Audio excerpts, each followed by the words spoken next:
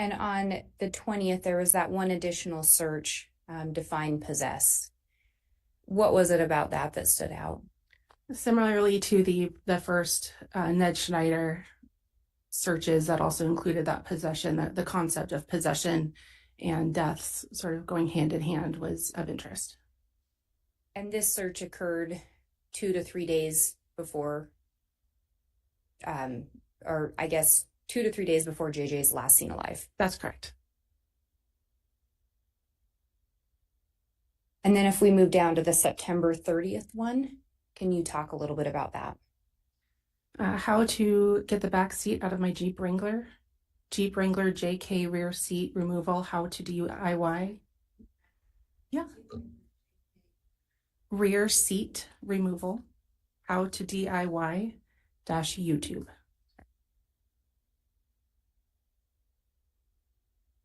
And it looks like there's essentially 2 searches there. The way that it's written, it looks like it was probably a search and then clicking on like a YouTube link to show this, okay, if I remember correctly. And what was it about that stood out to you? Tylee Ryan had a Jeep Wrangler as her everyday car. At this point, she is no longer alive, or her last proof of life has passed. On September 30th, well, on October 2nd, Brandon Boudreaux is shot at from a Jeep Wrangler, from somebody in the back seat or the rear area of a Jeep Wrangler in Arizona. So the search of how to get the back seat out of my Jeep Wrangler by Lori, who has access to a Jeep Wrangler. Alex Cox is believed to have been the one that attempted to shoot Brandon Boudreaux, who would have had access to this Jeep Wrangler. Additionally, on October 2nd, there's a video of a storage unit in Idaho where Chad and Lori are on surveillance video storing a tire, like a spare tire, and what looks like the back seat of a Jeep or some sort of vehicle in a storage unit just a few days after this search. And then if we move to the next search. October 2nd, 2019, Gilbert, Arizona News. What stood out about that search? Brandon Boudreaux was shot at in Gilbert, Arizona on October 2nd. And then the final search on here? October 22nd, 2019, wedding dresses in Kauai. And why did that search or those searches draw your attention? The search was, again, wedding planning, and then also it's just days after Tammy's death and the same date as her funeral. And when you say just days after Tammy's death, do you know the day Tammy was pronounced dead? October 19th, 2019. So just 3 days after Tammy's death? That's correct. Oh, that's okay. And you also indicated this search was done on the same day as Tammy's funeral? That's correct. Do you know if Chad and Lori ultimately ended up getting married? They did. Do you know approximately when? In early November. If I may have just a moment, Your Honor. Yes.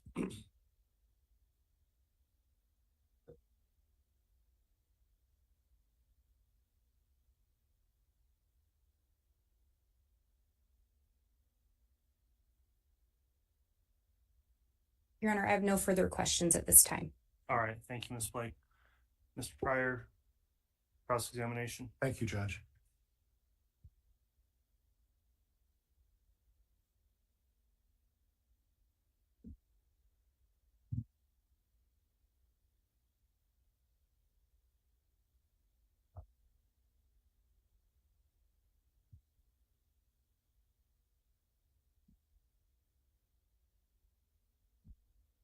Morning.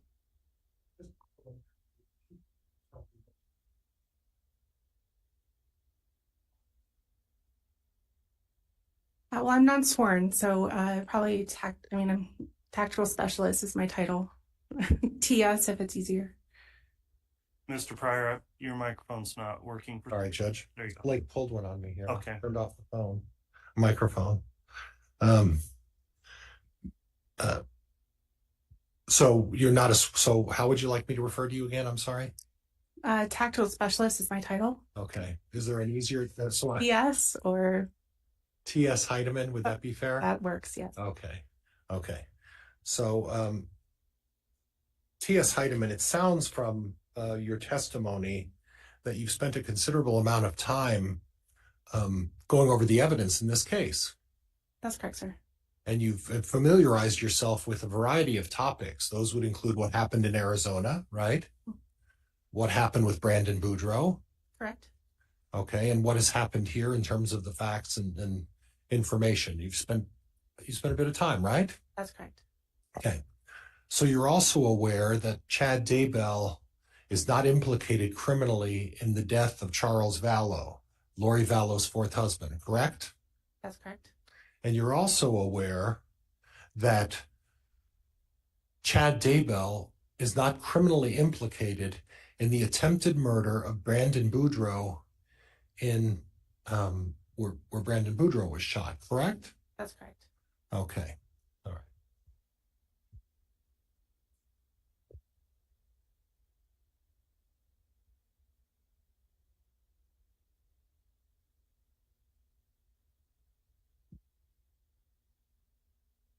So before I get into the gist of what I'm going to talk to you about, I noticed that there's an FBI representative in the court today, and that he has been here on a number of occasions watching the testimony. I can't attest to the specific number, but I know he's been here several times. Is that your officer supervisor that's here supervising your testimony? He's not my direct supervisor, but I do work with him, yes. Okay, so what is he here for? Observation. Okay. Just to observe the... And at any time prior to your testimony, did you discuss with this FBI person anything you were going to say today, since he's been watching the testimony for several days? We have not discussed it he's been part of the investigation for quite a while, so he knows of it, but we haven't discussed in detail what I'm testifying to now. And I appreciate you saying it that way. When you say he hasn't discussed it with me in detail, what I really want to know is, he discussed it with you at all in any regard, in any capacity, since this trial started? Your Honor, I'm going to object on relevance and beyond the scope of direct. All right. Well, the issue goes to the exclusionary order, and we need to just get to that point, Mr. Pryor, as to whether or not you believe there's been any violation of that. And in essence, Judge, what I'm asking is whether she's in any regard spoken to that representative of the FBI about this case. You can ask the question.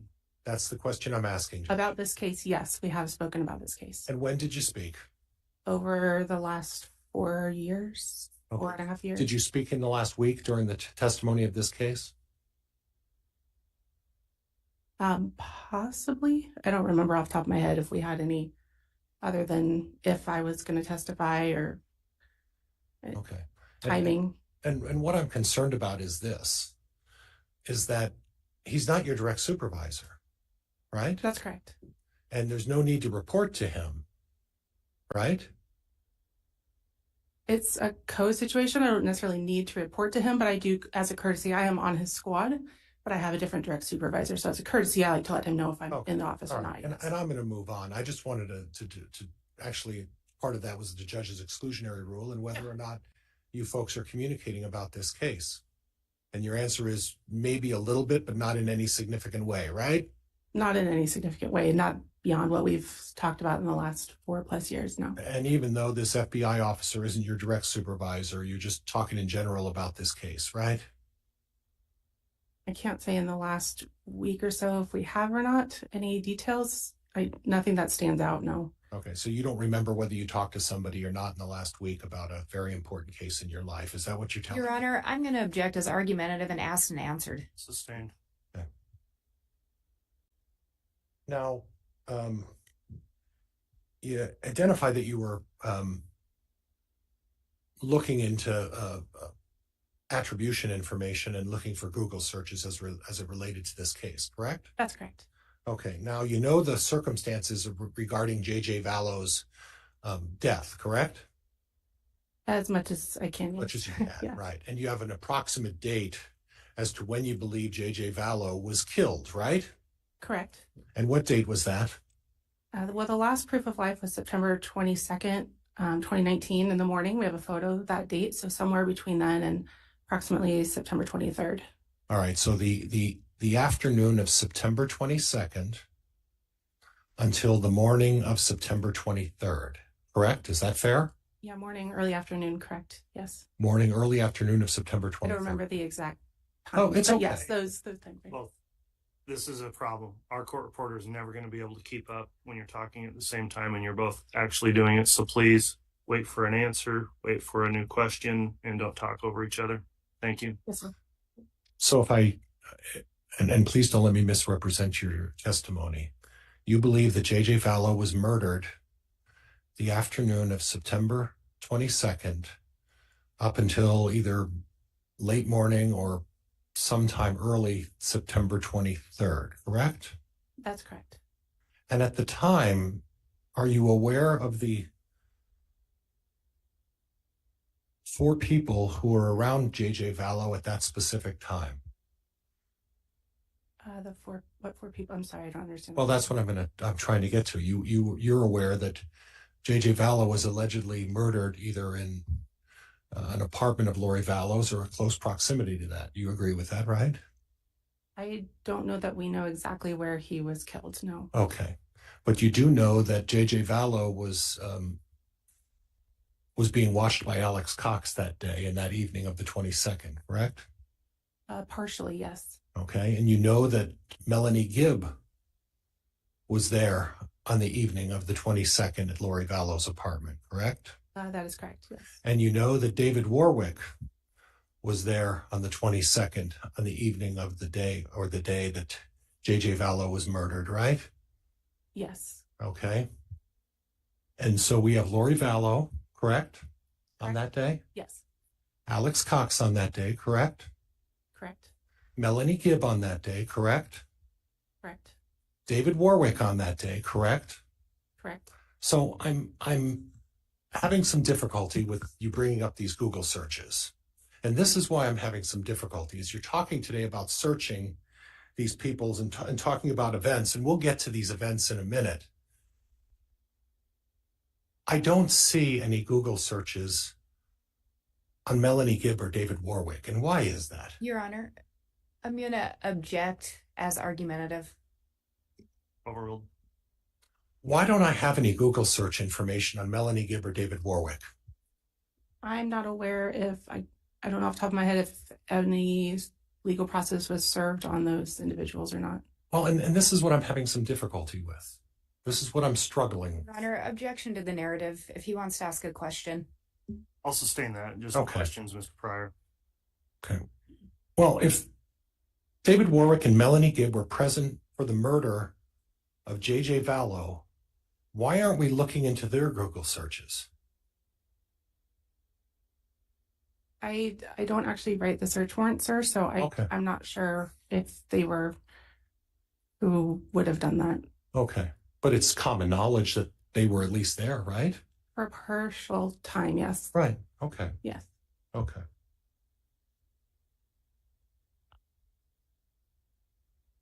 Now, you're also aware as part of your investigation that, and we can discuss when we think this took place, but Chad Daybell and Lori Vallow were having a relationship, correct?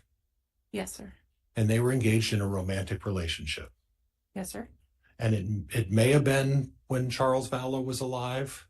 It may have been after that, but we do know that after Charles Vallow's death, Lori Vallow and Chad Daybell were in a relationship. That's correct. And Chad was still married to Tammy Daybell at that time, correct? Yes, sir. Okay.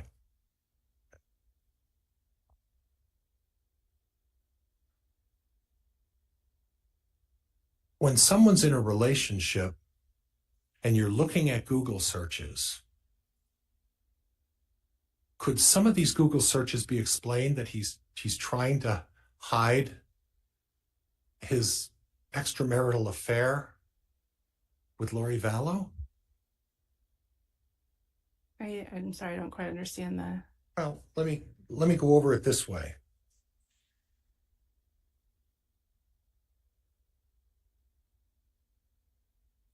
You saw on 3/6 of 2019, May 6th of 2019. Would you like me to put this up so we can look at this? Would that be easier for you? Sure.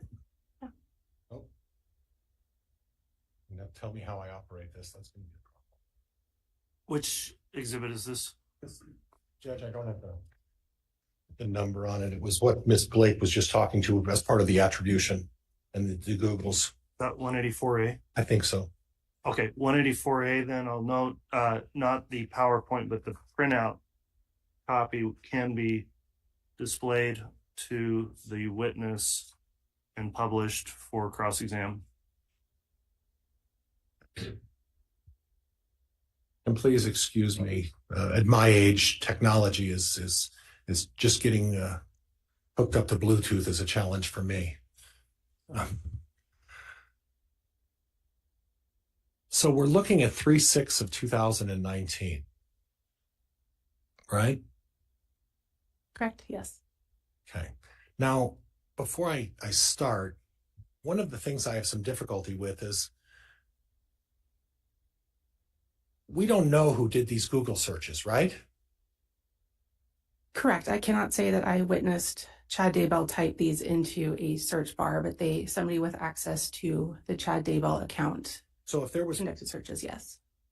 Judge, I'll pause. I'm sorry. The next question's already in my head, and it's just getting it to spit out, and I'll try to control myself a little bit. So you put this off of a computer at Chad Daybell's house, right? I reviewed a search warrant return from Google is what Okay. I was looking at. So not the computer directly, no. So other than the time when Tammy Daybell passed away, are you aware that there were 3 or 4 other people who were living in Chad Daybell's house at the time? I don't know. I think at least one child, but there could have been more. It's possible. Okay. Yes. Okay. So we don't know who actually did these searches, right? Or I don't know from what device these were searched. No, I mean, it could have been a phone. You could be logging into from different devices. Correct. Okay. So I want to start, and we'll deal with the Ned Schneider ones in a minute here. 3/6/2019. Tammy Daybell's still alive, right? Yes. Now, I'm looking at that, and on 3/6/2019, Chad Daybell was already in this relationship with Lori Vallow, right? Correct. So, and I don't want you don't have to say what you're thinking, but it looks like June 26th star sign are Cancer, Lead compatible, and Leo compatible. And also May 4 sign Taurus and Leo compatible. That's what that is, right? Correct. And what your testimony said is that it looks like someone's trying to see whether, if we assume that it's Lori Vallow and Chad Daybell in the Cancer and Leo, right? That's what you're sort of implying to this jury, isn't it? Well, based on the birth dates, May Right. 4th and June 26th. Correct. Yes. Okay. And based on the birth dates, May 4th of Taurus and Leo compatible as well, right? On March 6th. Yes.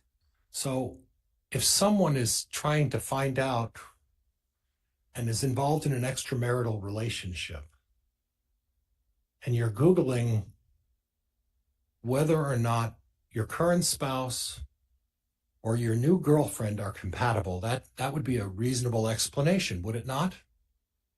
Yes, sir. Okay. And then we go back and look at the malachite, eBay malachite jewelry on May 5, right? Correct. Okay. And if you're talking to someone that you're having an extramarital affair, and they encourage you to say, oh, someday maybe we could be together. I love malachite. And she starts dropping hints. That could be an explanation for that as well, right? It could, but I believe that Chad's malachite searches began before Lori's. Oh, but I understand the searches. Oh, I'm sorry. Okay. I understand that. But why don't you show me the phone records where they talked about malachite and that Lori Vallow and Chad Daybell discussed the issue of malachite? Did you see any of those? I can't remember if they were in any text messages or not, but ultimately they purchased wedding bands that were malachite wedding bands. Yes. Okay. Okay. And were you also aware that during this time there was discussion with Alex Cox and Zulema Pastenes about malachite as well? I don't remember off the top of my head. No, sir. Okay. All right. So we don't know whether this search for malachite was a discussion between a boyfriend and a girlfriend, or whether or not it was about Alex Cox and his future marriage to Zulema Pastenes, right? Objection, Your Honor. States facts, not in evidence and argumentative. Sustained. Yeah. Now, the Ned Schneider issue. Again, when was Charles Vallow murdered by Lori Vallow and Alex Cox? July 11th, 2019. Okay. So there was a discussion about this, and the first time you ever heard about Ned Schneider was when Charles Vallow brought it up in an audio recording about his wife at the time, correct? I believe that's correct, somewhere in early January. And the date of that was when? I don't have the exact date of the body cam recordings or the police reports, but it's I believe it's pretty close to this time frame. Prior to that time frame, right? Yeah, right in that general time frame. Okay. So, and in that general time frame, there was a discussion of Ned Schneider, right? Yes, sir. And at that point, it's your position that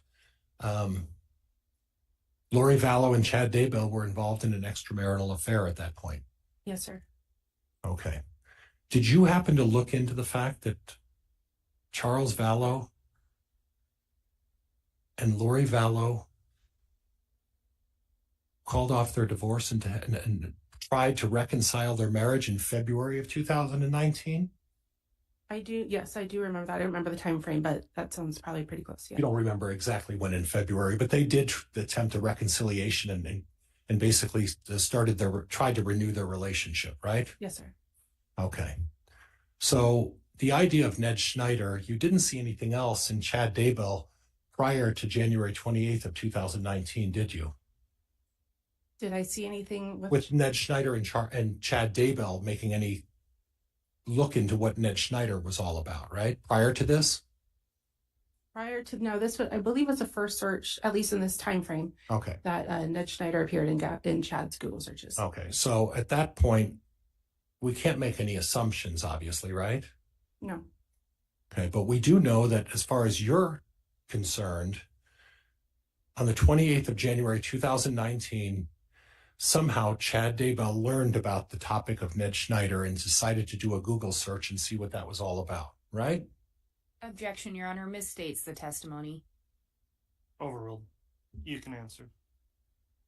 I don't know if he learned of it or if he was doing searches. He did searches for various individuals pretty frequently. Right. This is the only one that we found that had connection to other pieces of evidence in the case. And you just led into my next question, and thank you for doing that. Yeah.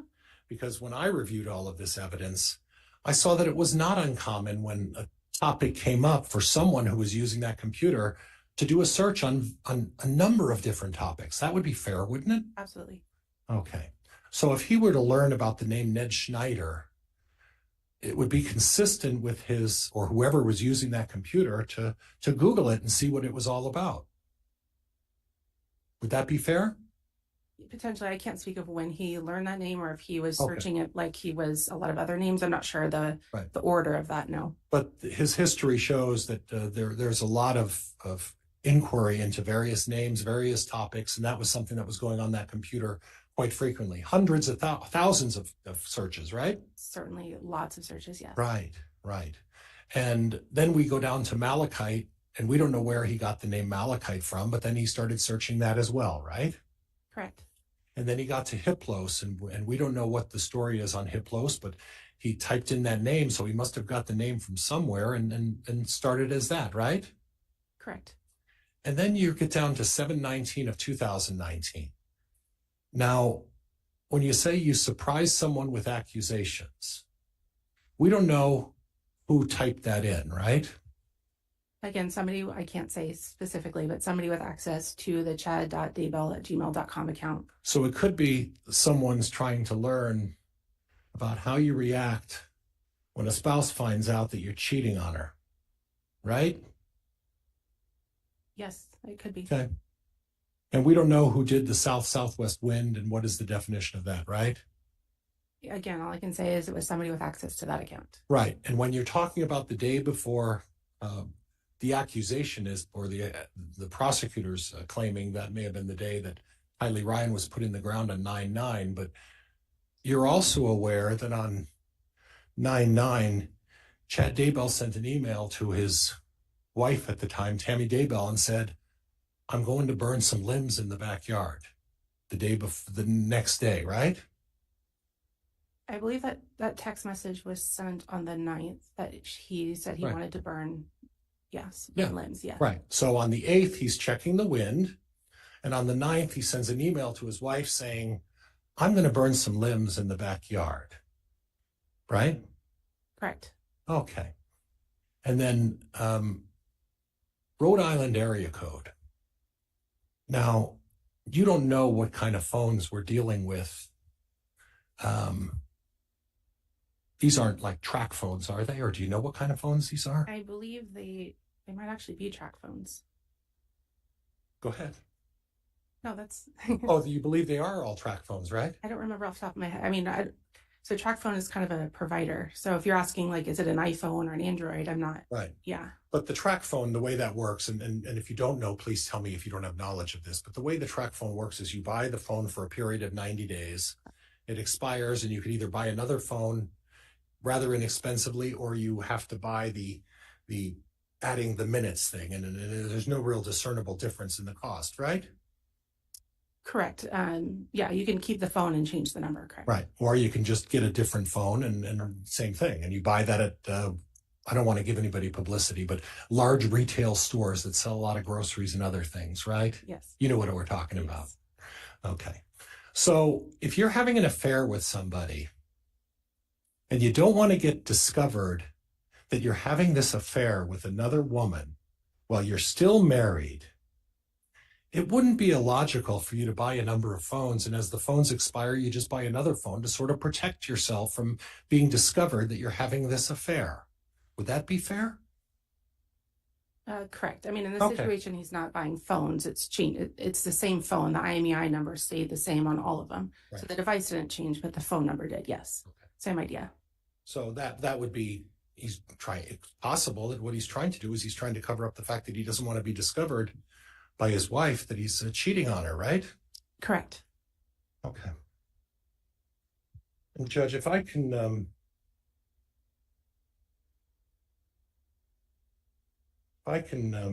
ask the court again the number for the summary of search activity with Lolly time with Lori Vallow, what that exhibit was again? It's 184A. If I have permission, Judge, may I have permission to publish? You can publish that page, which is a printed copy of the PowerPoint presentation.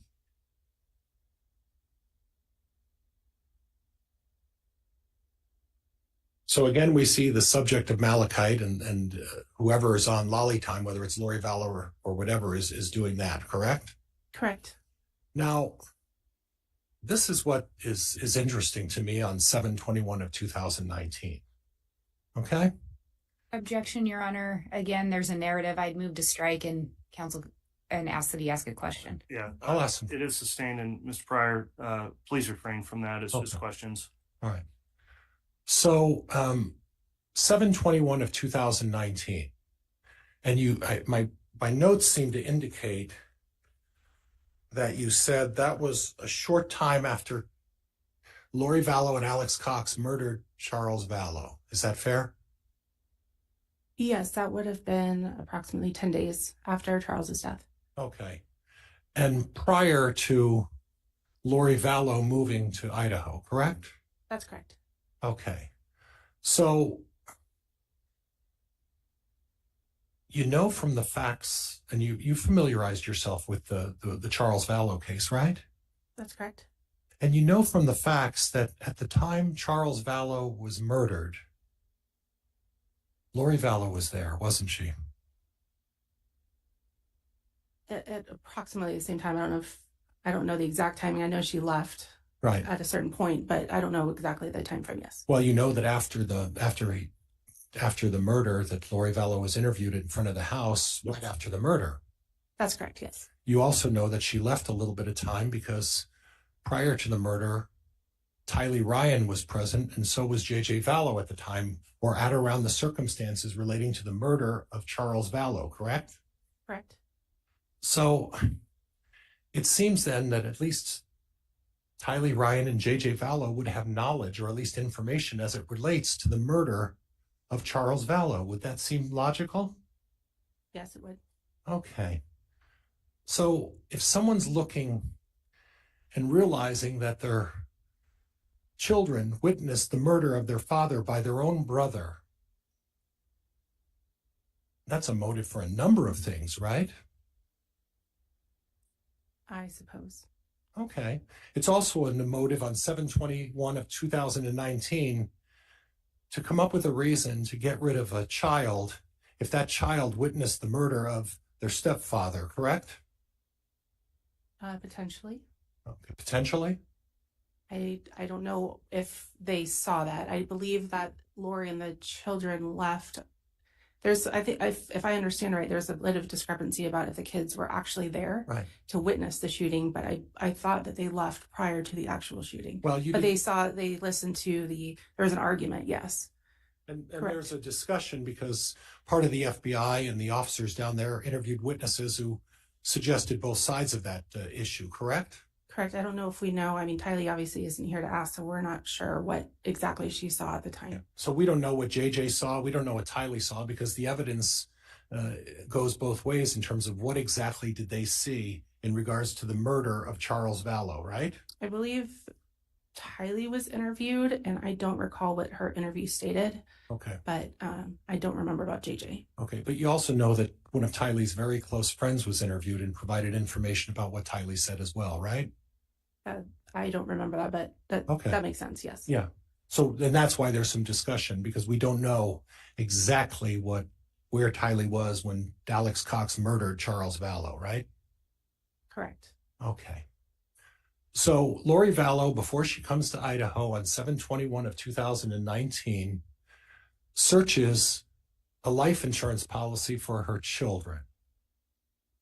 Okay. Now there's no equal discussion I didn't see it, and I went looked at the stuff. I didn't see anything where Chad Daybell talked about life insurance for the children. He didn't, did he? No, sir.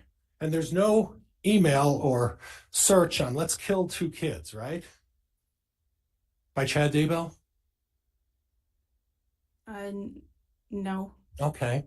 And would you agree with me that part of the rationale of bringing up Hiplos and James and Elena is because of the religious connotation, right?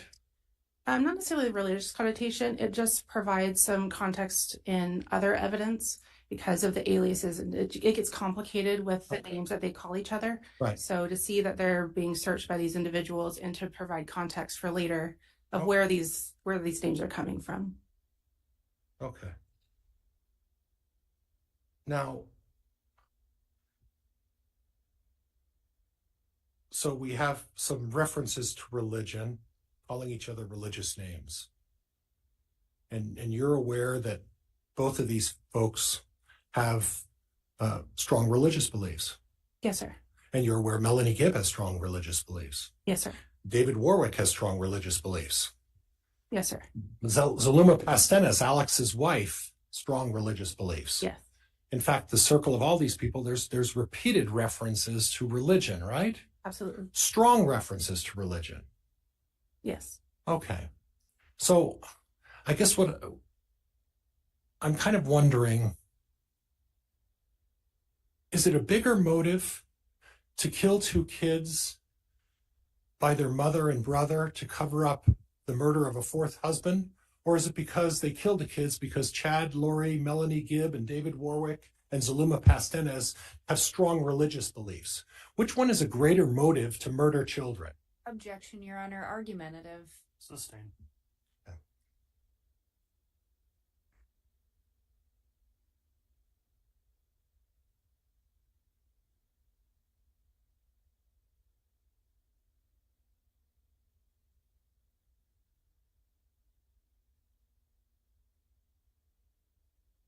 9:30 of 2019. How to get the back seat out of a Jeep. And that's Lori Vallow, right? Yes, sir. There's nothing about Chad Daybell trying to figure out how to get the back seat out of a Jeep, right? No, sir. And I guess if a girlfriend asks you to help me get a tire because somebody wants to use the Jeep, that would explain why Chad was helping his girlfriend load and unload a tire, right? Yes, sir. Okay. Gilbert, Arizona News on the day that Brandon Boudreaux, and you've previously testified that Brandon Boudreaux, Chad Daybell is not criminally implicated in anything with Brandon Boudreaux, correct? He's not being charged, correct, sir.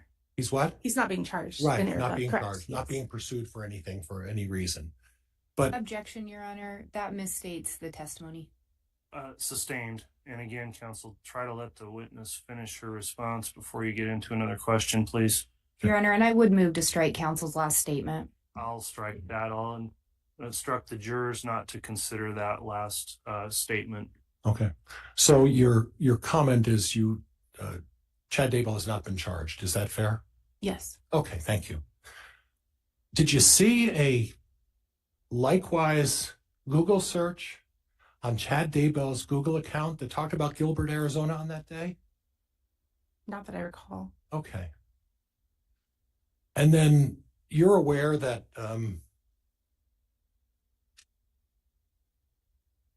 that on 10/22 of 2019, are you aware that Lori Vallow was in Hawaii by herself with a friend?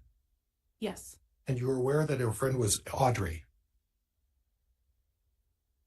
Yes. Audrey and maybe Melanie Boudreaux. I know there was some shuffling there, but I don't remember the exact time frame. But Right. yes. But they were, about 10/22 of 2019, Lori Vallow and a couple of friends went to Hawaii, and I believe they were in Kauai, I remember.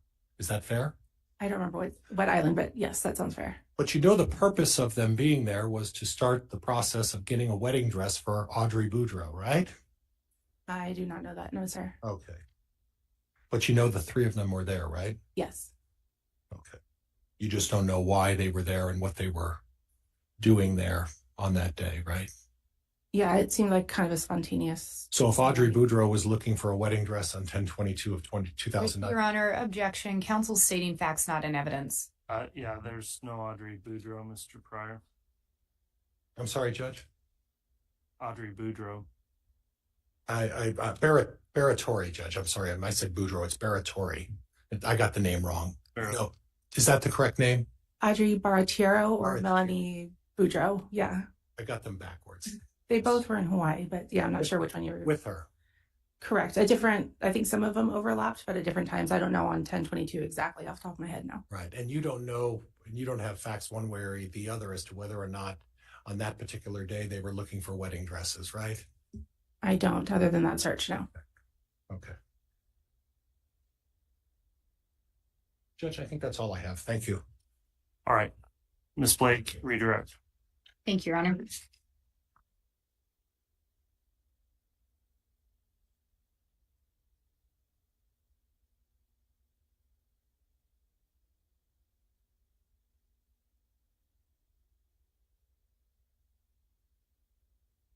We'll start with the last question. You were asked about Audrey Baratario and searching for wedding dresses. Are you aware if Audrey's married? At the time, I don't believe she was, no. Anything in your investigation or records you reviewed that showed she was engaged? I believe she'd mentioned, or I don't think she was actually married, no. I'm trying to remember now. I don't think she was. And you were asked about the attempted shooting of Brandon Boudreaux. And I think you indicated Chad has not been charged in that. Is that correct? That's my understanding, yes. And in relation to Charles Vallow, Chad has not been charged. Is that correct? Yeah, I believe so, yes. Are you still part of any active investigation in those cases? Am I on to testify in those cases? Are you assisting in any further investigation, if there is any going on? No, And those are being handled by agencies in Arizona, is that correct? I believe so, yes. So all you can say right now is that Chad hasn't been charged. Yeah, I haven't really followed that portion of it, no, other than what was included in this investigation, yes.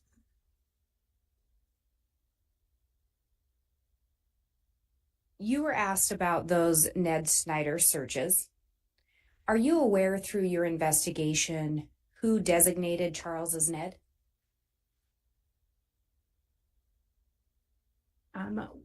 I guess Lori calls Charles Ned is the first time where you sort of hear that on the body cam footage. Charles is relaying that Lori refers to him as Ned.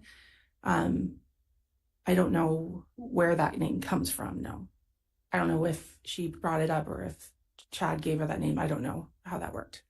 And the searches from Chad were being done around the same time Charles is reporting that Lori's calling him Ned Schneider. It's around the same time, yes. You were asked about the potential for someone else to use Chad's email to do some searches. Potentially, yes. Did you find any searches in related to that email, to Chad's email, regarding divorce or separation? Not that I recall. You were also asked about people changing phone numbers to hide an affair. Yes. Are there, in your experience, do people involved in criminal activity also switch phone numbers? Yes. And then there was some talk about Melanie. Actually, let me back up. There was some extensive discussion regarding the killing of Charles Vallow and where JJ and Kylie were. Do you know where they were at the time Charles was actually shot?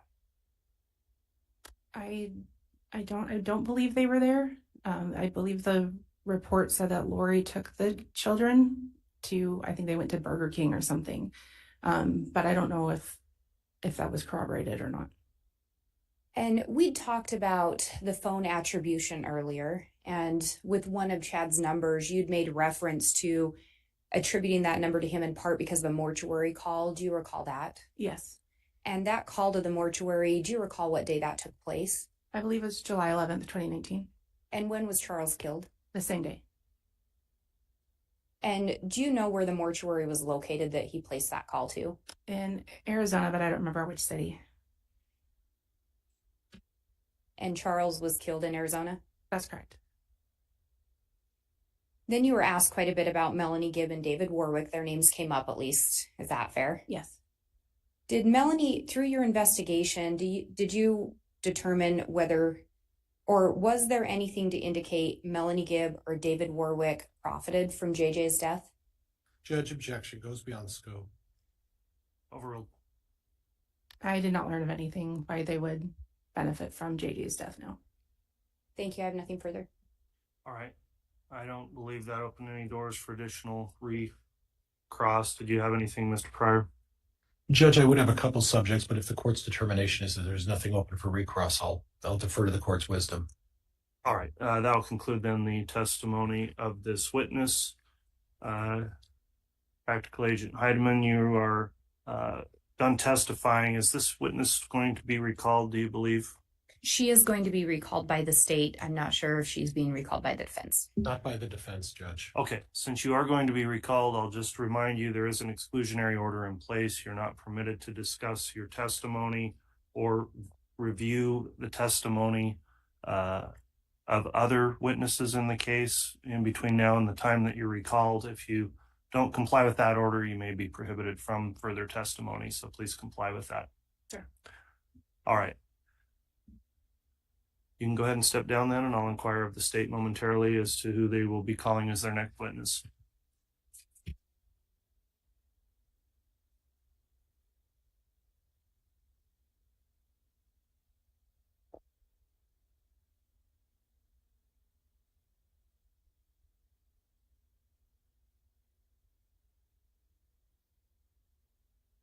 All right, who will the state call next?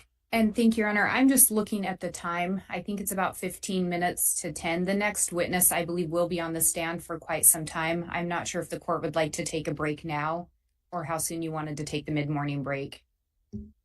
My preference is to probably get started with this witness if they're a longer witness anyway, and then go for maybe another 30 minutes.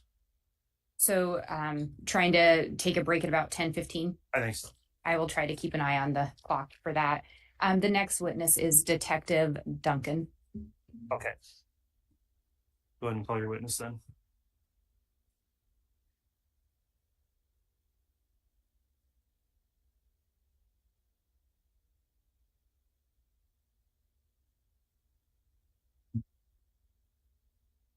Swear or affirm the testimony you're about to give will be the truth, the whole truth, and nothing but the truth. So help you.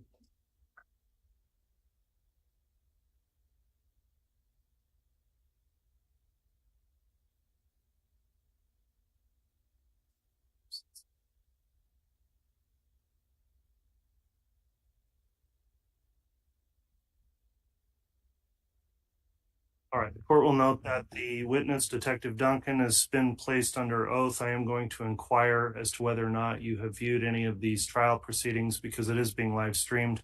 Have you listened in on any of the testimony that's been provided in trial since the case started? I have not. All right, thank you for that affirmation. With that, Ms. Blake, you can go ahead and inquire on direct if you'd like.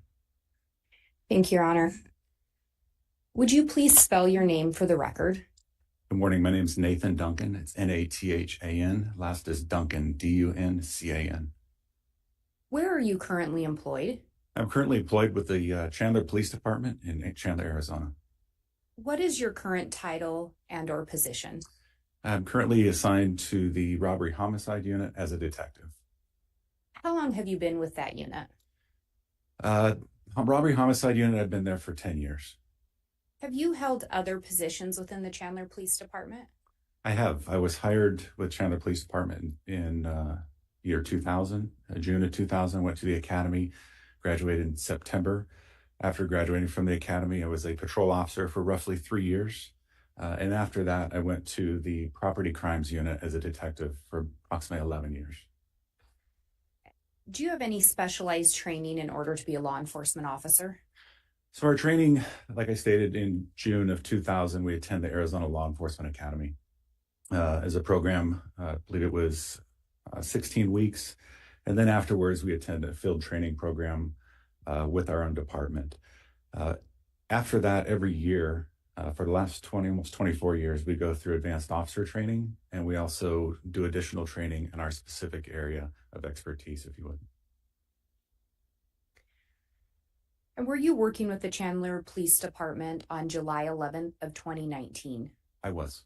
Do you recall if you were on shift? I was, yes. And do you recall responding out to a report of a shooting? Yes. Do you recall where that was? The report of the shooting on July 11, 2019 happened at about 8:36 a.m. at the address of 5531 South Four Peaks Place in Chandler. And you said the call came in about 8:36 a.m.? Correct. Were you one of the first responding law enforcement? I was not. Do you recall approximately when you responded out? I would have arrived probably 20, 30 minutes after that original call. When a call comes in of a shooting, who goes out first? Is it a patrol officer or a detective? Can you talk a little bit about that process? So the immediate response to a call for service, in this case a 911 call, a patrol officer will respond, or multiple patrol officers will respond for that call of service. They will get there, triage the situation, assist in any way they can, and then determine what they have. If additional resources are needed or investigative resources are needed from detectives, then detectives will be called in. And in this case, did you learn who made that 911 call? I did. And who was that? Alex Cox. Did you learn what was reported? Yes, Alex had contacted 911 and reported that he had shot his brother-in-law, Charles Vallow, in self-defense. Prior to that, had you ever heard the name Charles Vallow? I had not. Had you ever heard the name Alex Cox? I had not. When you arrived on scene, were you given specific assignments? Yes, in homicide investigations, we were given assignments. The case agent in this case was Detective Nathan Moffat, and he will assign tasks, if you would. In this particular case, I was assigned, along with Detective Coons, to document the crime scene. And I think you've said, and that's common in a homicide investigation. Yes, there are many multiple parts to go into a homicide investigation: interviews, scene processing. So we have a team of 6 at our particular unit, so we will divide up tasks. At some point, did your role within the investigation change? It did. And can you talk a little bit about that? So with the promotion of Detective Moffat in June of 2020, I was assigned to be the case agent in the death of Charles Vallow in June of 2020. However, I had done work prior to this date on this case. And backing up to that July 11th, you're one of the scene detectives. Yes. Can you walk us through what you observed when you got there? So as our job as a scene detective, we are there to document the scene, and we are assisted by crime scene technicians in this effort. So our first move that we will make is we'll have the patrol officers who are present, who can provide some of the information to us as to what took place, give us a briefing. From that point, one of our crime scene technicians will enter and take overall photographs.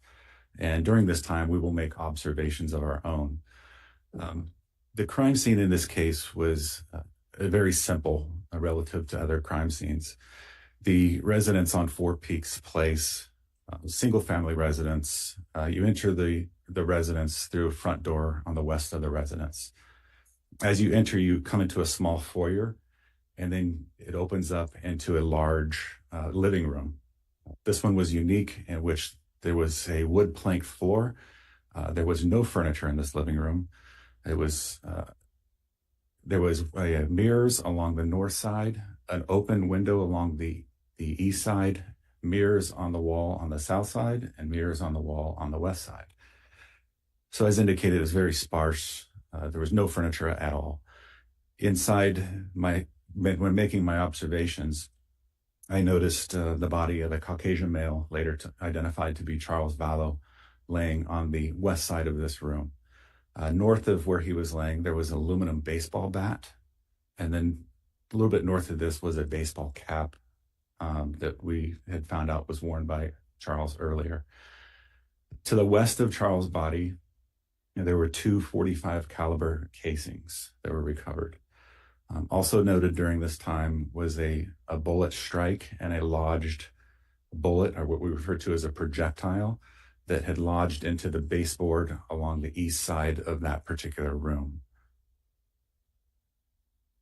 And as you walk in, that's your initial scene observation? Yes. As part of the scene detective, or just as part of the investigation, did you make observations regarding the body of Charles Vallow? I did.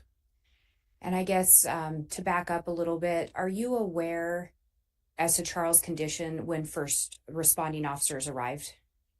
When first responding officers arrived, he was pronounced dead by the Chandler Fire Department. So upon your arrival, he'd already been pronounced dead? That is correct. Do you know if prior to your arrival there were any life-saving measures taken? There were reports in that Alex Cox had done CPR. And there was also evidence left behind that the fire department had placed EKG or AED pads on Charles to determine whether life-saving efforts were needed. And you said it was reported that Alex had done CPR. Did you observe any signs that would support CPR having been performed? So in looking at Charles' body and the position that it was found, his head was to the north and his feet were to the south and his arms were to his side. I did see one wound consistent with a bullet wound in the front lower left quadrant of his torso. And that's the only wound that I noticed at the time. His shirt was cut open. He had a black t-shirt on. It was cut open by fire department. And as indicated, AED pads and EKG leads were put on for medical intervention. I did notice a lot of blood that was present on the floor or surrounding his body. Did not notice a lot of blood, which in my opinion, having given CPR and having been shot multiple times, I believe there should have been more blood. And in relation to the CPR, had it been performed, you would have expected to see more blood? I would have expected that, yes. So based on your experience, you didn't see signs of CPR having been performed? Correct. And additional observations of Charles' body, were you able to see how many wounds he had initially? So as indicated initially, it was just the one that I noticed with the front of his body, the lower left quadrant of his torso. And at some point, did you notice any additional injuries to Charles' body? I did. And can you tell us what those were?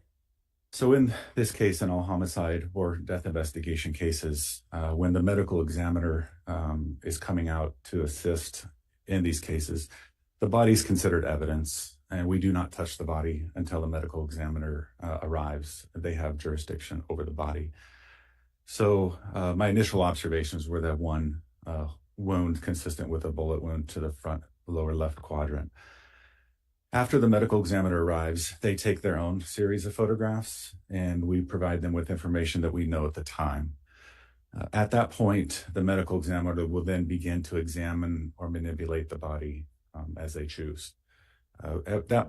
During this time, the AED pad that was placed in the center of Charles's chest was removed, and an additional wound consistent with a bullet wound was noticed in the center of his chest.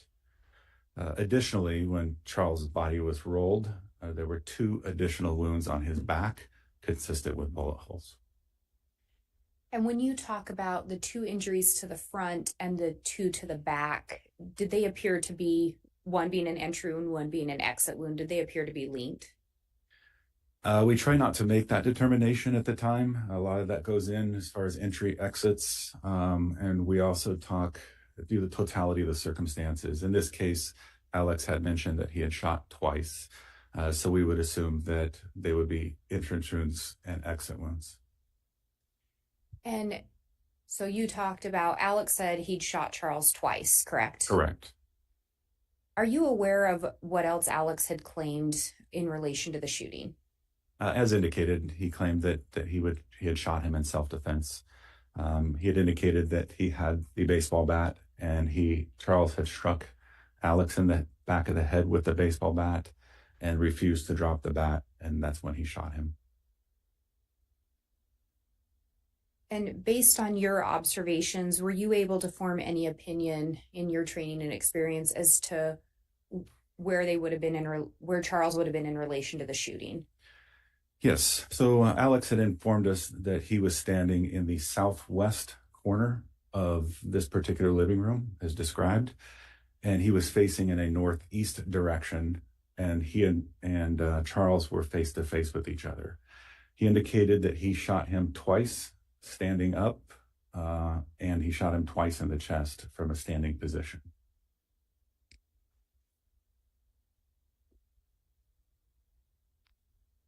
And are you aware, if you talked about the medical examiner's office showing up to take Charles' body? Yes. Do you know if an autopsy was ultimately conducted? It was. And are you aware if there was any determination made as to whether or not Charles would have been standing when both shots were fired? So the 2 wounds, according to the medical examiner, the wound described in the center of the chest was front to back, exited his back, and it was slightly at a downward angle. The second wound that I'd mentioned, the lower left quadrant, that bullet traveled upward at a very steep angle, exiting the back of Charles's shoulder. When examining and observing the original scene, we had brought Alex back to do what's called a walkthrough to have him explain exactly where he was when all this took place. He indicated, like I stated, that he was standing and fired 2 shots standing, and while Charles was in front of him. Prior to Alex coming, we made the decision to cleaning up the blood that was left. And when we did clean up that blood, noticed a indention in the plate wood flooring that was near Charles's left shoulder, and that would be consistent with the exit wound on that back left. Also near Charles's left shoulder was a bullet or a projectile that was present when first responders arrived. So based on the autopsy reports and the scene evidence, the first shot fired on Charles would have been the center of his chest, exiting the back and then lodging in the baseboard. The second shot fired at Charles would have been while he was laying down on the ground.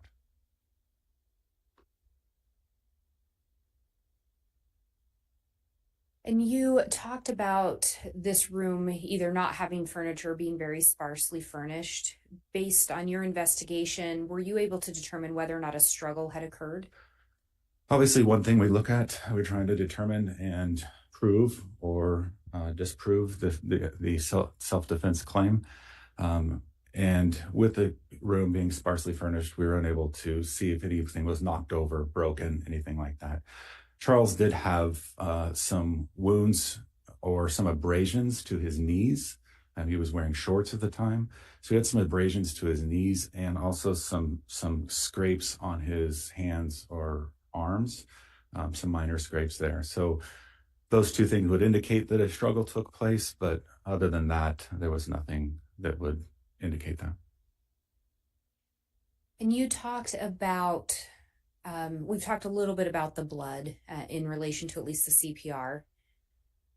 Was there any additional blood located in the residence? There was. And can you talk a little bit about that? So Alex had indicated that he had washed his hands in the sink at the residence. The only other location that blood was present, besides underneath Charles's body, was on the faucet in the kitchen sink.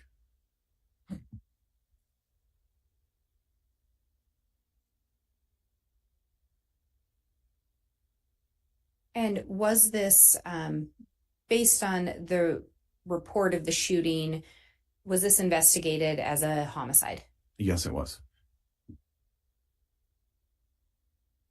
And we talked a little bit about, you ended up taking over the case or being assigned the case agent or the lead on this in June of 2020. Correct. You initially responded out on this July 11th date of 2019. Did you continue to work on the case after July 11th, 2019? Unfortunately, right after this homicide, I had another homicide, so I did not work on it for a period of time. I then picked up this case and assisted Detective Moffat roughly January of 2020 with looking at phone extractions and iCloud information. And when you picked up again in January, you talked about you started looking at phone extractions. Correct. As part of that, did you end up seeking some search warrants? I did.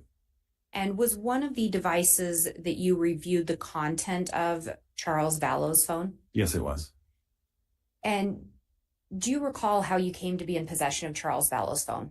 Yes. Through our investigation, we had determined that Charles's phone was pretty much the catalyst of an argument that occurred between Lori and Charles on this day.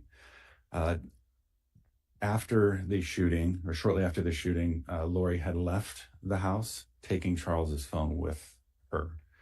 She would later return that phone to detectives, and that phone was now in our possession, and an extraction was done on that actual device. And did you, in fact, review the extraction? I did. And in reviewing the extraction, was there a significant amount of information contained on that device? Yes, there is. And as you went through it, did you look at things that seemed to have significance to you in relation to the investigation? Yes. And in preparation of your testimony today, did you prepare an exhibit related to that content? I did. Do you believe that it would aid in your testimony today? Absolutely. Do you believe it would aid the jurors in understanding the evidence and information? Yes. Your Honor, I'm going to ask that the witness be shown what's been marked as State's Exhibit 49. I do have a copy for counsel and a courtesy copy for the court as well. Again, as with some of the last exhibits from the state, these are printouts of a PowerPoint. The PowerPoint itself is on a jump drive.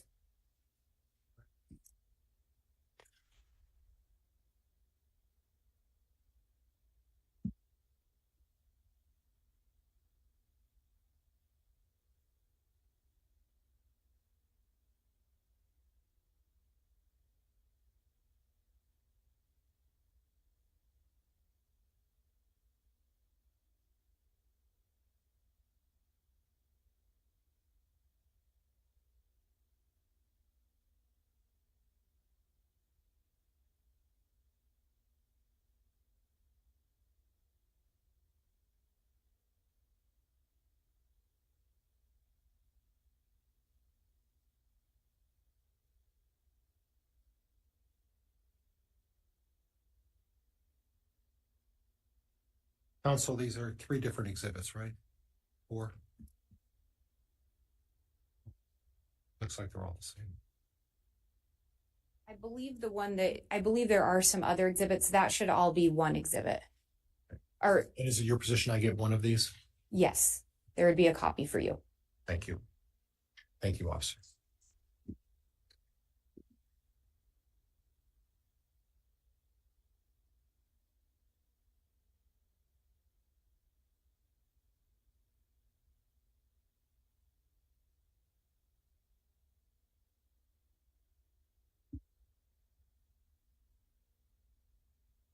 And Detective, I would ask you to just look through those if you could. Okay.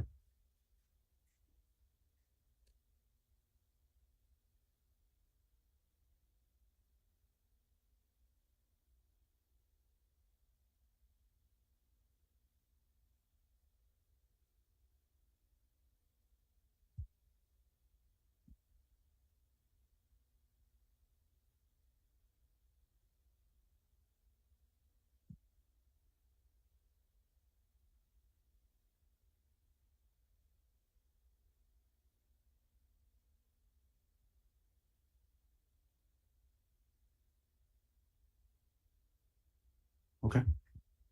Do those appear to be an accurate depiction of the PowerPoint that you prepared? They do. And again, they are taken from an extraction from Charles Vallow's cell phone. Is that correct? That is correct. Did that include looking at an iCloud account? It does include an iCloud account, yes. And does it include messages or other content from that phone as well? Yes, it does. Your Honor, I would move for the admission of State's Exhibit 49. No objection, Judge. All right, Exhibit 49 will be admitted, and again, this will be actually the PowerPoint on a digital format, and the court has reviewed a printed copy of that. Ms. Blake, with that being introduced, if you'd like, I think this would be a good time to stop for the morning recess before we start with the publishing of this, if that's where you're headed. That is where I'm headed next, Your Honor.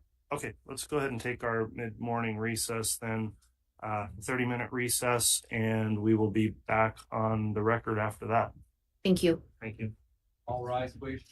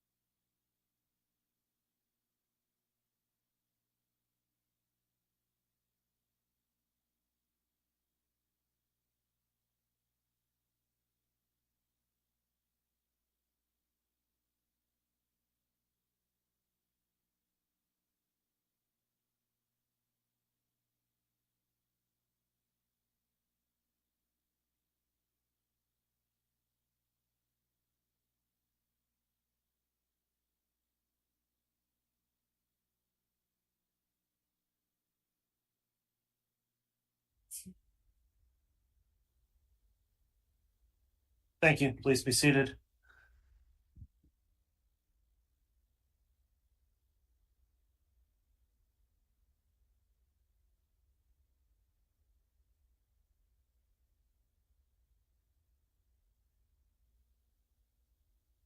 All right, I'll request the bailiffs now bring the jurors back in, please.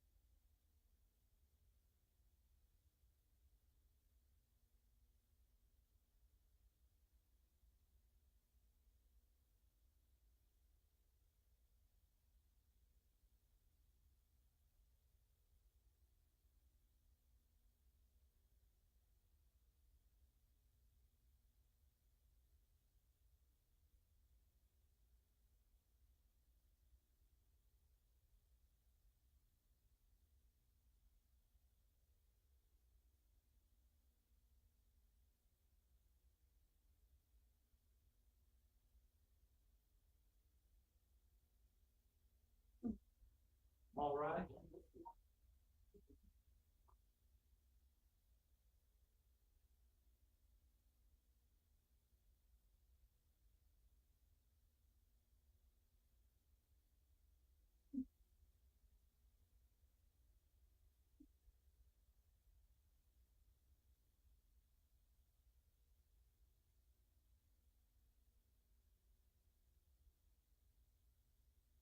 The jury is present and accounted for. All right, thank you. Please be seated.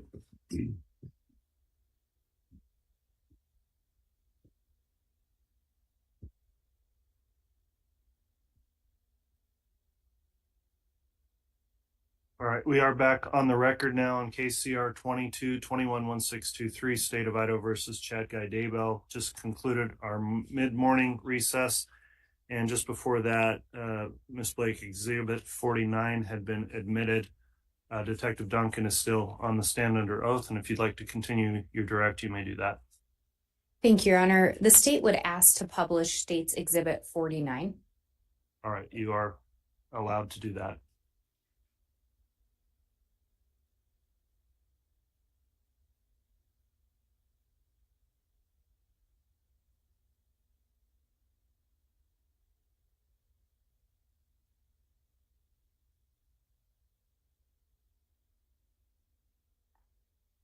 And Detective Duncan, we've already talked about, but just to remind the jurors, the information contained in this PowerPoint was from Charles Vallow's phone. Is that correct? That is correct.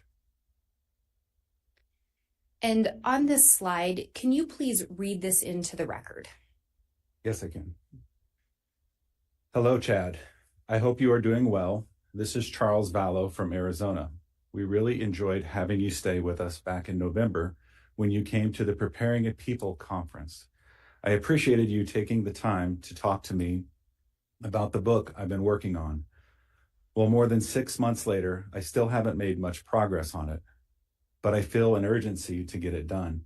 As the managing partner of Right Planning Group, I'm going to have the opportunity to speak at various conventions beginning in the fall, but everyone says I need to have a book available that summarized my life and shares the principles I follow.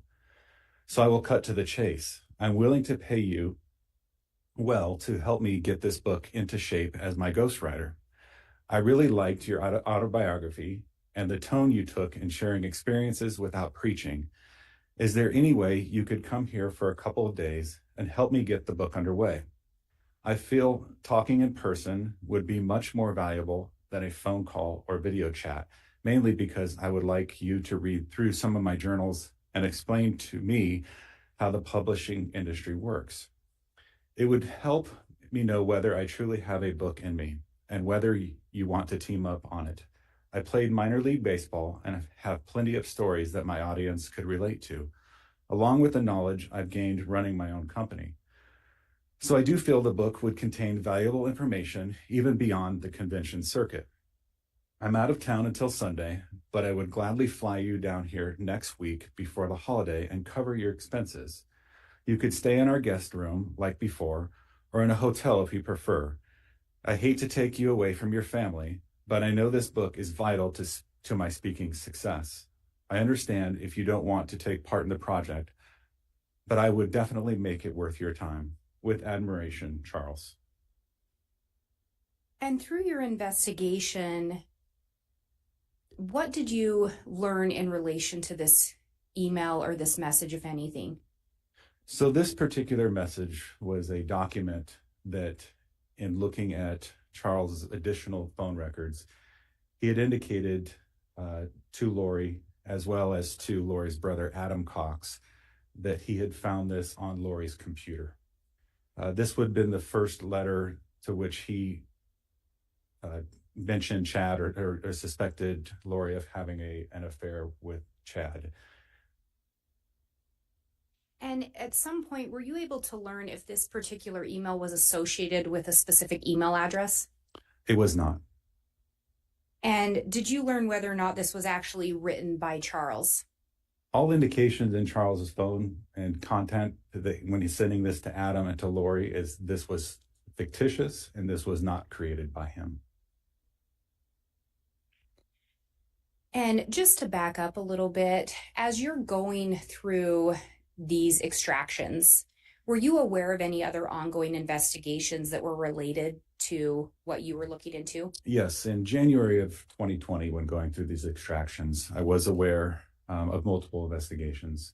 I was aware of the disappearance of JJ and Tylee. I was also aware of the attempted or the shooting on Tammy Daybell, as well as Tammy Daybell's death. In addition to that, there is another case in Gilbert, Arizona, with the attempted shooting at Brandon Boudreaux. And as you were looking through this phone extraction as well as others, were you also paying attention or looking for anything in relation to those other investigations that you thought could be helpful? Yes, while going through these records, this particular record and subsequent records, I was mainly focusing on the Charles Vallow investigation, but anything that I saw that could have been pertinent to the locating JJ and Tylee and the other investigations, I would pass that along to other investigators in Idaho. And as we talk through this, just to make clear to the jury, do you know did Lori have a brother named Adam Cox? Yes, she did. Did he also have a brother named Alex Cox, or did she also have a brother named Alex Cox? Yes, she did. Was Adam Cox at any point a suspect in relation to this investigation? He was not. Was he someone that you learned had communications with Charles? Yes. Was Alex Cox a suspect? Yes, he was. Thank you. And if we look at the next slide, can you read these messages into the record?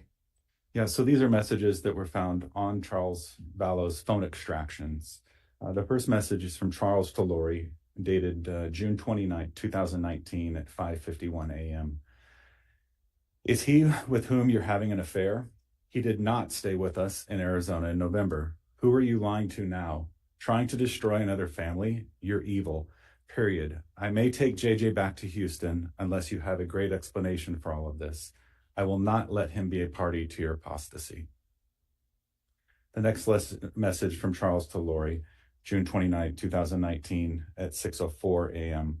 Just so you know, I have Tammy, Chad's wife, email address. I will send a copy of my email you sent to KK Walker.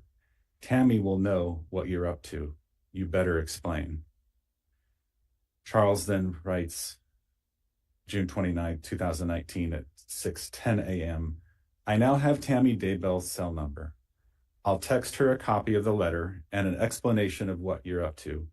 You have till noon your time to explain, or I'm sending via text and email to her.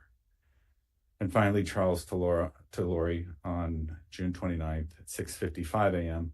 I'm sure you're up by now. You have until 10 a.m. your time to respond, or I send the emails and texts to Tammy. And at the time these emails are being exchanged, Charles is still alive, obviously. Yes, he is. And Tammy Daybell's still alive. Yes. And you had recovered that previous email that we talked about. Correct. And that email appears to have been written by someone holding themselves out to be Charles to Chad Daybell. Correct. Through your investigation, did you learn whether or not Charles actually made contact or attempted to make contact with Tammy? I did, yes. And what did you learn in relation to that? So again, looking at Charles' phone, there is indication that Charles had addressed emails to Tammy Daybell and sent those emails to her. Do you know, or did you learn whether or not Tammy ever looked at those or received them? No indication that she looked at them or received them. And looking to the next slide. Once again, Charles to Lori, June 29th, 12:23 p.m. Just so you know, and Chad know, I am going to talk to Tammy in person if I have to. I've already emailed and texted her, your game is up. Charles sends another message to Lori the same day at 5:04 p.m. Please stop spending money on the credit cards. I appreciate it.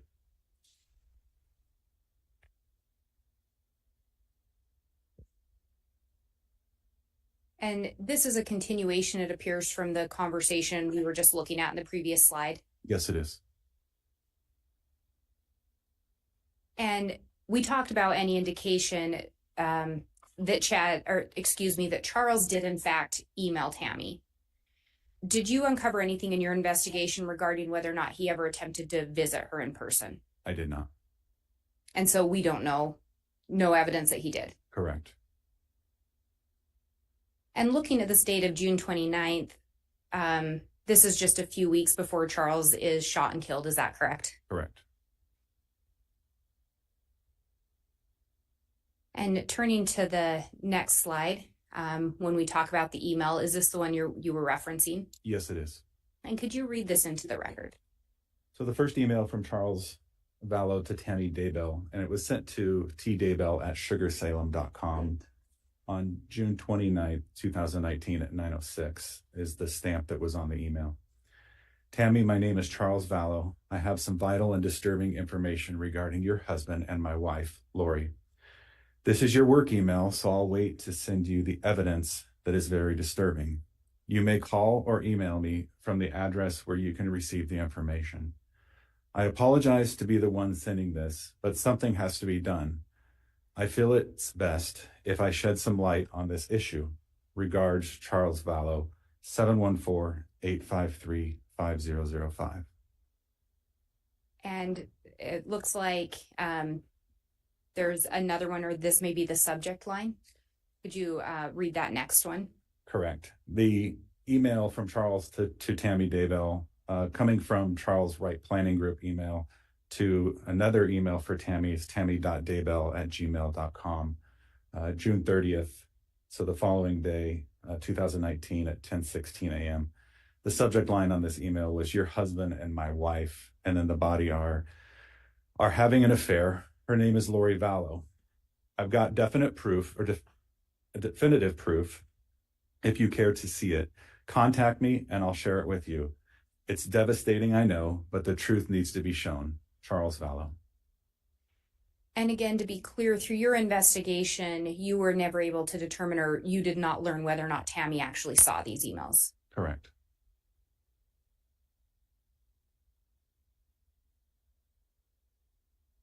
And then can you talk about what we're seeing on this slide here?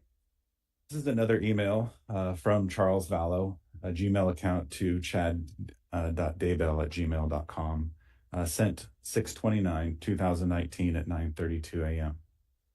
The email reads, Chad, I'm Lori's husband, but I gathered you already knew this. She sent an email yesterday, supposedly written by me, to KK Walker, inviting you to Arizona next week and to ghostwrite a book I'm supposedly working on. It's preposterous. I happened to run across it as she left her computer at our Houston home. I am not paying anybody for anything, and I am not writing a book. Either you or Lori need to tell me what's going on, or this will be exposed for all to see. Regards, Charles Vallow, 714-853-5005. And does your wife know you have several of Lori's dance videos? Explain how that is in any way appropriate. She sent them to you at your request in January, Charles. And relating back to that first email, when we talk about the belief it wasn't drafted by Charles, did this play into why you believed that it was not drafted by him? Yes, it did. Is there anything else about this that drew your attention? So this, obviously, Charles mentions a KK Walker, an email sent to KK Walker. So through this information, we were able to locate the KK Walker account of KK Walker 75 at yahoo.com. And ultimately, were you able to link that KK Walker email to any particular person? Yes. And who was that? Lori Vallow.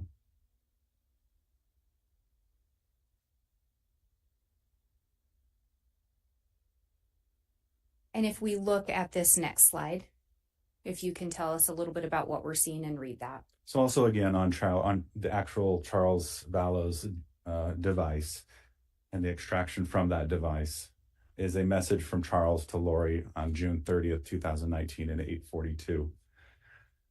Lori, I know you don't care much. I know you don't much care how I feel, but just imagine this. How could my actions or breaking your heart result in what you've done? You accuse me of infidelity, but it's you who have been having an affair. It just keeps killing me. Maybe that's your goal. How can you live with yourself destroying our life, Mel and Brandon's, probably Mel and Brendan too. Now add Chad Daybell family and you've got a home run. The fact that you continue to go to the temple after all you've done shocks even me. There really is something wrong with you. I really don't want to do what I have to do, but you have to be exposed for what you really are. You won't even deny it or talk to me as to your reasons. That's what's amazing to me. You could allay some of what's about to happen, but I don't think you will. Lying has become second nature to you. You have been impressive in blaming me for all that's happened. You have destroyed me. I've never been lower in my life. It's you that has done it. Please tell me why, please. I will slow or minimize what's about to happen. It's you who has caused it. We have a son to raise, but that's all we have in common. I will work with you in his best interest and will be there Monday evening. You owe me an apology for all the false accusations you've made. You know I've been entirely faithful to you since the first day we met. I deserve an apology from you. Please respect that much. So this message is sent around the same time the messages are being sent to Chad confronting him about the affair, correct? Correct. And this is also sent around the same time Charles reaches out to Tammy. Correct. Through your investigation, did you learn whether or not there were any divorce proceedings that had been going on between Charles and Lori? I was not aware of any. Do you know, through your investigation, did you learn if at times they had separated? There was indication that they were separating, living in different locations, yes.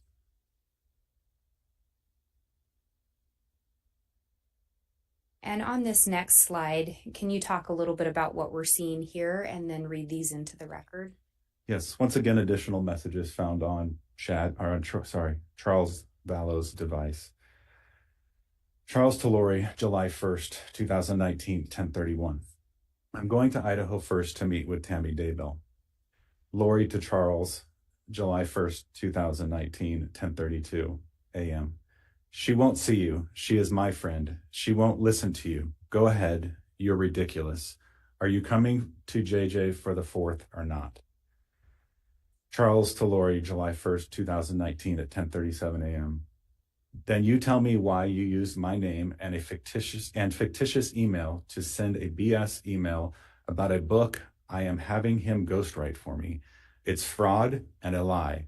There's no other reason for it other than to get him to Arizona or AZ, get him in AZ and have an excuse for his wife. Charles to Lori, July 1st, 2019, 10:38 a.m. You did this. I had nothing to do with it, and you know it. Also, he did not stay with us in November. I will find out. Did you learn what that reference of he did not stay with us in November was in regards to? That was in regards to the letter found on the Chad's device, and then also another, what is a KK Walker email where Chad was being requested to come to Houston. I believe those were the two. And one of the emails referenced him being in Arizona the previous November. Correct. And that would have been November of 2018. Correct. And there's also a response there from Lori saying she's friends with Tammy. Yes. Did you also review data in relation to devices or accounts linked to Lori Vallow? I did. In your review of those, did you find any communications between Lori and Tammy? I did not. Any indication that they were friends in those devices, at least? No. Did you find communications between Lori and Chad? I did. And on this next slide, can you talk a little bit about what we're seeing here and then read it into the record? So once again, in Charles Vallow's actual phone extraction, the day of his murder, and these text messages take place between 7:35 a.m. and 7:37 a.m. between Charles and Adam Cox, who was Lori's brother. Charles sent Adam a text, "Al is here." Adam responded, "At Lori's?" Adam responds, "Really? I wonder why he never called me back." Adam responds, "They are planning something." Charles responded, "Absolutely." Adam responded, "I was supposed to spend the night at his house last night. She probably blocked that." Charles responds, "What you do is up to you." And up until this slide, or actually, excuse me, just the slide before this, we're talking the beginning of July when he and Lori are exchanging those messages. Is that correct? So from June 29th was when that letter was discovered and the communication starts. So up until then, yeah, or from that day on, yes. And you indicated this is the day that Charles is killed when these messages are exchanged. Yes, it was. And again, Adam Cox is one of Lori's brothers. Yes. And he was not a suspect, correct? Correct. And when we look at the time that these are exchanged, it's early in the morning. Yes. Were there any additional communications on Charles' phone after this? There were not.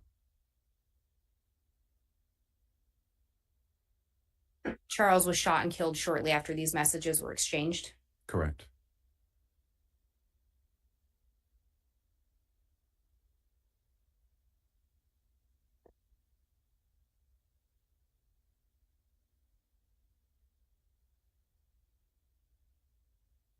And we've talked a little bit about that you reviewed.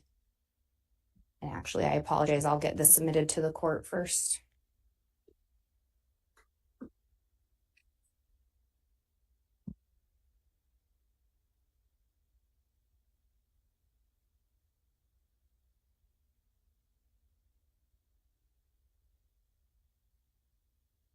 And we've already discussed a little bit that as part of your investigation, you also reviewed some accounts associated with Lori Vallow. Yes. Did those include some iCloud accounts? 2 of them were, yes. And do you recall what those iCloud accounts were? So the first iCloud account that Lori used was Lori for style, the number 4. So Lori, the number 4 style at iCloud.com. And from that extraction or from that information, we were able to determine a second iCloud that was created, which is lollytime at iCloud.com. And in reviewing and specifically looking to that Lori for style, was there a significant amount of information located on that device? Yes, there was. Excuse me, on that account or linked to it? Yes, there is. And from that information, and then also same question with the lolly time, was there a significant amount of information? Yes. And in preparation for your testimony today, did you prepare an exhibit? I did. And does that exhibit pull some of the information that caught your attention? Yes, it does. And given the amount of information within those accounts, do you believe that it would aid you in your testimony today? It sure would. Do you believe it would aid the jury in understanding the evidence as well? Yes, it would. Your Honor, I'm going to ask that the witness be shown State's Exhibit 48. I believe defense has a copy as well. And similarly, these are printouts of a PowerPoint, so we have an actual jump drive, but as a courtesy, we printed these out.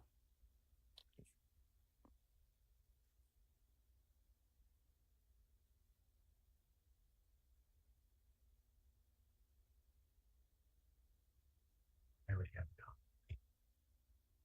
No objection, Judge. Okay, I'll just quickly review them.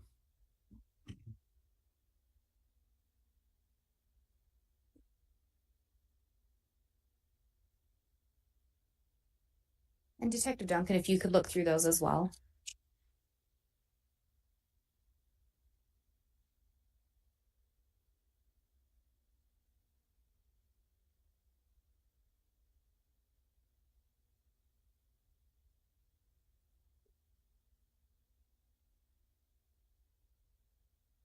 All right, I'll note there is no objection to the offered Exhibit 48. The court will admit the exhibit, noting again the actual exhibit's a PowerPoint XLS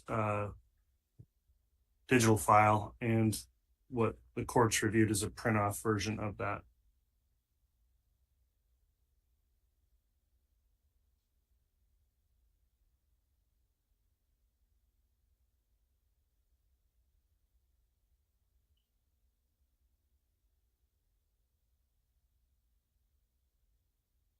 Okay. And does that appear to be an accurate representation of the PowerPoint? It does. Thank you. Your Honor, now that it's been admitted, the state would ask to publish. You may publish it.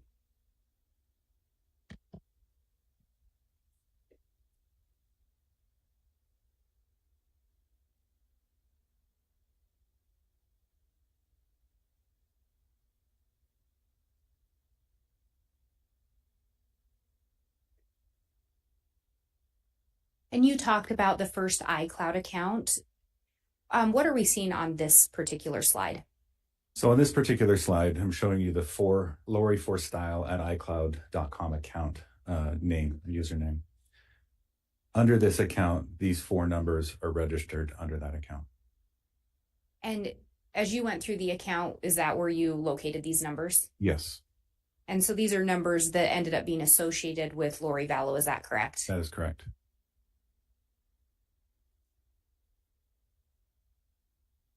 And looking at the next slide, can you tell us what we're seeing here and then read the messages into the record? Yeah, so on the iCloud account, Lori for style, the following messages were seen between Lori Vallow and Alex Cox. On 3/9/2019 at 11:27 hours, Lori sent Alex a text that says, apparently it is tied to Ned being gone. There's an emoji in there, but the emoji is not included. Hopefully today or tomorrow. On 3/10/2019 at 8:41 in the morning, Alex sent Lori a message. Love you too. Have fun and get rid of Ned already. 3/26/2019, at 17:36 hours, Alex sent Lori a message. Ned is still alive, just confirmed. 3:26, 2019 at 18:17 or 6:17 p.m. Lori sends Alex a message. It's not Ned, and it's a new one.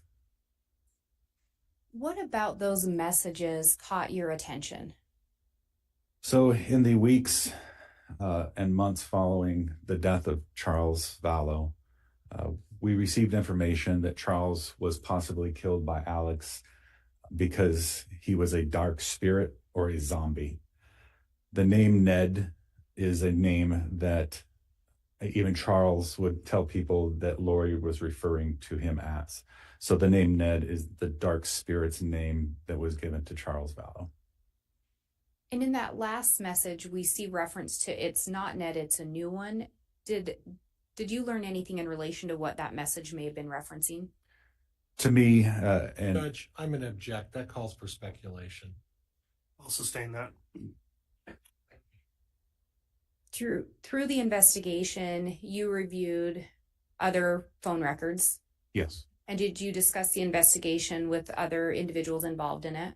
yes, And did you review reports and interviews? yes, And based on your review of that through your investigation, were you able to make a determination as to what that may have been referencing? yes. Judge, and I'm going to renew my objection that it's speculation. And Your Honor, if I may respond. Go ahead, Ms. Blake. Your Honor, I think under the collective knowledge doctrine, the officer's already established that if he can answer from his investigation what he believed it to mean, and it in relation to, although I haven't heard it, any hearsay, I think under the collective knowledge doctrine, it's not being offered for the truth of the matter. It's being offered as to what the officer determined in the investigation. All right. Well, go ahead, Mr. Pryor. May I respond? Yes. Judge, using that notion that it's as part of the investigation, it still calls for this officer to make a guess as to exactly what is meant by a particular phrase. So regardless of the investigation, regardless of whether he's looked at documents, he's still guessing.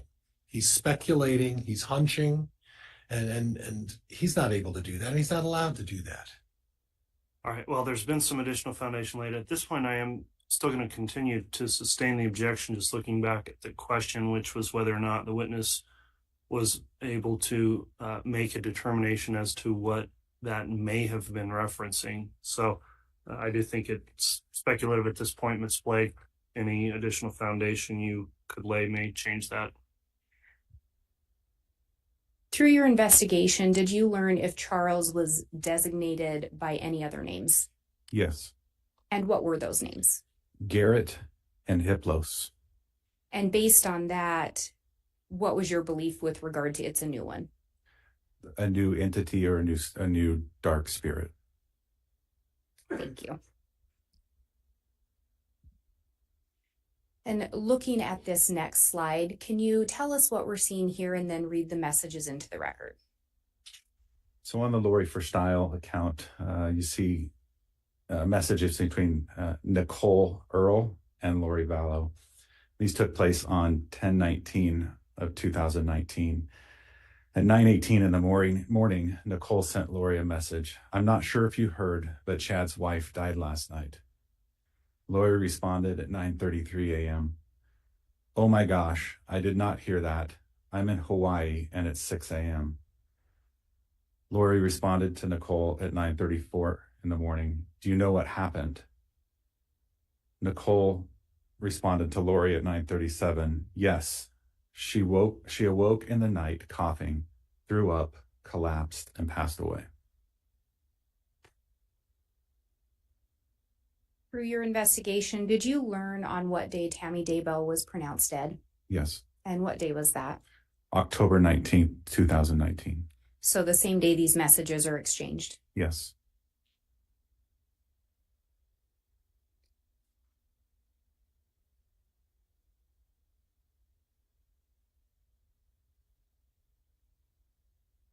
And we talked before that as you were looking through these, you were also cognizant of some other active investigations. Correct. Did you pass this information along to other law enforcement? Yes.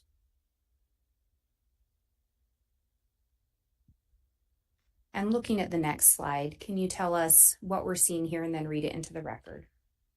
Once again, these are messages between Melanie Gibb and Lori Vallow on the Lori for Style account on 10/19/2019.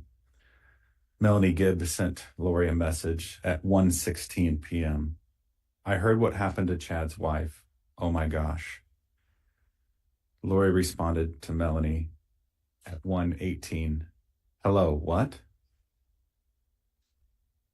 So on that last slide, we saw communications between Lori and Nicole Earl that took place in the morning hours of October 19th, correct? Yes, correct. And now on this slide, later in the day, these are messages between Melanie Gibb and Lori Vallow. Yes. And what was it about these messages that caught your attention? What caught my attention is the communication between Melanie Gibb and Lori Vallow, indicating that Lori was unaware that Tammy had passed away. And that's even though there were the messages with Nicole Earl earlier in the day. Yes. And on the next slide, can you tell us what we're seeing and then read it into the record? So on the Lori for Style account, on November 22nd, 2019, a text message is present from Lori Vallow to Colby Ryan, who is Lori's son. I text Ty to send it, but I haven't heard back yet. She will probably just do it before she tells me. Hope you got the Venmo. Ty said she sent it late. I'll call you when I get a break. Hope you're having a great day. I love you so much. And in this message, were you, based on your investigation, did you know who Ty was that they were referring to? Yes. And who was that? Kylie Ryan. Did you learn when the last known sighting of Tylee was? I believe it was the beginning of September 2019. So this message is sent months after the last known sighting. Yes.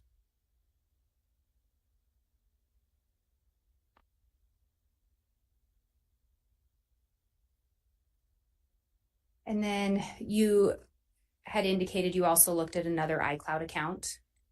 Yes, so from the Lori for Style account led us to the lollytime@icloud.com. This information provided indicated that this particular account was created on July 1st, 2019. And the cell phone numbers listed are the numbers that are attached to that account. So this particular account was created just 10 days before Charles is killed. Yes. And again, during this time, Tammy is still alive. Is that correct? Yes.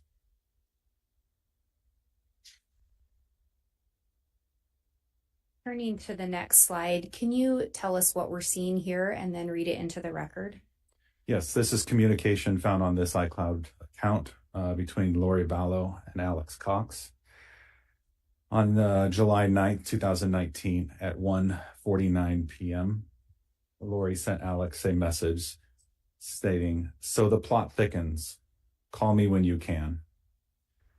She sends another message to another message to Alex Cox, 7/9/2019 at 9:50 p.m. Getting sleepy, so I'm going to need you to stay close to me the next couple days. Mel too. She can't go to Utah. They are planking some kind of intervention, but want Mel out of the way, so I'm left alone. I need to come get the stuff at your house tomorrow and secure it. Lots to do. Thank you for standing by me. It's all coming to a head this week. I will be like Nephi, I am told, and so will you. And when these messages are copied over, do you copy them over as written? Yes, I do. So some may contain spelling errors. Correct. And the only difference is you did not include the emojis. Correct. What is it about these messages that stuck out to you?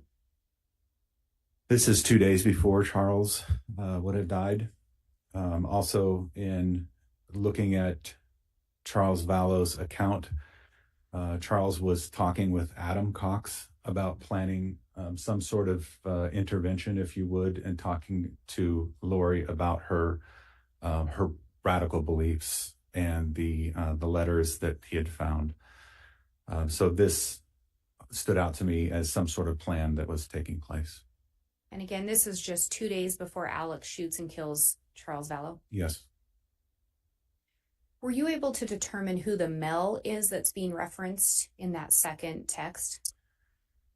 That is Melanie Boudreau. And who is she in relation to Lori Vallow? That is Lori's niece.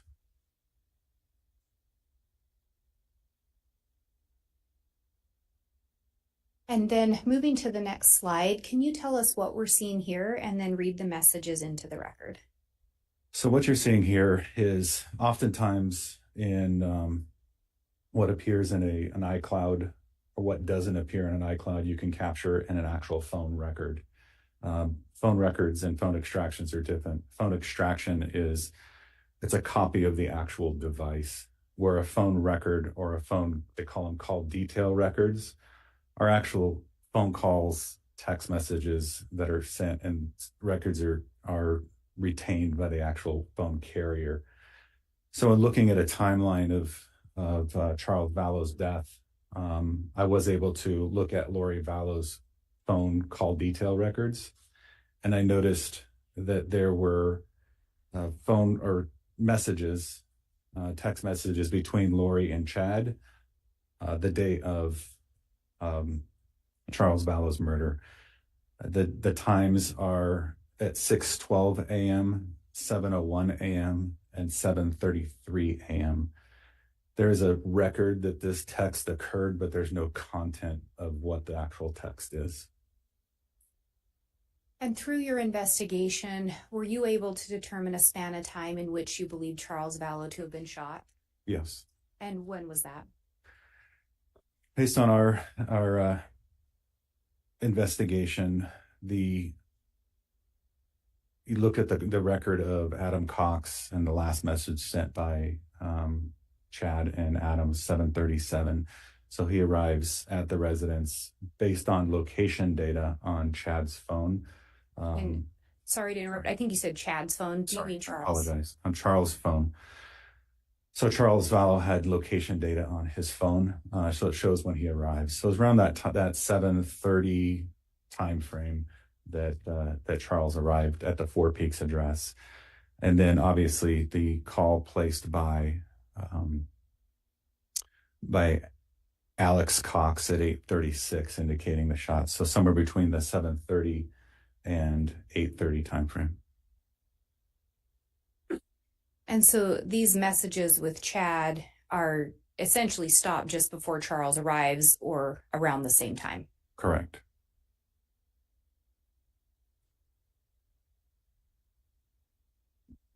And then turning to the next slide, can you tell us what we're seeing here and then read them into the record?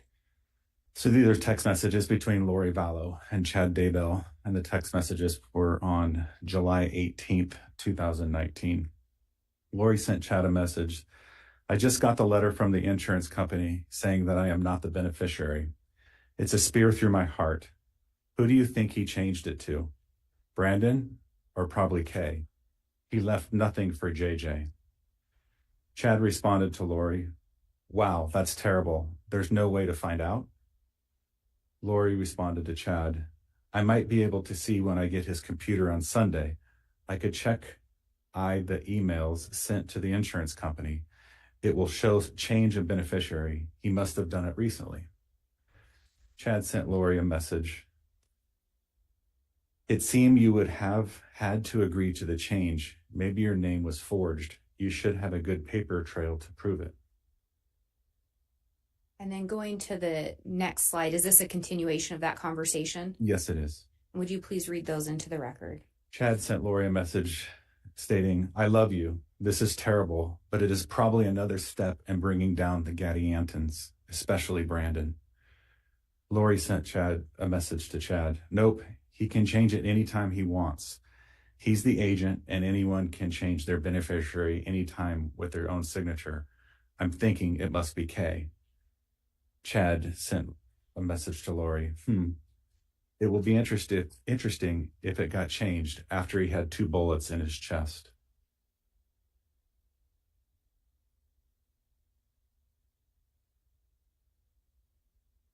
So these messages were exchanged just 7 days after Charles was shot and killed. Correct. What was it about these messages that stood out to you? Obviously, what stood out is the Lori's concern with beneficiary money from a life insurance policy that she felt was coming to her after Charles's death. And at the time these messages were exchanged, had Arizona publicly released how, or if you recall, had they released how Charles had been killed? I don't recall. But it's just 7 days after. Correct.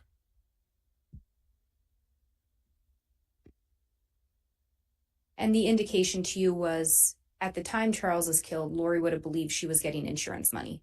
Yes.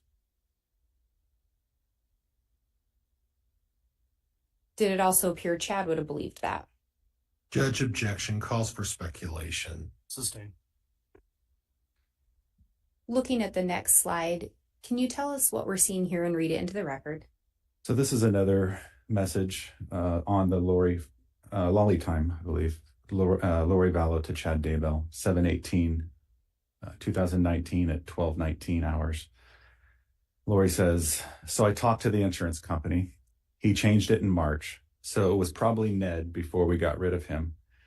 They can't tell me to who, of course, but it's done. I still get the $4,000 a month from SS. Did you learn through your investigation what the SS stood for? Yes. And what was that? Social Security. And did you learn through the investigation whether or not Lori was getting Social Security money or if her kids were?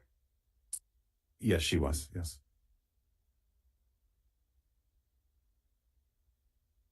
And looking at this next one, can you tell us what we're seeing here and read it into the record? This is a message from Chad to Lori on 7/26/2019 at 8:13 p.m. Tonight I figured out who I feel like.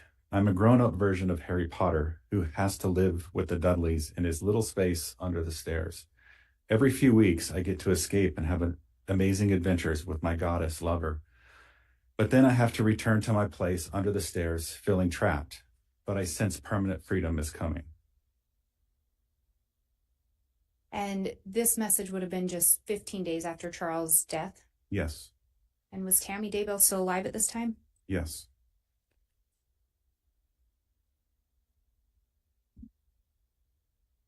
And then turning to the next message, if you could let us know what we're seeing here and then read it into the record.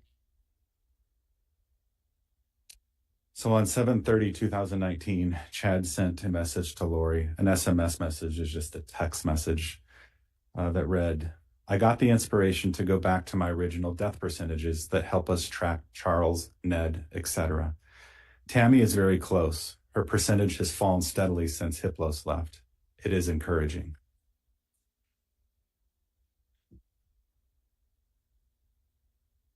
And through your investigation, I think you've already talked to us about it, but did you learn who Ned and Hiplos were referring to? Yes. And who was that? And those were dark spirits that Ned and Hiplos and Garrett were dark spirit names referring to Charles Vallow.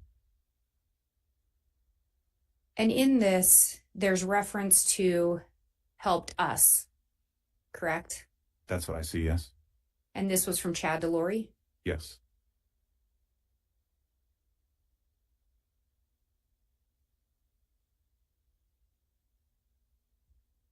And then on this next slide, can you tell us what we're seeing here and then read it into the record? So on this account was a text messages between Alex Cox and Lori Vallow, September 3rd, 2019 at 10:02 a.m. Alex to Lori, network name is Anti-Layman. PW is too many kids. Lori to Alex, funny.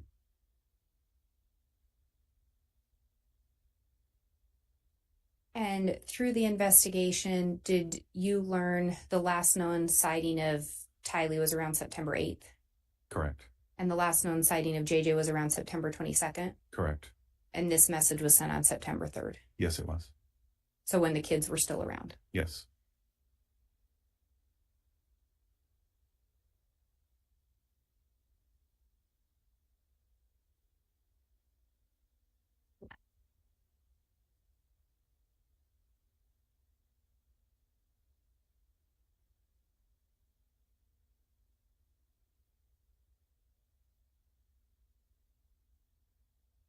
Your Honor, that exhibit is ready to be submitted to the court. Very well. Thank you, Ms. Blake.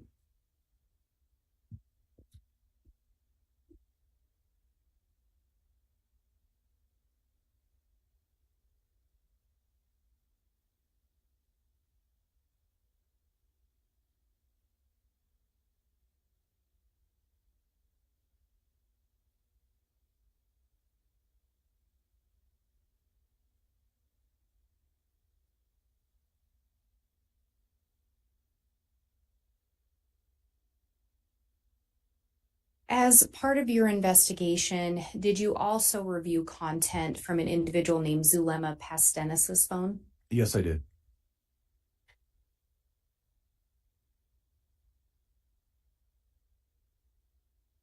And you've already referenced and talked about looking into content on Lori's iCloud accounts, correct? Correct. And we just saw some of that. Yes.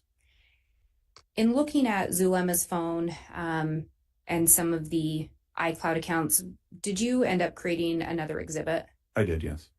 And again, given was the content of Zulema's phone voluminous? It was, yes. And were you able to determine certain messages that you felt had evidentiary or that you felt were relevant to today's proceedings? I did. Do you believe that they would assist you in your testimony today? Yes, Do you believe they would assist the jury in understanding the evidence as well? they would. Your Honor, I'm going to ask that the witness be shown State's Exhibit 51. And similar to the last, these are printouts of a PowerPoint presentation. The actual exhibit would be a jump drive. Very well.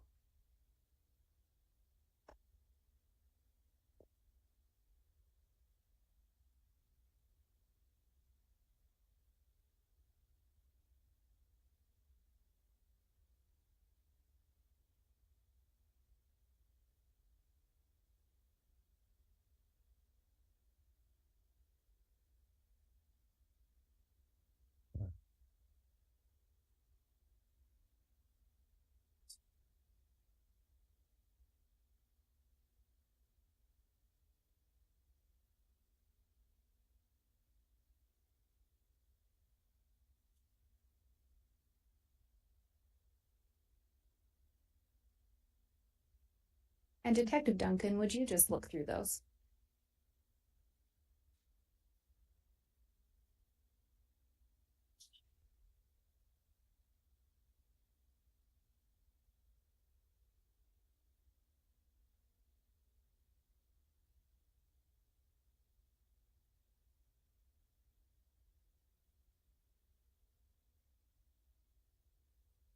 Okay. Do those appear to be an accurate representation of the PowerPoint you created? They are. Your Honor, the state would move for admission of State's Exhibit 51. No objection, Judge. All right, Exhibit 51 is admitted. And again, that is the digital file on the thumb drive. The court has received a printed copy as well. And backing up a little bit, in your investigation, because we've used the name Zulema Pastenes. Yes. Through your investigation, did you learn who Zulema Pastenes is? Yes, through our investigation, we learned that Zulema Pastenes was a friend of Lori Vallows. And do you know if Zulema Pastenes eventually was married to someone related to Lori? She was. Eventually, she would marry Alex Cox.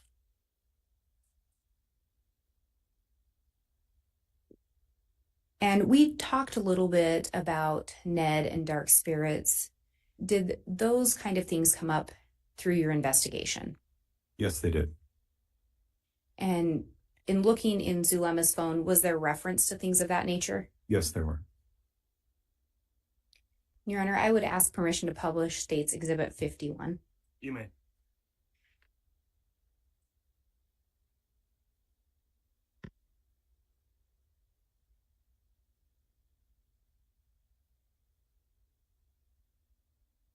And looking at this slide, can you tell us what we're seeing and then read it into the record?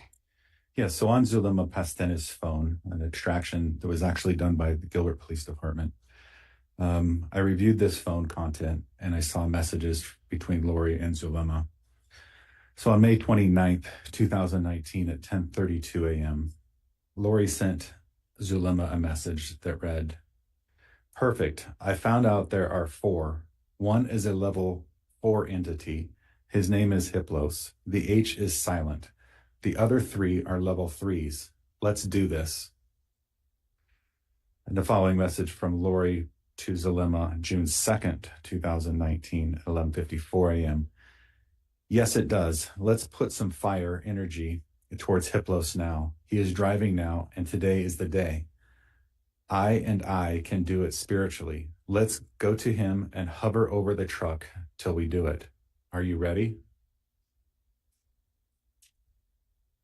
And looking at the next slide, if you could tell us what we're seeing here and read these messages into the record. So the messages continue. July 2nd, 2019 at 7:52 p.m. Zulema sends Lori a message that states, "Also, I was given instructions today to rip, tear, or burn the aura of Hiplos to let the body energy out so he can't re-enter." There's a message from Chad Daybell to Zulema on July 2nd, 2019 at 8:35 p.m. "I am very happy to find out these estates. You and Lolo have doing amazing work. Mother Earth is so grateful to you both. Thank you as well for your help with Hiplos. He is so very close." Chad then sends another message to Zulema on July 13th, 2019 at 9:57 a.m. "Hi, Zulema. Yes, I would be happy to give you a blessing, possibly this evening or tomorrow. It's crazy about Charles, but such a relief." So in looking at that second message from Chad Daybell, there's a reference to Lolo. Did you determine who Lolo was in your investigation? I did. And who is that? Lolo is a nickname for Lori Vallow. Was there anything else that stood out about that message in relation to your investigation? On the message, the second message? Yes, the second message. That Chad was thanking Zulema for her help with this evil spirit that Charles was referred to. And this message was sent just 9 days before Charles Vallow was killed? Yes. And then looking at the next message, is there anything that stood out to that one about you? Other than the last sentence, it is crazy about Charles, but such a relief. As you looked through these phones and iCloud accounts, did you ever see any indication of grief over the loss of Charles by anyone? I did not.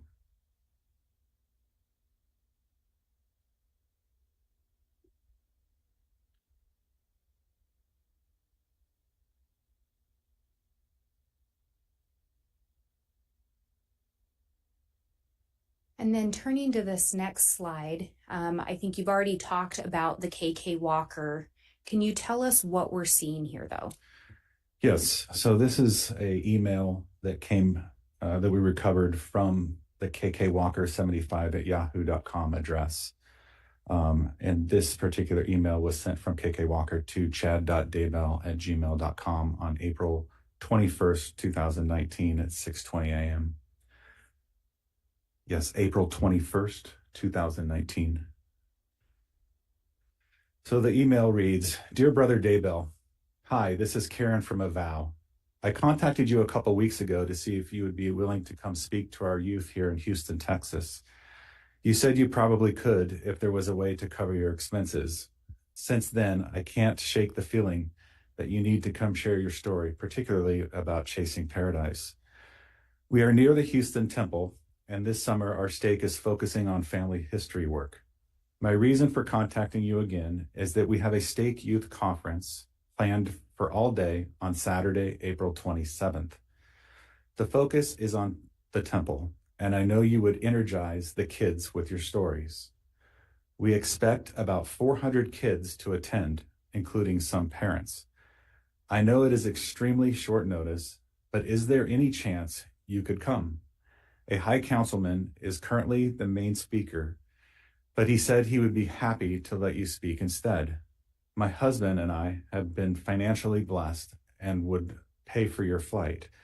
We also have a casita attached to our house where you could stay and not be bothered. Also, my daughter mentioned the young single adults would love to put together a fireside on Sunday evening. I realize your main goal is to sell books, and that wouldn't be possible at these events, but I know the interest in your novels would skyrocket here. I'm sorry it's so late. If possible, please let me know as early as possible in the morning so we can include it in the Sunday announcements. Also, we'd want to get your flights booked. If you are able to do both events, we could fly you in Friday, then depart on Monday. Please let me know if this is possible. We would love it. Karen Walker. And again, who did you link that KK Walker Yahoo to? So the KK Walker was linked to Lori Vallow. The information provided by Yahoo indicated that the IP address where this account was set up was in Katy, Texas, near where Lori was living at the time. The date of birth associated with the account was a variation of Lori's date of birth, but the phone number linked to the account was the same phone number that Lori would use. And again, the date on this is April 21st of 2019. Was Charles Vallow still alive at that time? Yes, he was. And was Tammy Daybell still alive? Yes. Did Chad Daybell respond to this email? Yes, he did. And if we look at the next slide, can you tell us what we're seeing here? This is a response to that email obtained through Yahoo. Hello, Karen. Yes, I will be able to come. So let the wards know. I can talk to you later about arranging the flight, Chad. And through your investigation, did you learn whether or not Chad did travel to this event, or in response to this email, I should say? I don't have independent knowledge of whether he did or not. Did you, in fact, pass your findings along to other law enforcement? Yes, I did. And other law enforcement may have followed up on that? Yes.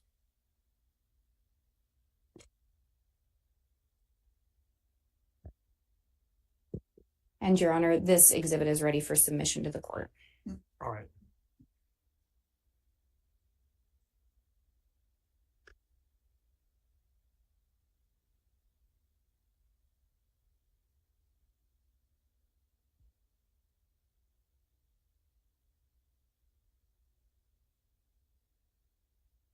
Detective Duncan, do you recall being contacted about a call placed to a mortuary? I do. And do you recall who contacted you?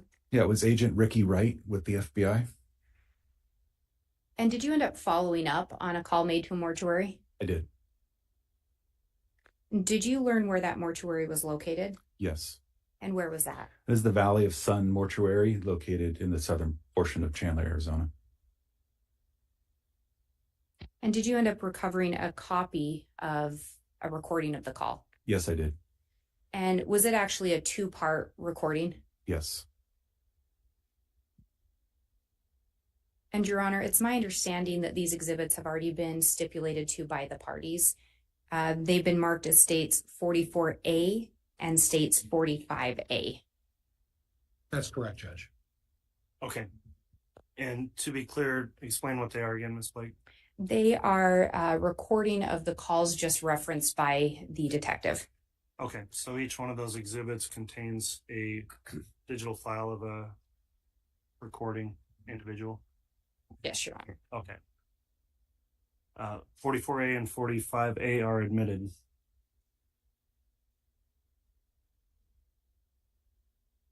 And Your Honor, I do have a copy of those for counsel as well. Judge, I have copies. Thank you. Okay. And I would, now that those are admitted, I would ask to be able to publish those. You may publish them.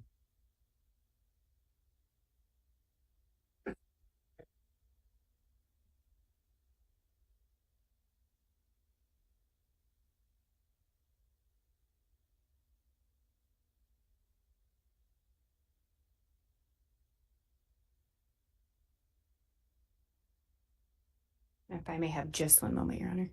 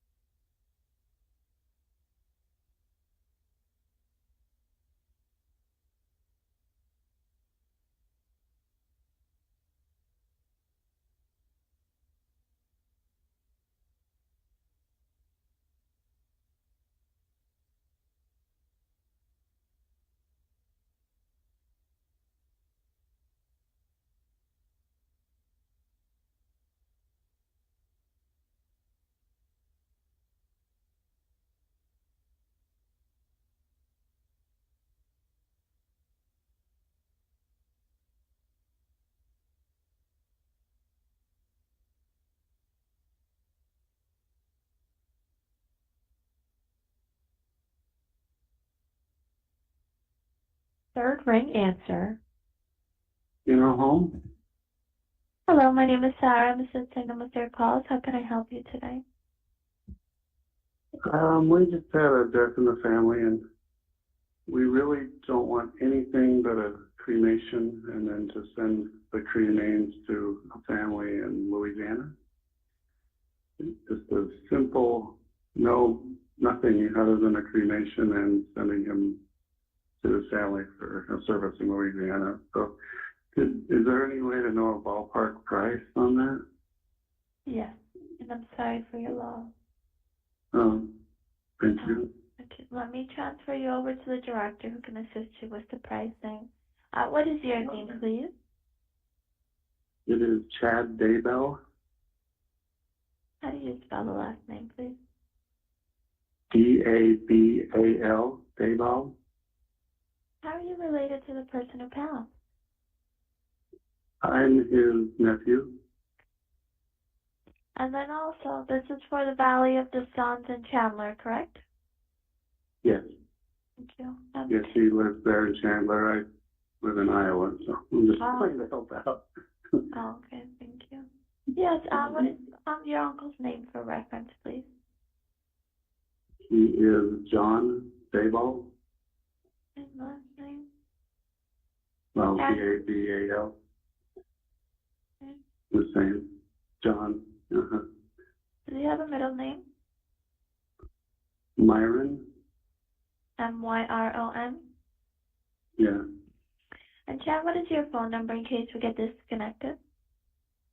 It's this number, 515. I don't actually know my own number.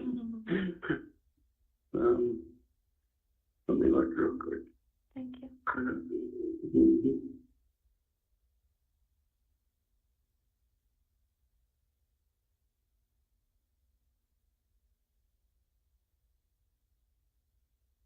515-402-0143. Thank you. Is he at a nursing home, hospital, or residence? He passed away in a hospital. I don't know the details. I'm just calling. Yeah, it's just for to know, because sometimes it's different if it's a residential or hospital or nursing home. Okay. Thinking they're sending him to the medical examiner. I'm not sure. I should have had more information before I called. I'm sorry. That's okay. All right. Cremation with shipping. To which city? New Orleans.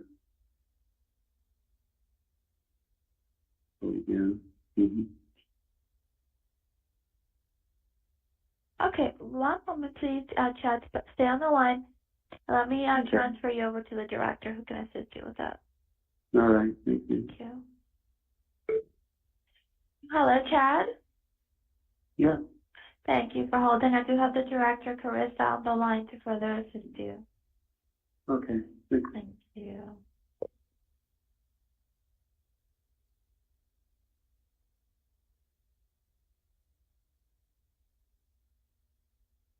And Your Honor, that was State's Exhibit 44A. Okay. And I would now ask to publish State's Exhibit 45A. You may.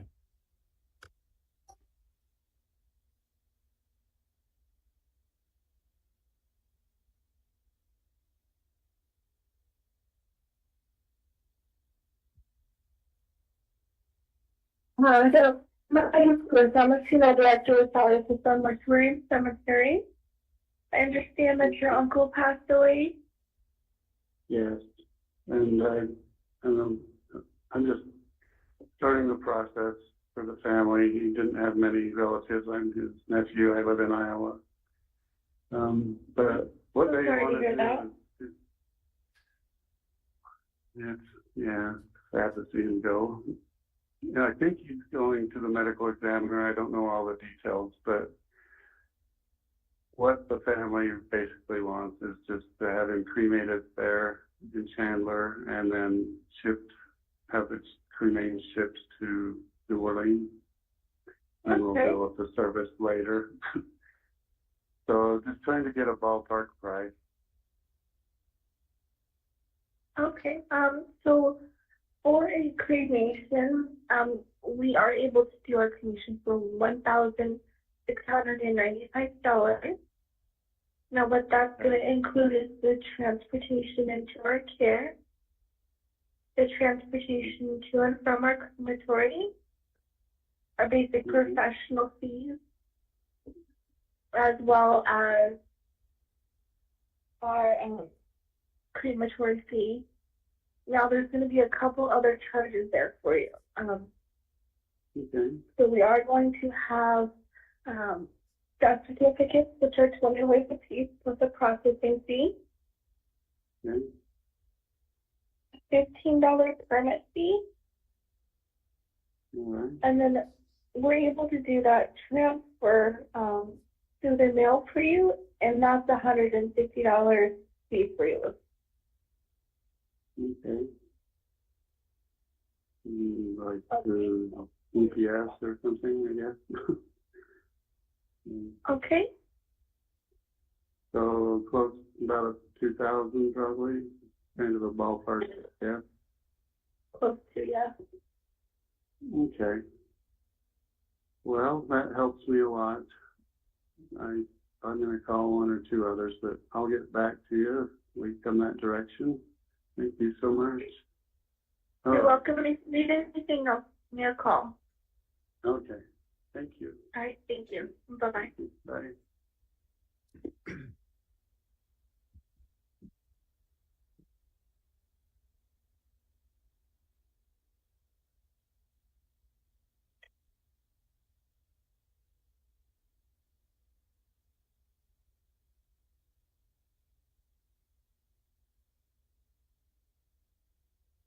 Could I have a sidebar with council, please? Yes.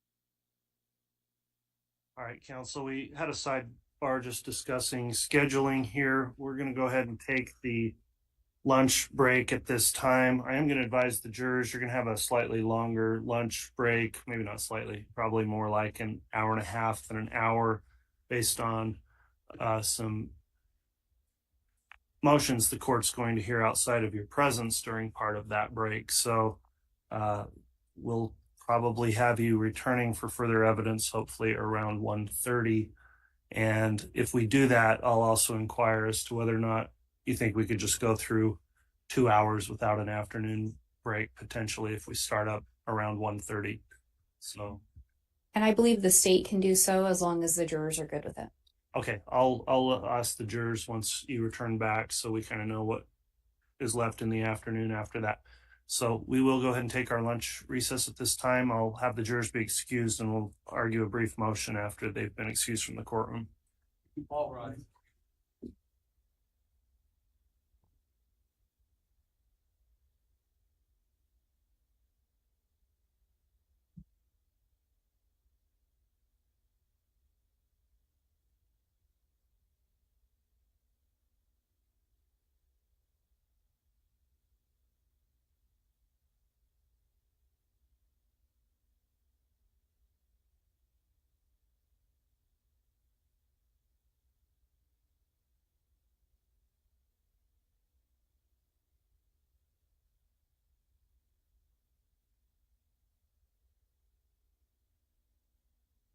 All right, thank you. Please be seated.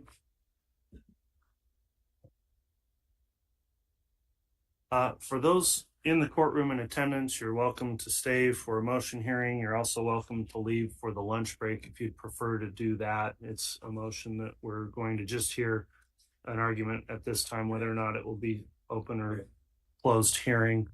So if anybody does want to leave for the lunch break, you're welcome to. Otherwise, we'll proceed under this rule 32. Awesome. Thank you. We'll have the witness step down and return too. Sorry, I lost track of you still sitting up there.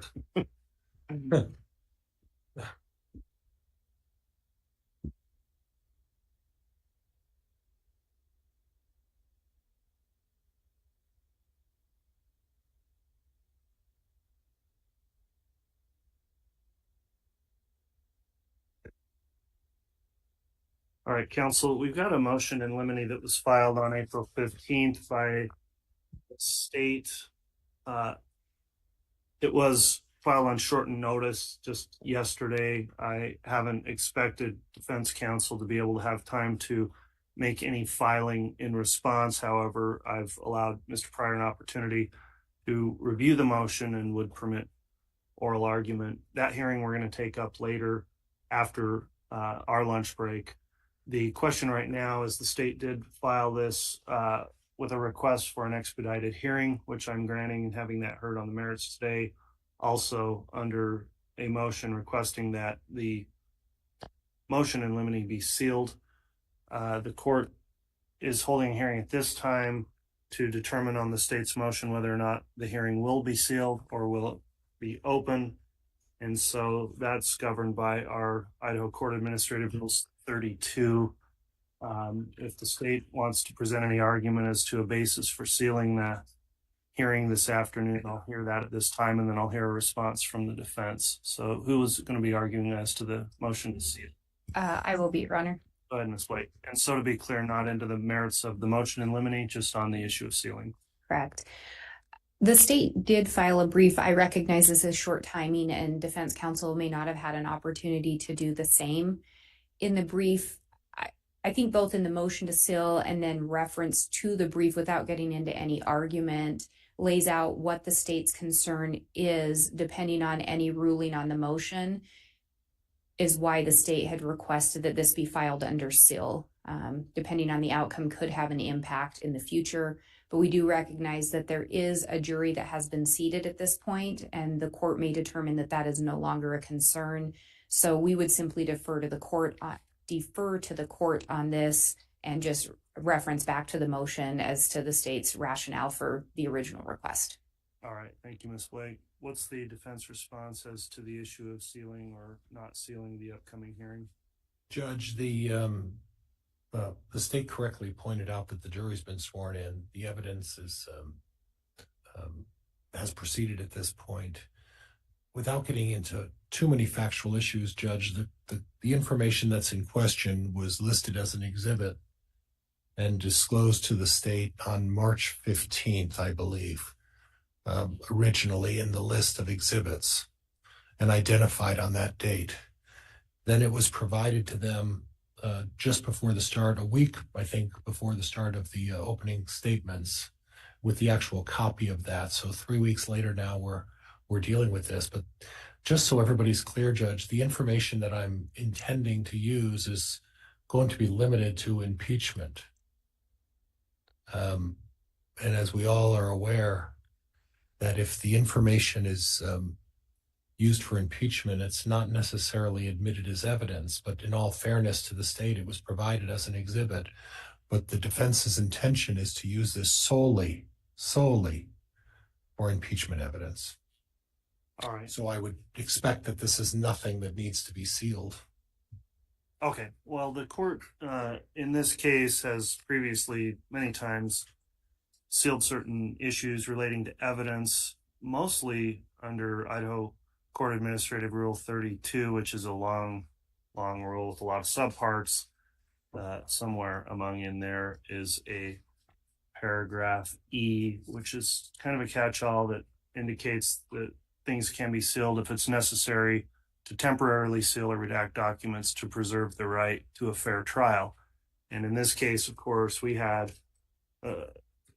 quite an ordeal and undertaking to find jurors who were not prejudiced by pretrial publicity, and pretrial publicity all seemingly tilted one way in the case, where many hundreds of potential jurors were unable to serve in this case because they already had a opinion that the defendant was guilty. So avoiding that and trying to get a fair and impartial jury led to the court's orders many times before on that very issue. The issue now, where the companion case has already gone through trial, and now we have a jury seated in this case and impaneled, my concern is alleviated as to picking jurors that are not predisposed to a opinion in the case based on pretrial publicity.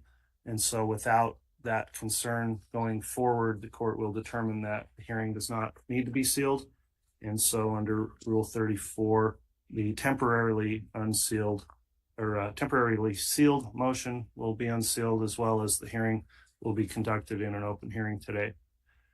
When we argue that motion, counsel, I don't expect it will take too long to argue, but I indicated to the jurors they'd be back around 1:30 to start evidence again. So if we call the motion at about 5 or 10 after to give us a full hour for lunch and court preparations, is that time frame going to work for the state? That will work for the state, Your Honor. Thank you. All right. And will you be arguing that, Ms. Blake? Yes, Your Honor. All right, Ms. Pryor. And I'll be arguing it for the defense, Judge. I understand that. So for terms of timing, then let's try to get that on the record. Let's call it at 1:05. All right, we'll be in recess on the lunch break until then. All right.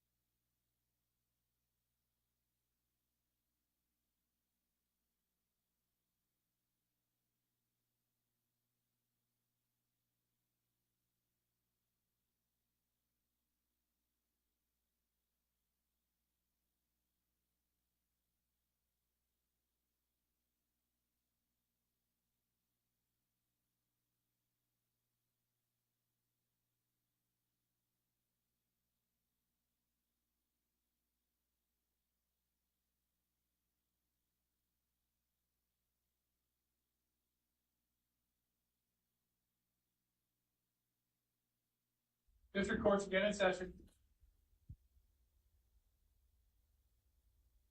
Thank you. Please be seated.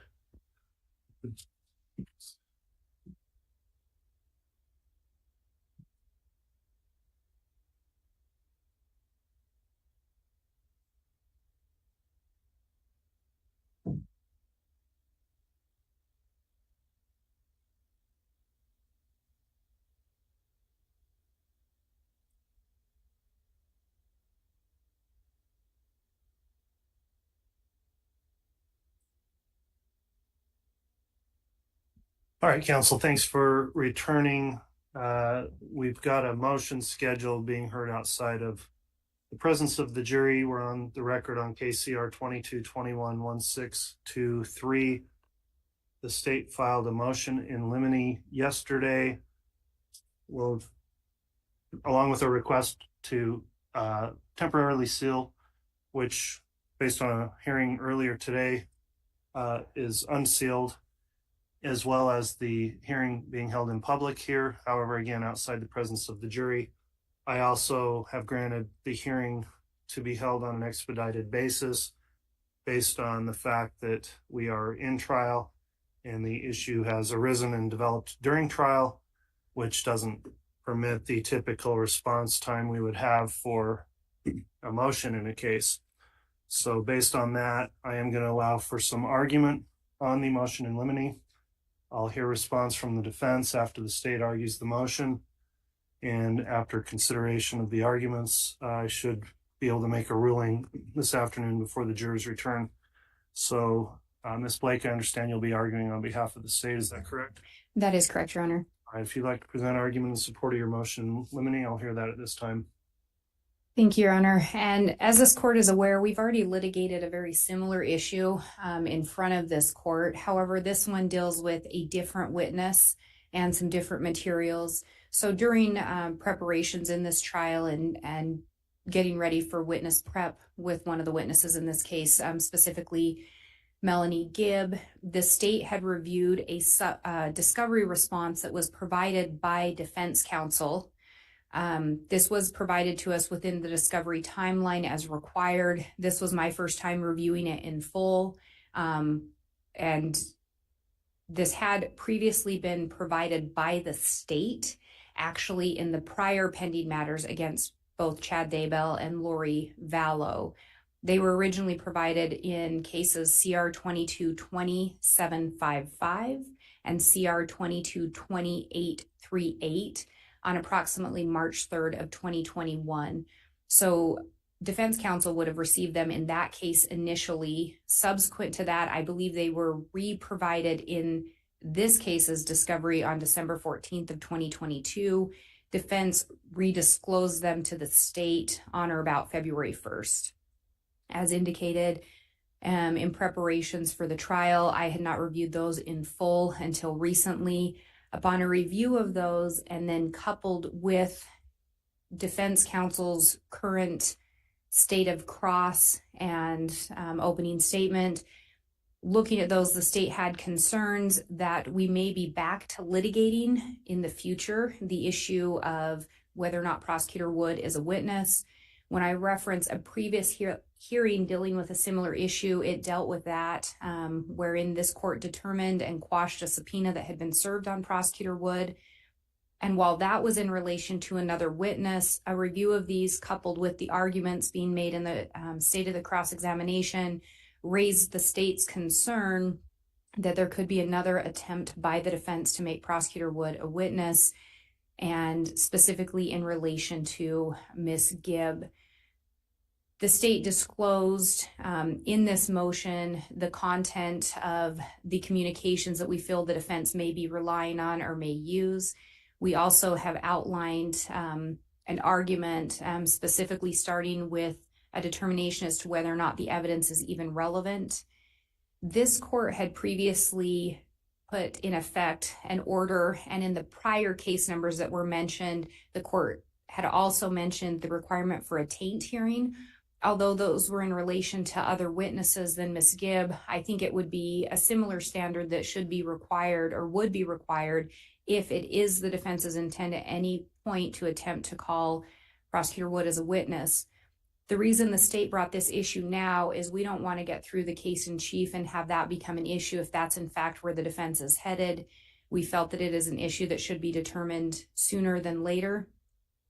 We have suggested that if the court does have concerns that these could be reviewed in camera and or a hearing could be conducted outside of the purview of the jury, for this court to make a determination whether or not any prospective testimony would be relevant to this case and either to the state's case or to the defendant's case. In addition to that, we've outlined and gone through again, and I know the court saw essentially the same case law, the same argument in that previous case, but we did include that we do recognize a defense attorney can be allowed to call a prosecutor and a witness, but it is disfavored. Case law makes that clear, as well as that any attempt to do so should be decided in advance of trial. We've included the case law outlining that and essentially the test required or the high burden on a defendant to show that a prosecutor would need to be a witness, which is that compelling need test. We don't think that that's been met, and that would be the request if this court is inclined to allow these messages in and or even allow an attempt to have prosecutor Wood become a witness. We feel that that would be appropriate for the court to conduct a 403 analysis outside of the purview of the jury and or a taint hearing if necessary. We would point out that from the state's review, it is very, very rare for courts to find that a prosecutor should be a witness. And in the cases the state found, it either involved the prosecutor being a witness to the actual facts, so a factual witness to the case, or where they are a witness to a statement that contradicts a later statement made by a victim or a witness, and they are the only available witness to that contradictory statement. So I don't think we're anywhere near that at this point, but the state did have concerns that's where we could be headed. In an attempt to avoid running into that issue down the road, we wanted to address this now. Further, I think it would also determining before Ms. Gibb takes the stand kind of what the parameters are with regard to any allowance of those messages and or any parameters surrounding them would be prudent to do outside of the purview of the jury rather than in front of them. So that is the secondary reason for this. Finally, the state would argue that the defendant cannot invite error. We recognize that we are already into the trial. Testimony has already been given. The jury has already heard from the prosecutors in this matter. But we do believe that if there is any attempt to call Prosecutor Wood as a witness, that at this point, any objection to that has been waived by the defense and or would be invited error if we end up at that point. So we would also just note that for the record. But at the end of the day, we are asking the court to consider either excluding the messages and or excluding Prosecutor Wood as a witness or any attempt to call him as a witness and or if necessary, if the court has additional concerns, that a taint hearing be conducted outside of the purview of the jury in order to determine whether or not we would get to that point of the defendant meeting that compelling need, which is a high burden. I think that's all the state has unless the court has any questions.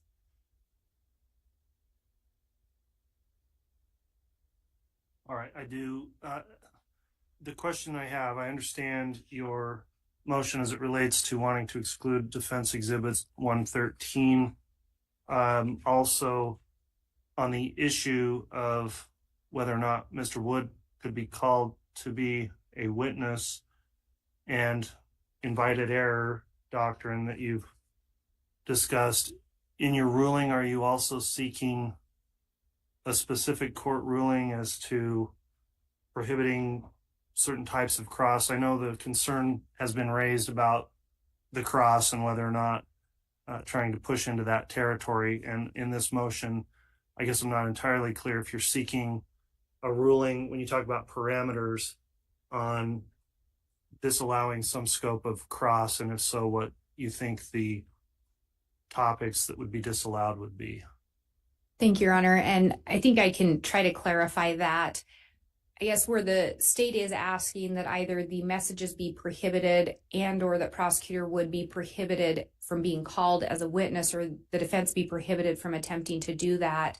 When I talk about the parameters, I guess what I'm suggesting, and maybe it would require an in-camera review by the court, but if this court does determine that Prosecutor Wood cannot be called as a witness, I think it would be parameters around the cross of a nature such as that. I guess the state's concern is if the defense is allowed just unfiltered cross completely, and this court has made rulings that they're not going to be allowed to call Prosecutor Wood as a witness, we may still end up in the same position of an attempt to confuse or mislead the jury, or to get into parameters, or to get into areas that this court has essentially indicated are off limits. So I guess when I reference parameters, depending on the court's ruling, if certain of those messages can't come in, then I would think that those wouldn't be something that we get into cross-examination. Similarly, if Prosecutor Wood's not to be called as a witness, I think the cross would need to be structured in such a way that it isn't suggesting or trying to set up that he would have to be a witness. All right. Well, I appreciate the additional explanation on that. Mr. Pryor, and I understand this was a hearing expedited, putting you in a tough spot in terms of the time you would have to respond. And I do have that in mind, so I haven't required you to submit any written response or expected it, quite frankly, knowing that we're in trial and this is a very short noticed hearing. However, I do want to give you an opportunity, knowing now that you have had an opportunity to review the state's motion and hear the argument. What is the response from the defense on this motion in limine? And Judge, for the record, the state provided me their notice on Sunday night, I think at about 11 o'clock, which was a day and a half ago. I didn't get a chance to read it until after court.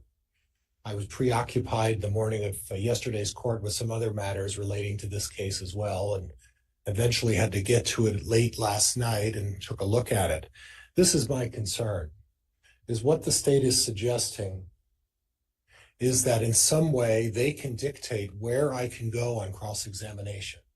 They would like this court to enter an order saying, Mr. Pryor can only talk to certain witnesses about certain topics in a certain way, and they're trying to handcuff me from going into areas that they will find maybe a little sensitive to their case.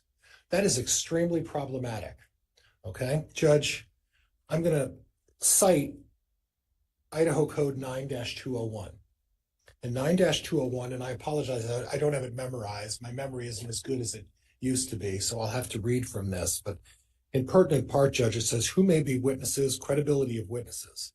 And I'm not talking about who may be witnesses. I don't have any desire to put Mr. Wood on the stand. That's not what this is about. And so I do want to be clear on that point. You've said that. I've previously ruled on that in the other cases, and you are representing the court here at this time. You are not intending to call Mr. Wood. Is that correct?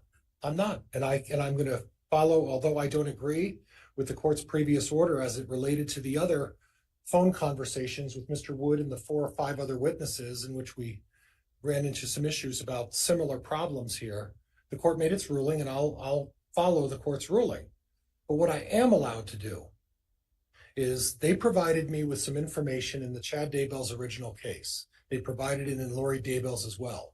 So they had possession of it, and quite frankly, what it comes down to are emails between Melanie Gibb and Mr. Wood. And Judge, for the record, I'll make it clear that we're not talking about a couple of emails.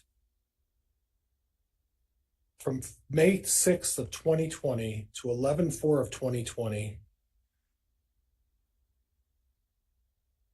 well, let me change this. In essence, Judge, over a period of time, we're talking of 6 month plus period of time, we're talking about 340 text messages that the two of them exchanged. 143 could be assigned to Mr. Wood. 97 could be assigned to Ms. Gibb. And these are text messages for pertinent part address issues relating to this case. Now, one of my concerns, Judge, is that the question I am allowed to ask is have you had any communication with anybody, prosecutors in this case? And I've done it on previous witnesses here. And what the state would like to do is stop me from inquiring why Mr. Wood has had 340 exchanges of text messages between him and Melanie Gibb over I want to be careful about what I say here, 5/6/2020 to 11/4/2020 were a portion of those, 7/13/20 to 8/3/20 a 2-week period, Judge, from 7/13 of 20 to 8/13 of 20, there were approximately 129 texts over that 2-week period. So this is the concern. And again, I'll go back to Idaho Code 9-201, and I'll read, this is the fourth line down. Therefore, neither parties nor any persons who have an interest in the event of a crime, nor persons on account of their opinions on matters of religious belief, although in every case the credibility of the witness may be drawn in question by the manner in which he testifies, by the character of his testimony, or by the evidence affecting his character for truth, honesty, integrity, or his motives, or by contradictory evidence, and the jury are the exclusive jurors of credibility. So what the state is trying to do is basically circumvent Idaho Code 9-201. What they'd like the court to do is they'd like the court to say, Judge, we're not going to let a jury hear what Mr. Wood and Ms. Gibb have been talking about for 340 text messages that are related to this case. And we're not going to allow the court to allow the witnesses to or the jury to judge the credibility of what was said in those text messages. That's what they're trying to do. And Judge, that's in complete violation of 9-201. This isn't a balancing test. That's what the problem with their analysis, judges. They'd love to put you into a taint hearing. The difficulty with a taint hearing, Judge, is this. 404B, the rules of evidence, 404B, and we touched on this yesterday, Judge. They'd like you to do the relevance of 403 balancing. They'd like you to do 404B and do that. The problem is with 404B, Judge, at the bottom of 404B, you talked about it the other day. It applies to prosecuting attorneys who are trying to bring in prior bad acts. That has nothing to do with this, and this balancing act has nothing to do with this. The reality is this. Does this information go to the credibility of a witness testifying in the case? And what I would suggest to the court is simply this, is that when a prosecuting attorney engages in discussions with a witness to the tune of over a 7 or 8 month period, 340 texts, and I've included them, Judge, I believe it's 113 is my exhibit that I provided. I do want to clarify. So 113 is not a summary, but it includes all of these texts you've referenced. Right. Okay. And what 113, Judge, is it's a specific response to discovery that was provided upon seeking some information from the state. And it's I believe it's A through K, if I remember. And Judge, this was disclosed by the state 2 or 3 years ago. On the 15th of March of this month, I provided them a list of the exhibits that I was going to provide. And Judge, a week before the trial started, I took the liberty of providing them. I wasn't afforded the same courtesy, but a week before the trial even started, Judge, I handed the state a copy of all my exhibits. That was over 3 weeks ago. So they've had ample time. Last time I've checked, my count is there's 1 defense attorney and there's 4 prosecuting attorneys. And they should have had ample time to go through my exhibits, and suddenly this last minute quarterbacking of saying, this is a way we're going to stop Mr. Pryor from talking about evidence when we call Miss Gibb. And I don't appreciate the tactic. I don't appreciate what they're doing here, but the reality is they're not allowed to do it. And under 9-201, they don't have the authority to stop me from questioning a witness about communications with either a police officer or a prosecutor and try to show credibility, bias, or motive. And it's not an analysis of what you're looking at in terms of the content of those messages. And there's no authority that I'm aware of other than 90201 that gives them the right to dictate how I engage in cross-examination. Finally, Judge, I've made a representation to the court and I'm standing by that representation. I do not intend on calling Mr. Wood. What I do intend on doing is have, when Miss Gibb's up there, and either on my direct examination when she's called back, or on my cross-examination, I'm going to call Miss Gibb and I'm going to question her about what kind of contact she's had with Mr. Wood over a certain period of time and the nature of those discussions. And I have copies of all the emails and I can question her. If she remembers the conversation and is able to discuss it, there's no need for me to publish it. But if she can't remember it, Judge, I have every right to refresh her recollection with copies of those emails, and I have every legal right to do that. And if that means that I show her copies of those emails to refresh her recollection, I can do that. That doesn't mean I need to call Mr. Wood. All I'm asking her to do is to recall a discussion she had with him about the case and the subject of those emails or excuse me, I keep saying that, text messages between him and Miss Gibb. And that's totally permissible. There is no limitation, nor is there any definition on what I can use to refresh a witness's recollection. I have free rein to use any information I feel fit to put it in front of a witness and say, will this help you refresh your recollection about testimony? And that's exactly what I intend to do. All right. I will note, Mr. Pryor, on the issue of whether or not you intend to call Mr. Wood, we just before trial had a hearing where the court quashed a subpoena that was served on Mr. Wood. So I certainly understand the state's concern about a tactic, if it is, from the defense to call a prosecutor in the case. We've been through that since these previous cases, the 2755 and 838 cases dealt with that extensively in written rulings. It's been going on for several years now, the same issue, and the court's ruled multiple times. Going through that analysis, and again cited in the state's brief about, and I do agree with the way the state has framed the issue, looking at the State versus Aguilar case, 135 Idaho 894, that it is very disfavored for a prosecutor to be called. And in those rare circumstances where they are an actual observing fact witness, or perhaps the only other witness that could corroborate some testimony or something, besides that, they have to show, in order for a prosecutor to be called, that the testimony would be vital to the case and the inability to present the same facts from another source. So again, with the subpoena being served just before trial, I'm not surprised the state still has that concern. And I will indicate, without additional need for argument from the state on the invited error doctrine, I would agree with that as well, that if that were a strategy here to not have the issue come to the forefront before trial started, and then attempt to do that unless it somehow met that very narrow structure that is laid out in the case law, I don't see that happening here. However, I do want to hear some additional argument back from the state on the issue of the Exhibit 113, the communications, and whether or not Ms. Pryor should appropriately be allowed to use that as a way to question the credibility of the witness or potentially impeach if there's contradictions in what the witness may say versus what could be contained in 113.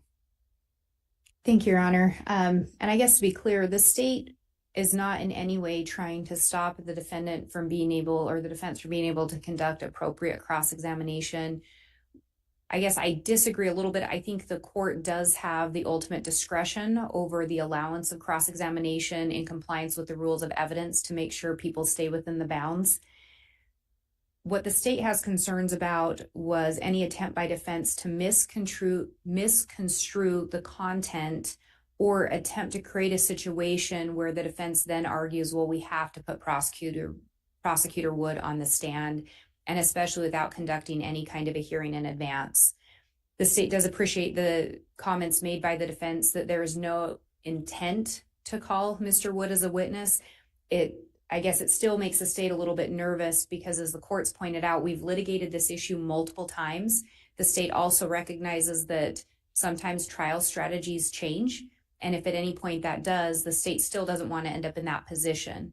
Because I guess while defense says we're just going to question her and maybe show her the messages, it still creates a concern for the state that then later the defense is going to say, given her answers, given something, we now think we have to call Prosecutor Wood.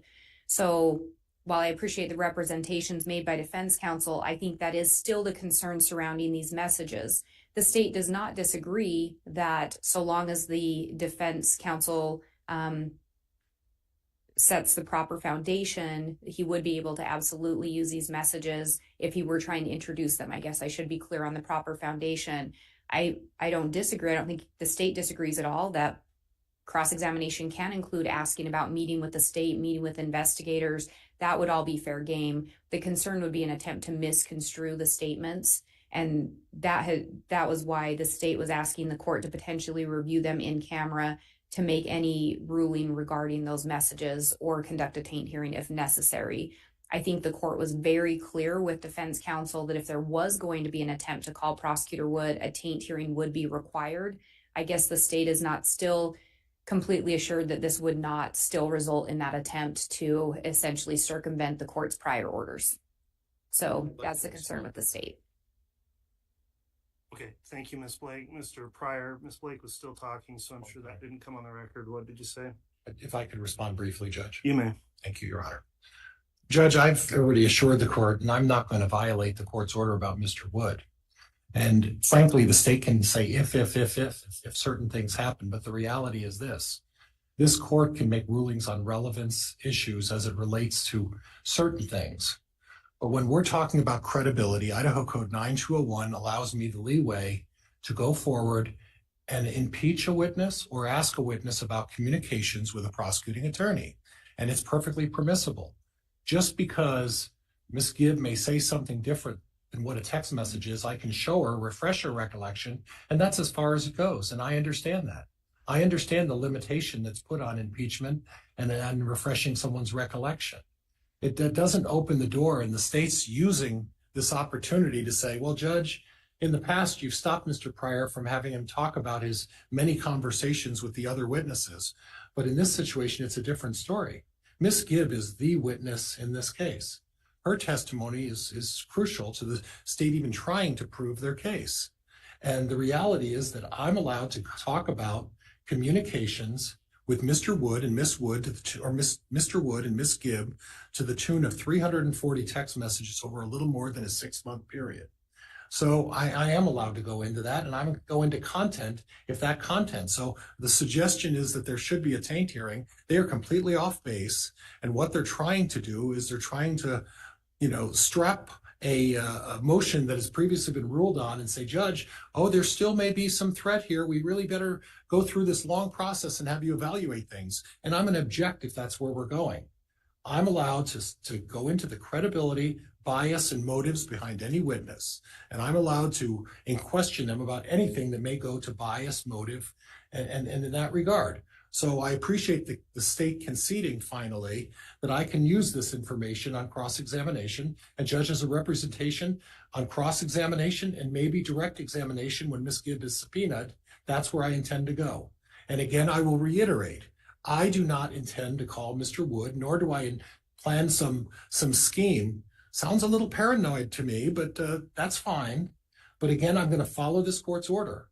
But 9201 allows me to go into the credibility of the witnesses, and I don't feel like I need permission to do that. All right. The matter's been argued. I am ready to make a ruling on it. So I am going to put the ruling on the record. I'll just have an order entered that will say for the reasons stated, because I don't expect either side to draft out in an express order the analysis I'll go through here. So as it relates, first of all, I'll indicate that 9201, of course, reiterates the provenance of the jury, that they're the ones that determine credibility of witnesses ultimately, and that clearly states that. The matter of evidentiary ruling and relevance is always, though, for the court to determine what evidence comes in or what does not come in based on objections or proffers during the trial. And the court always has to consider Idaho Rule of Evidence 401, which is whether or not evidence is relevant, and 403, which is potentially, even though there is some relevance, evidence can be excluded if the evidence is unfairly prejudicial more than probative. And so the court determines that, and that doesn't run afoul of 9201, as the defense has argued it anyway, or the two are mutually compatible in that it's the court that will determine relevance based on 401 and 403, and then the jury's left to determine ultimately if a witness is credible or not.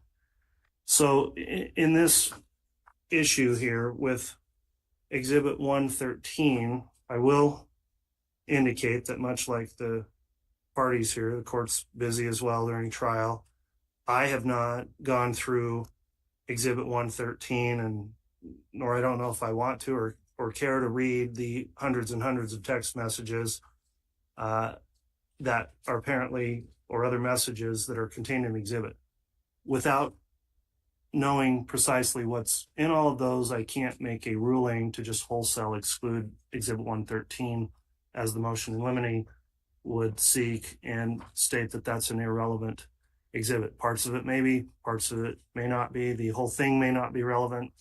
The whole thing may be relevant. I just can't say at this point until the witness, Ms. Gibb, testifies.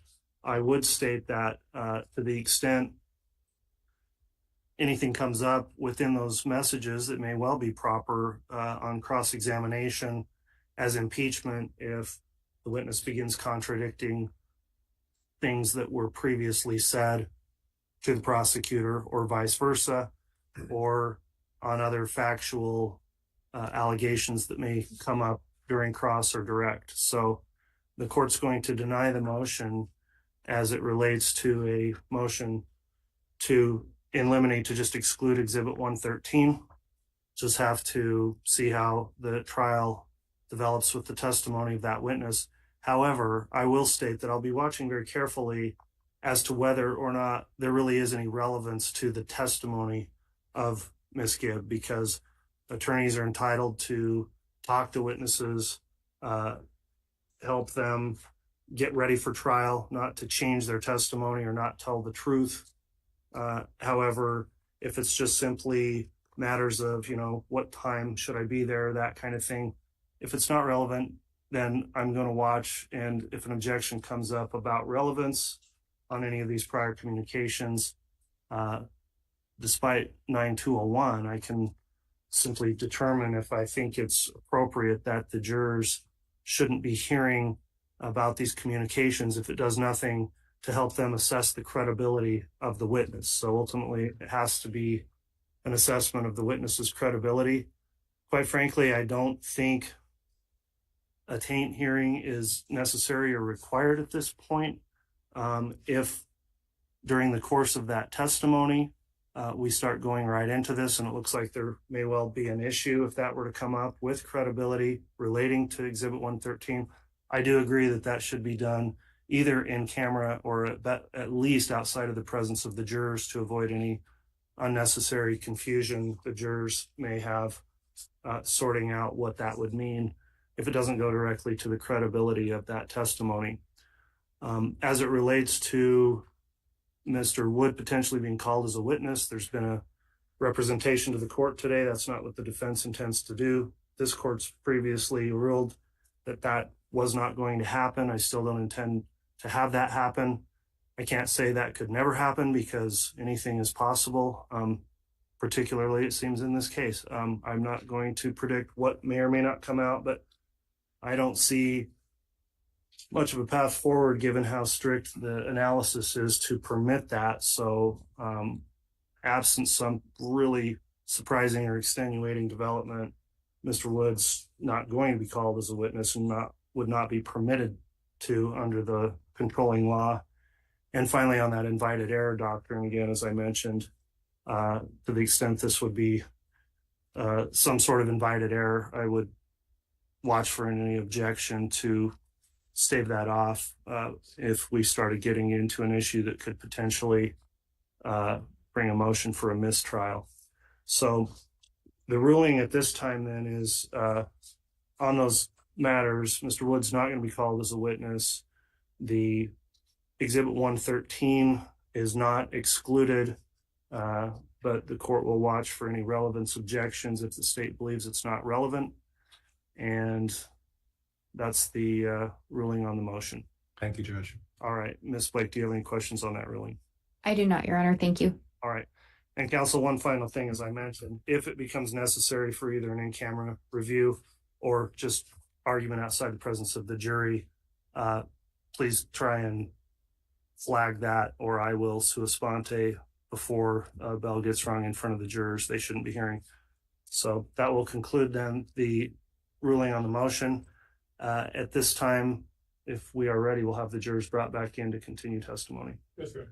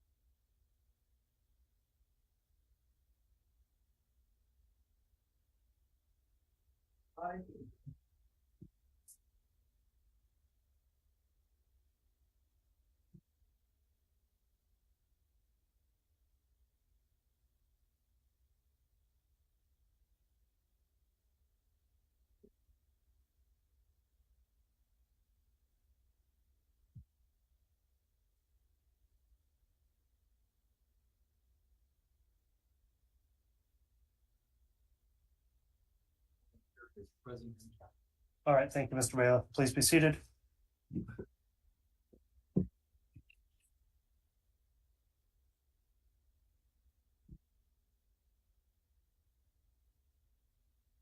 All right, we are on the record on case CR 22211623. The jury has returned, is all properly seated. Thank you for your patience while we went through a couple of matters outside your presence today.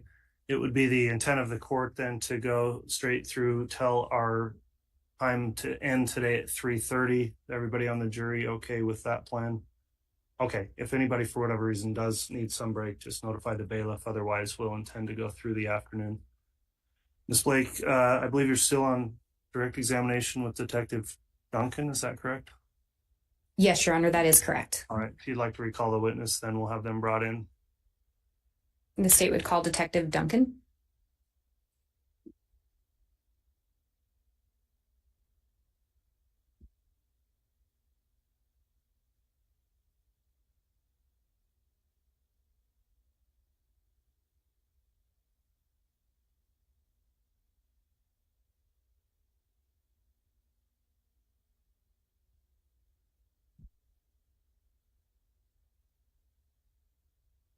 All right, Detective Duncan has returned to the stand. Let me just inquire.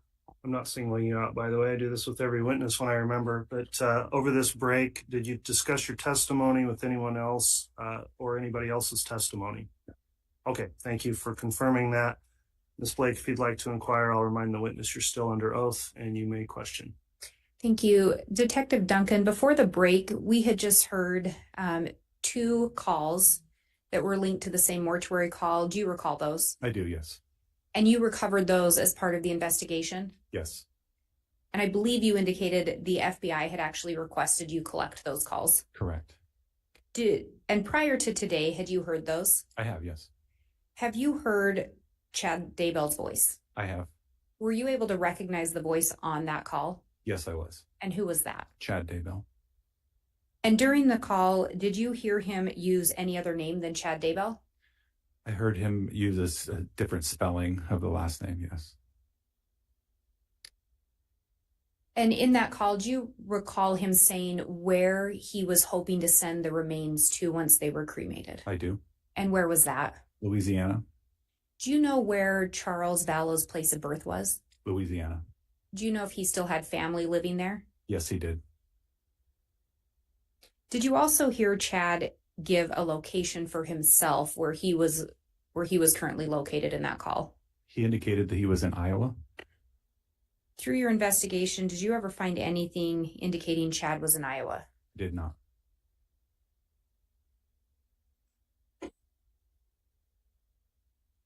And we've talked about that in your investigation, you looked at the iCloud accounts for Lori. Yes. Do you recall locating a copy of a patriarchal blessing? There is an audio recording of a patriarchal blessing on Lori's iCloud account. Did you listen to that blessing at some point? I did. And do you know who was giving the blessing? Chad Daybell. Do you know who he was giving the blessing to? Alex Cox. Are you familiar with what faith the patriarchal blessings are attached to? I am. And what faith is that? With the Church of Jesus Christ of Latter-day Saints. And are you familiar with whether or not Chad Daybell within the church would have been authorized to give an actual patriarchal blessing? Sustained. And Ms. Pryor, your microphone next time, please.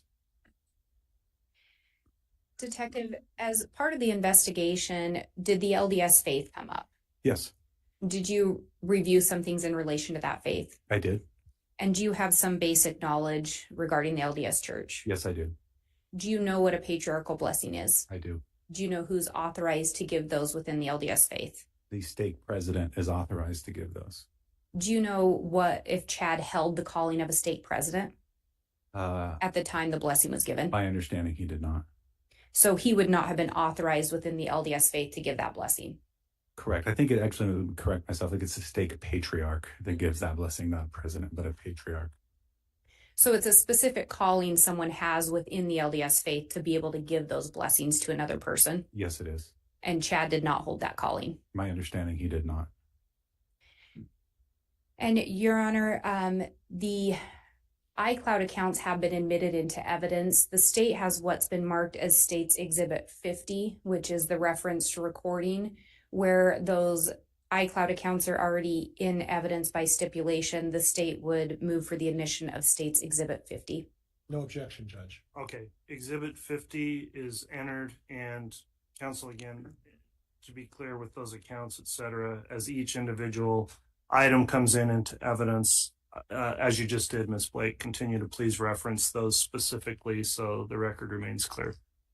Thank you, Your Honor. The state would ask for permission to publish State's Exhibit 50.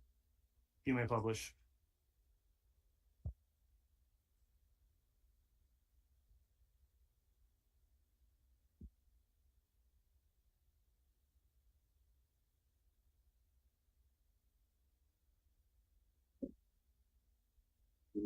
Chad Daybell, it is November 24th, 2019, it's Sunday afternoon, 5:15 p.m. We're going to give Alex Lamar Cox a patriarchal blessing. Alexander Lamar.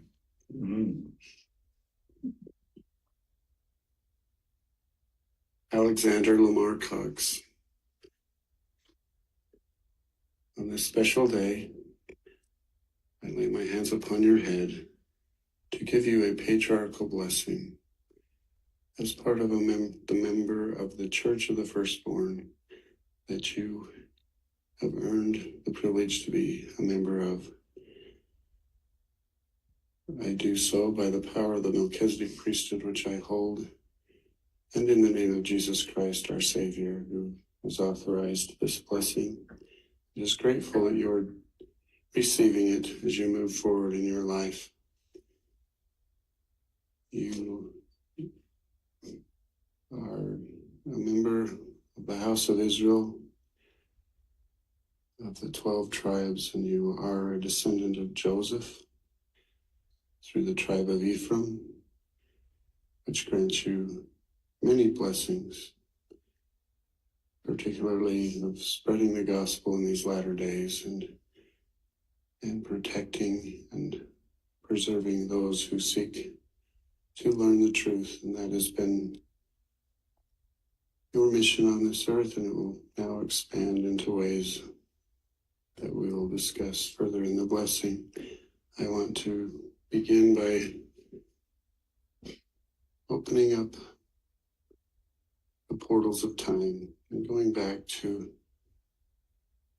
your previous creations in which you've lived. I see you on the third creation as a valiant warrior fighting for truth and righteousness, always seeking to do what is right. Then you progressed and were selected by the Savior himself to be part of the fourth creation. Great warriors were needed in that creation. Powerful goddesses were needed to be protected, and you were selected to help protect your sister. And you helped her in numerous probations as a defender. You have a special bond even from the premortal world. You connected there. And as she grew in power, you were right there beside her, always. With a humble heart. You both always were so humble. So as this fifth creation began, after you had been exalted in the fourth creation, when you could have gone on to exaltation with Holly, as a resurrected being, you accepted the Savior's invitation one more time to come to this mortal realm, to condescend as a God. You help us. You have already assisted us in ways that can never be repaid. But you will continue to do so as you move forward in this life. You were born into a family that needed you desperately, with a set of parents who spoke of the gospel with their mouths, yet did not live it. And once again, you were reunited with a sister who needed you to survive such an environment. In no way was it a reflection on either one of you that you lived in that home. You were put there to help each other persevere. But the lessons you had to learn in your youth have now made you both strong, powerful servants of the Lord that would not have occurred in a traditional LDS home. You had to go to great depths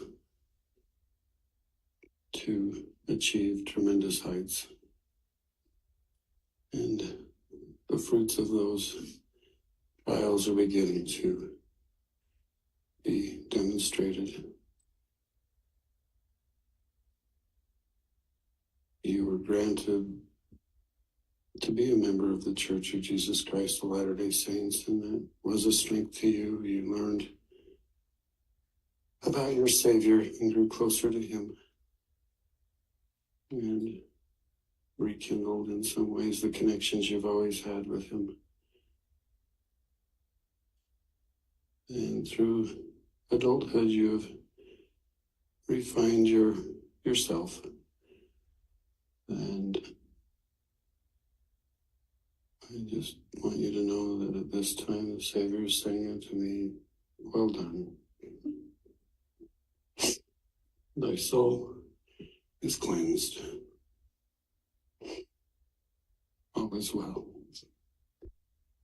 And now you'll begin into your terrestrial phase of this existence, that you'll be a powerful servant.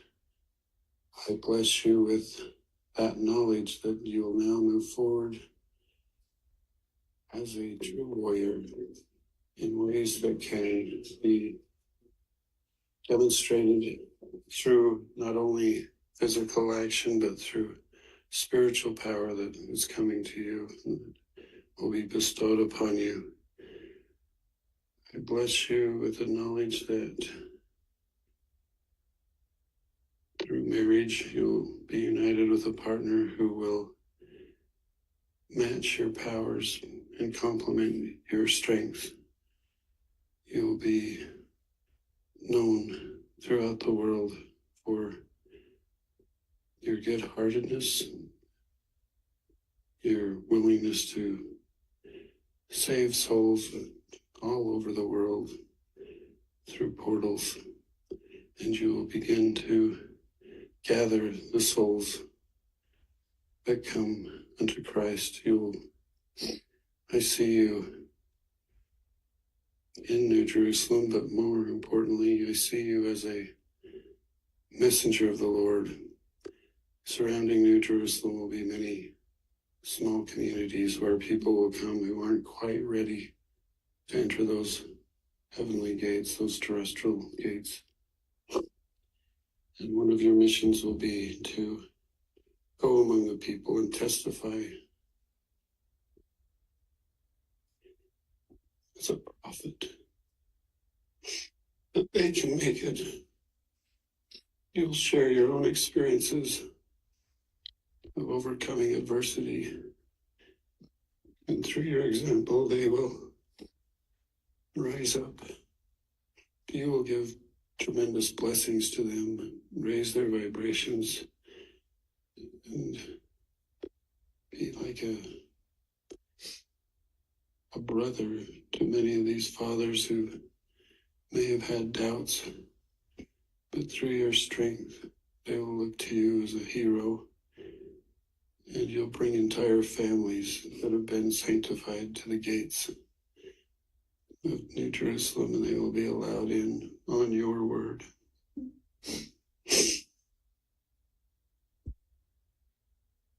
Will be just one of the many wonderful experiences you'll have. I see you doing that often, but then based on assignments, you might go further into the world. Always serving, always a missionary. And with your companion, you'll communicate with Mother Earth herself. You'll know where to be before natural disasters happen, that you can be on location to protect key leaders, church leaders, and to preserve who should survive. Little children, I see you gathering up little children in your arms, saving them from floodwaters. Just having a collage of moments that await you in this life, rescuing the pure and innocent, leading them to safety. Dozens of instances. And you will be looked upon as an angel on earth. You'll literally glow for those who are allowed to see you.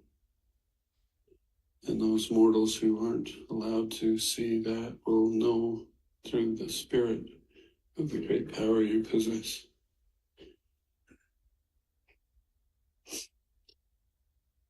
Proper time, after many years of service in such ways, as the second coming approaches, you will know when it's time to move to the other side. This body that has served you well will lay down one day, and you'll pass. Your spirit will leave this body, and you'll be greeted wholeheartedly and welcomed by the Savior himself. You already know him. But that reunion will take place on a greater plane. That the spirit, you'll feel at that time, the vibration will exceed all. Before the second coming even occurs, the Savior will let that body rest a day or two, and much like himself, you will be raised and be resurrected, so that when the Savior does return, you will be right at the front of that amazing team of angels. It will sweep the earth, much like described in the renewed earth. You will be there. It will bring you great joy to help Mother Earth transfer to a terrestrial realm, to burn away the celestial refuse. At that time, you and Holly will still have assignments here temporarily, but then you will move forward. She's already preparing a world for you two, and you will be able to be an eternal family with eternal children on that earth. And the glory will just continue for you out, on and on through eternity. So we bless you at this time with strength, power, and dominion over the callings you will receive, and that you are part of a very special team of people that are moving towards translation and transfiguration, and that the Lord will be with you at all times.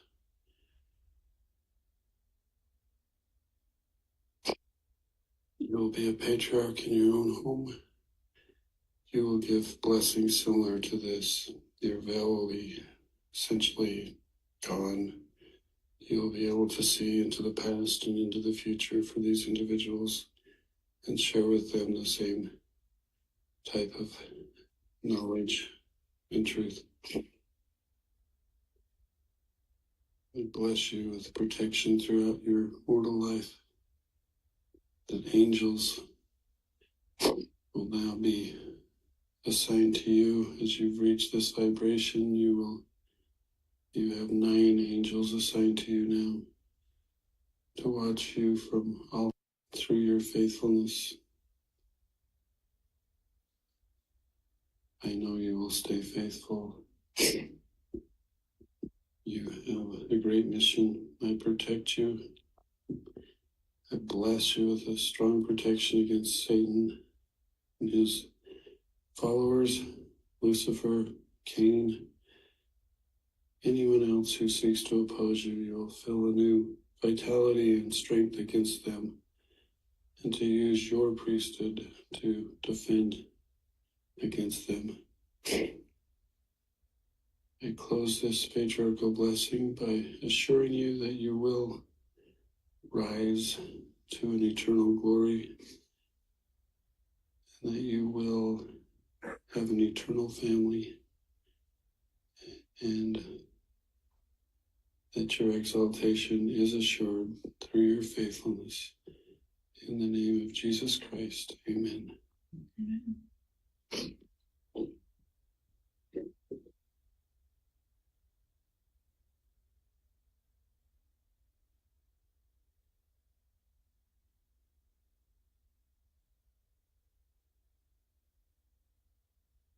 And Your Honor, I have State's Exhibit 50 ready to submit.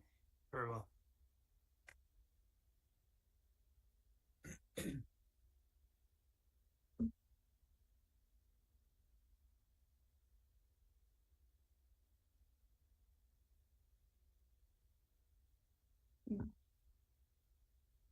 Detective Duncan, when you listened to that, could you hear a female also? Yes. Do you know who that female was? Judge, I'm going to object without some proper foundation. Sustain. Based on your investigation, did you ever hear the voices of any other individuals involved in this case? Yes, I did. Did you ever hear the voice of Lori Vallow? Yes, I did. Do you know, based on that, did you recognize the female voice within that blessing? I believe that voice to be Lori Vallow. In that blessing, were there certain things that stood out to you? There was a lot. First off, the date, November 24th, that is spoken, 2019 by Chad. And the other thing that stood out was at the beginning when he mentions that Alex is part of the Church of the Firstborn. That stood out to me. And then third, is in there talking about how he had already helped us more than they could repay him. And breaking that down a little bit, with regard to the Church of the Firstborn, is that affiliated with the LDS faith to the best of your knowledge? Judge, I'm going to object unless there's some foundation. Sustain. And Your Honor, if I may respond. Go ahead. I'm happy to lay more foundation, but I think I've already asked this officer previously on a similar objection if he looked into the LDS faith and is familiar with some of the terms used. So I think we have laid foundation for purposes of the investigation. Judge, that's a pretty broad statement. Well, if you'll re-ask the question, I thought you were talking about a different church. So go ahead. Through the investigation, and are you familiar with whether or not the Church of the Firstborn is affiliated with the LDS Church? It's my understanding that the two are not affiliated. Is that why it caught your attention? Yes. Then you talked about a statement in there that the statement was made, already assisted us in ways that can never be repaid. Correct. And again, Chad was giving the blessing. Correct. And it's your belief Lori was also present for the blessing. Yes. And then circling back, you said one of the other things that stood out to you was the date, November 24th of 2019. Yes. Do you know if Alex Cox is still alive? Alex Cox is still alive during that time, yes. And do you know when he passed away? December of 2019. So just shortly after this. Yes. In the blessing, did you also hear reference made, you will know when it's time to move to the other side? I did. And that's Chad telling that to Alex. Correct. On November 24th of 2019, were Tylee and JJ missing? Yes, they were. And on November 24th of 2019, was Charles Vallow dead? Yes. And on November 24th of 2019, was Tammy Daybell dead? Yes. I have no further questions, Your Honor. All right. Thank you, Ms. Blake. It is, right. Mr. Pryor, if you'd like Thank you, Judge. cross-examination.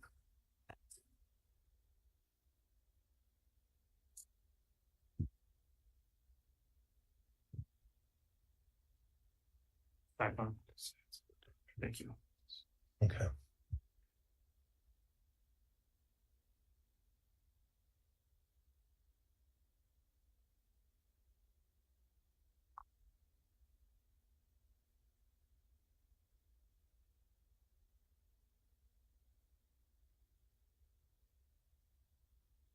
Done that twice. Not on purpose. May I refer to you as officer? Is that okay? Absolutely, yes. Okay, thank you, officer.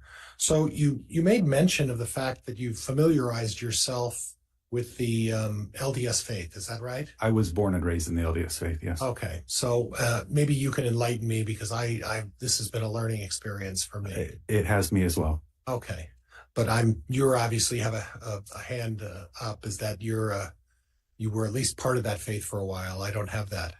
So you're familiar with the term doctrine of covenants?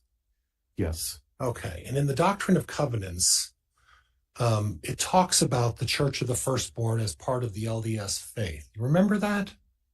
Well, I can't speak to the doctrine of covenants. I know what the doctrine of covenants are, but I don't know. Well, you spoke to the doctrine of covenants, though. I know what they are, yes. Well, I don't understand the content. We're already having an issue with you talking at the same time as Mr. Pryor and vice versa. So please question and answer and don't talk over each other.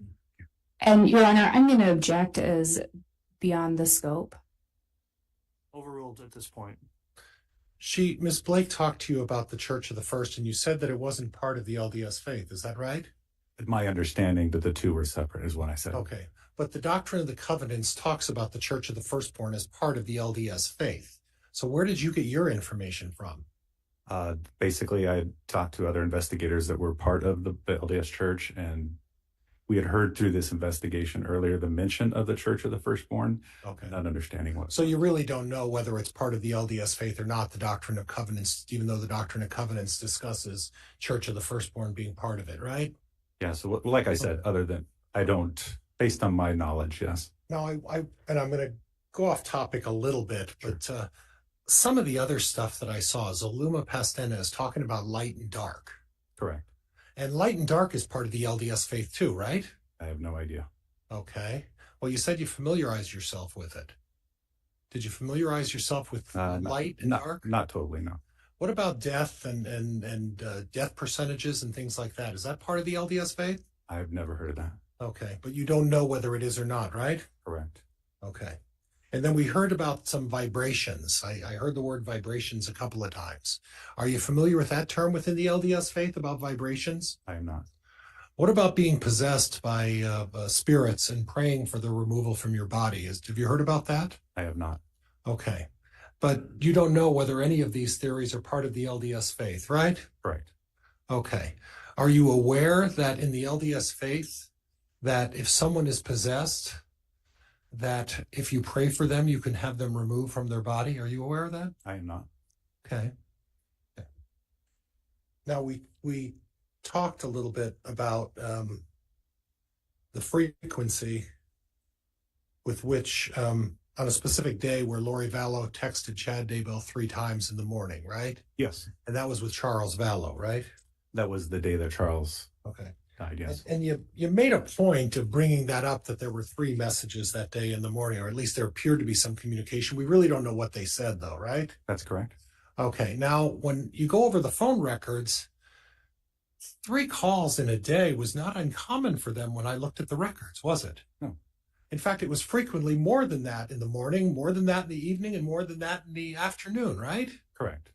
So when you pointed out the 3, I got the impression what you were trying to suggest, that because Chad texted her or communicated with her 3 times, that somehow links him to Charles Vallow's murder. That's not what you're suggesting, is it?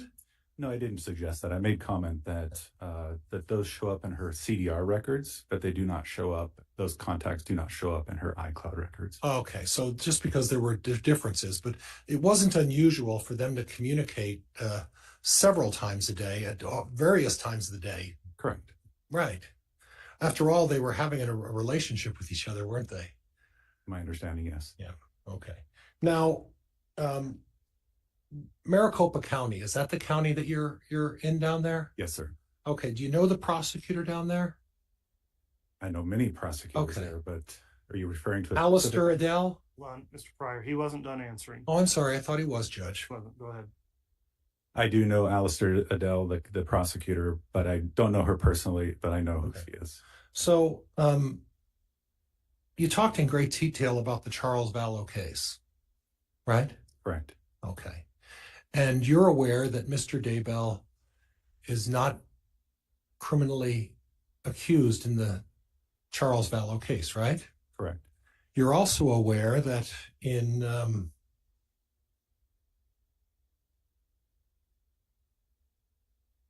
June 29th of 2021, the prosecuting attorney issued a statement in regards to his intent regarding Chad Daybell and the Charles Vallow case, right? Yes. Okay, and that was published on it was actually put on the web, wasn't it?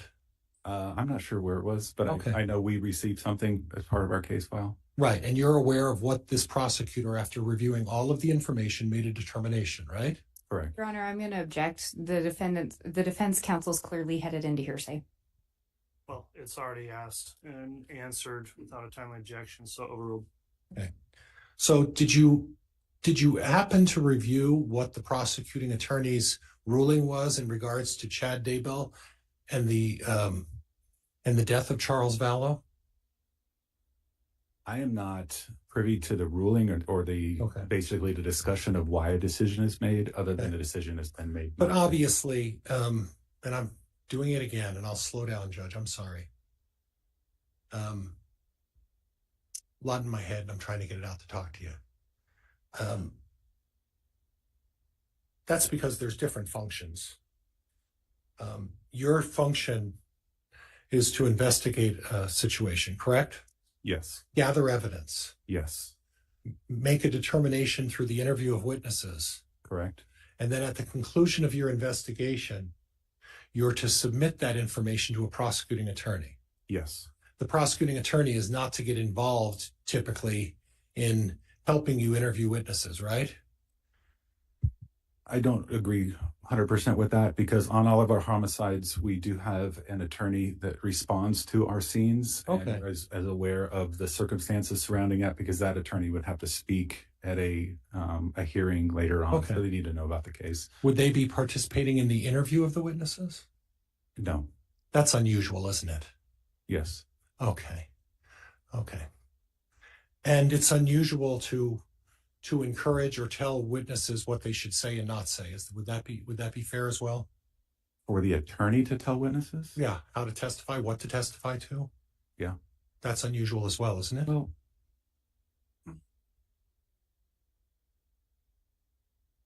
there is witness prep in cases, so you can actually talk about, certain things, but no, I don't say it's not highly unusual. Okay. So when we're talking about witness prep, that's a completely different thing than a prosecutor or an attorney getting involved in the actual investigation of a criminal matter, correct? I can speak for Maricopa County. Okay. That they would be present during the investigation, and they might have a suggestion or two, but they would stay out of it. Right. Okay. So is there anything that would refresh your recollection in terms of what the prosecuting attorney's ruling was on June 29th of 2021 regarding Chad Daybell? There is what's called a disposition sheet on my report that would show that, yes. And Judge, could I approach, you don't remember exactly the wording the prosecutor used, do you? I don't remember the exact verbiage, no. Okay, Judge, I'm going to object to hearsay here. The answer is going to call for hearsay. Right. I'd like to, in camera, just on a sidebar, review the exhibit proposed.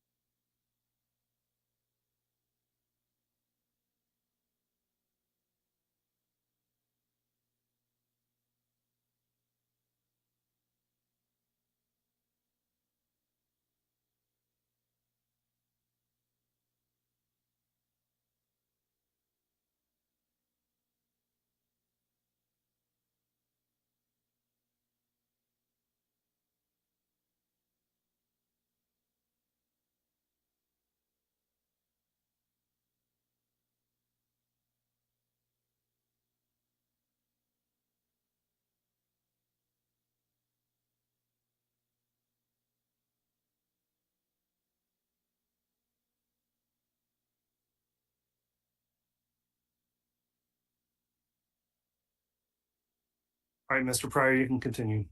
Now, officer, as part of a disposition and a determination by a prosecuting attorney, and this is after the police officers have done their investigation, and the case is then put together and submitted to a prosecuting attorney. Are you following me? Yes.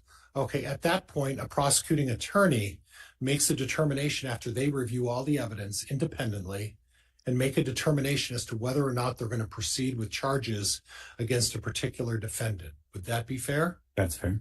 And then in Maricopa County, how is that accomplished? So we submit our charges to Maricopa County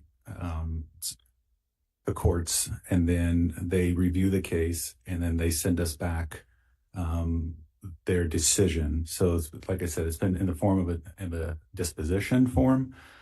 If they're not going to charge, they would send us a disposition form. If they are going to charge, then we would attend a grand jury or go through the process or preliminary hearing, whatever it may be.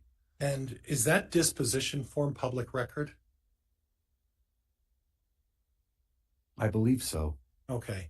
And do you recall whether or not the disposition record that was filed in regards to Mr. Daybell and his even any potential involvement with Charles Vallow, was that public record?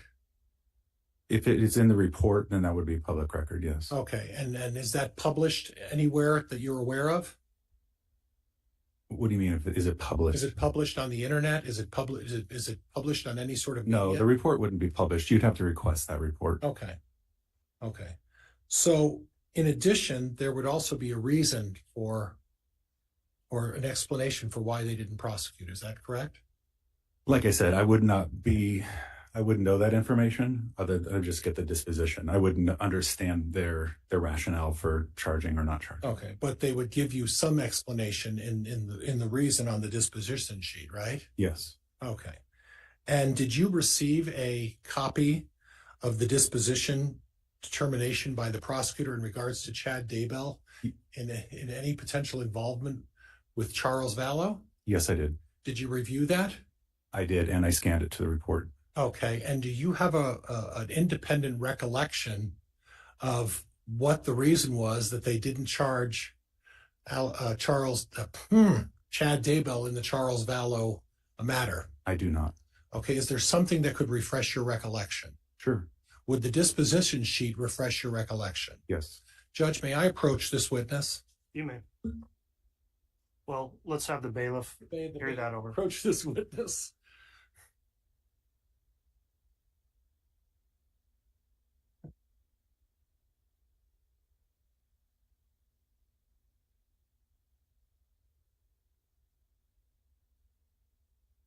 And let me know when you're done reviewing.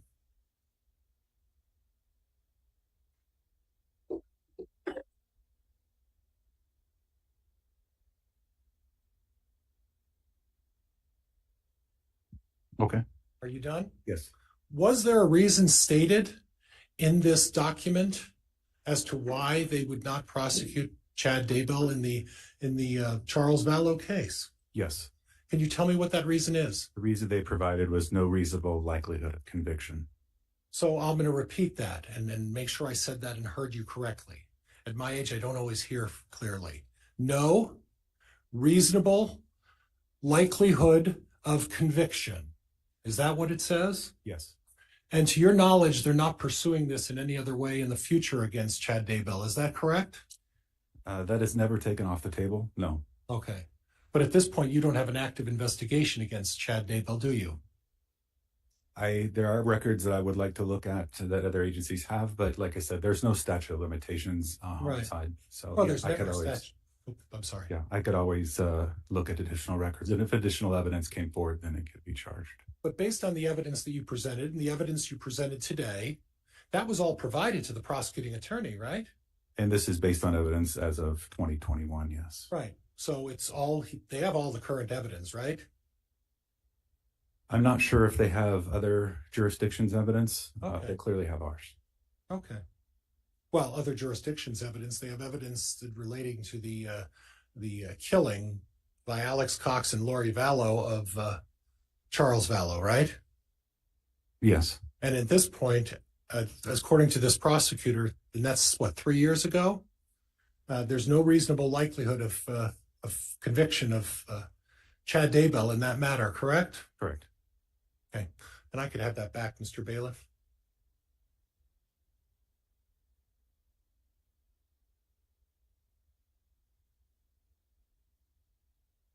Thank you. Now, this is an unusual case because there's a lot of talk about religion. I agree. And Mr. Daybell, do you know how long that blessing thing went on for? I have no idea. Yeah, me neither. And And was it written? Was he reading off of something? I wasn't there, so I You should tell you you. didn't hear pages in the video of him turning pages or anything?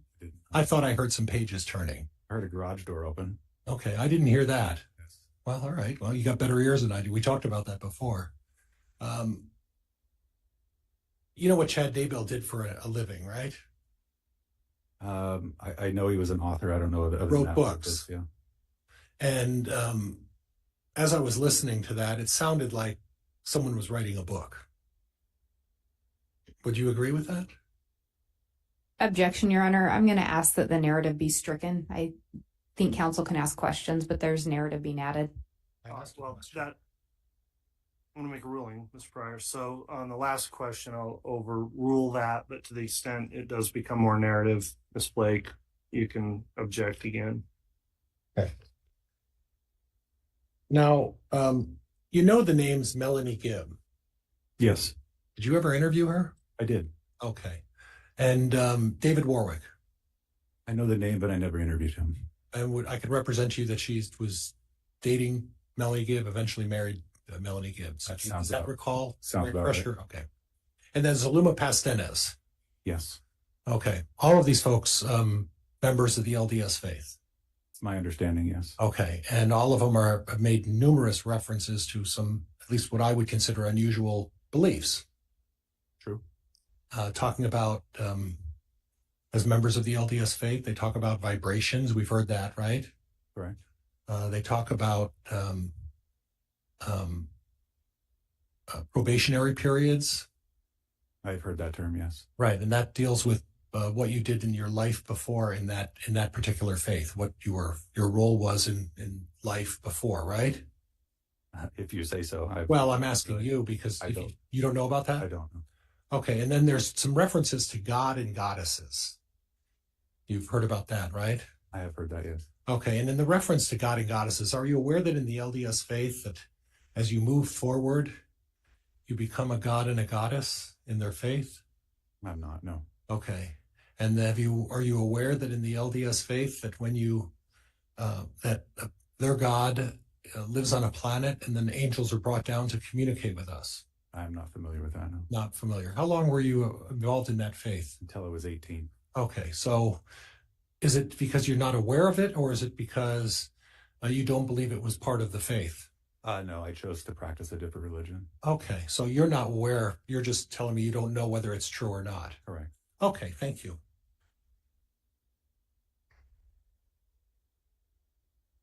And we're not trying to you agree with me, we're not trying to disparage the LDS faith, right? No. We're just trying to point out that the stuff they're talking about may not be something that's out of the realm of discussion within that faith, right? I would agree. When you're talking about spirits and exercising spirits, such as Ned. I guess we talked about Ned, right? That wasn't with you with Ned. Never mind.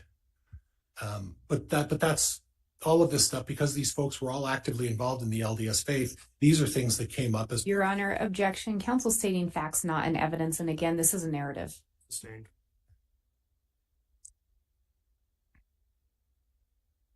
Now, you investigated this case, and there was a time when J.J. Vallow was exclusively with Charles Vallow, and Lori Vallow wasn't involved. Do you have any recollection of when that took place?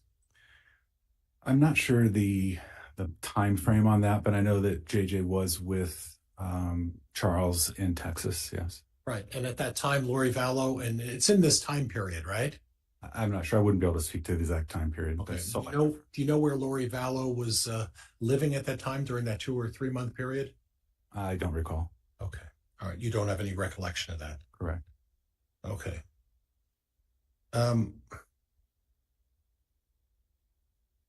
So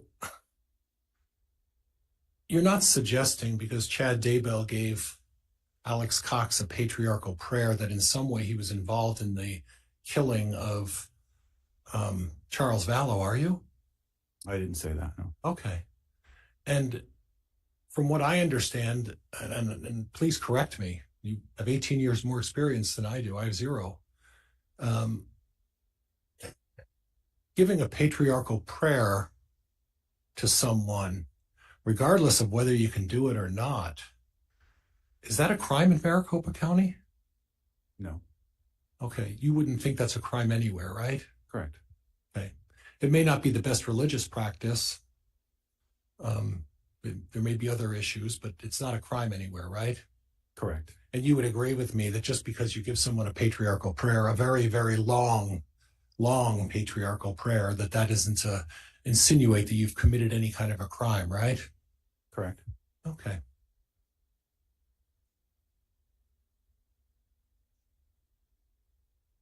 You knew Zulema? Oh, wait. Go ahead. You're fine. Go ahead. I wish I had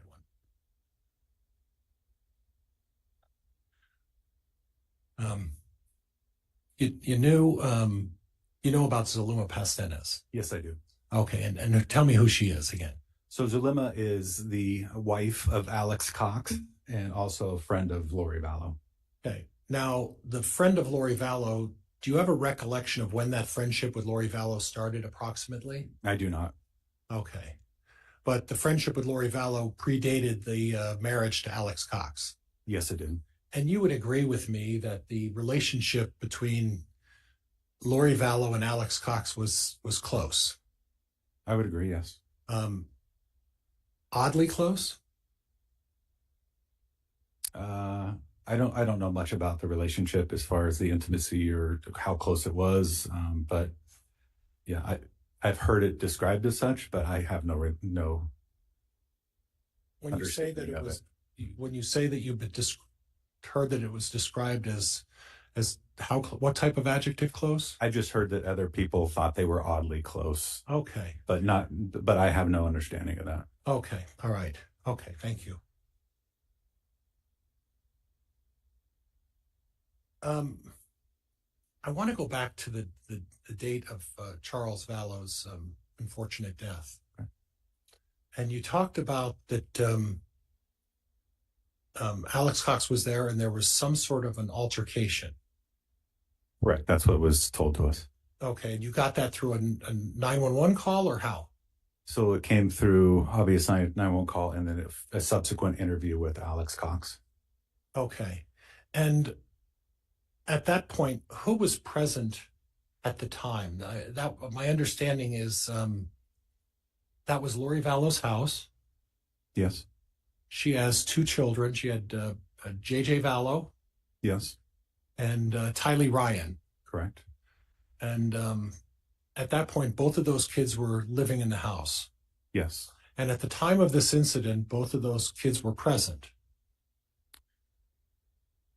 At the time of the actual shooting? Well, at the time of the altercation, both of them were present. On the date in question, all four of them were present. Right. And, yeah, when Charles arrived.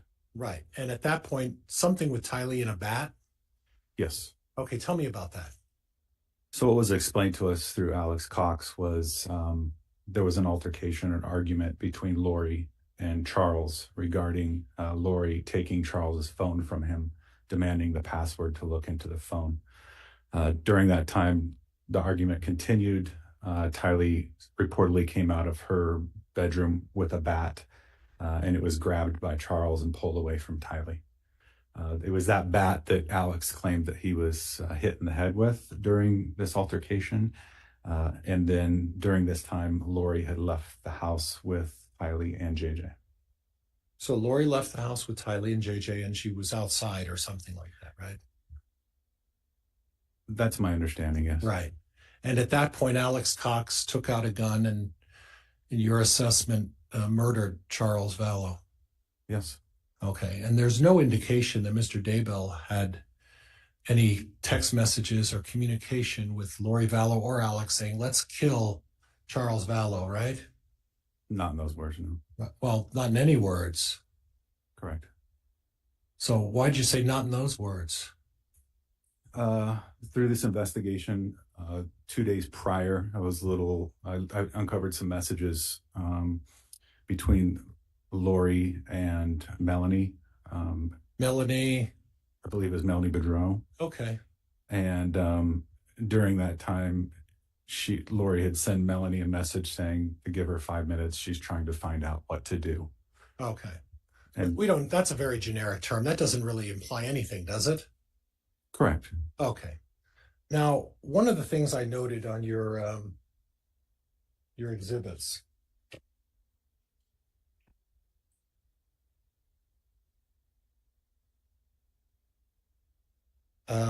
you talked about, and this was on the Lori for Styles on the second page of your exhibit. It was Can you reference which exhibit, please, Mr. Pryor? Judge, I don't have the number. It was the Lori for Styles. Well, maybe I do have the number. Might be 49. I think so, Judge. Could we hand that?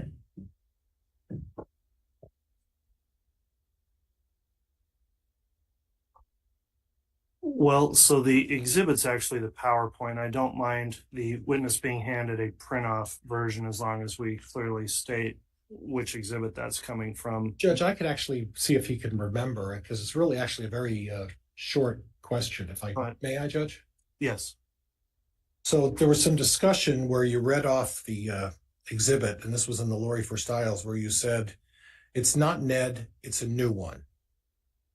Yes. Okay, and that was from Lori Vallow to Alex Cox. Correct. So when I hear it's not Ned, and your suggestion is that Ned was someone who has possessed Charles Vallow's body, is that right? Yes. And what I read from that is it's a new one that's possessing Charles Vallow's body now. Would that be a fair assessment? Yes, that would be a fair assessment. And is it a fair assessment to suggest that when you're trying to extricate a spirit in the LDS faith from someone's body, you pray, and that's how you get rid of a spirit? Once again, you're talking out of my expertise. Okay, that's okay, and I appreciate your honesty. Then there was some discussion from Nicole Earl to Lori Vallow. And Lori Vallow talked about, at least for she awoke in the night coughing, threw up, collapsed, and passed away. And she said, oh my gosh, I did not hear that it's Hawaii, it's 6 a.m. So Lori Vallow on that day of 10/19/2019 at least expressed shock at the death of Tammy, right? Yes. Okay.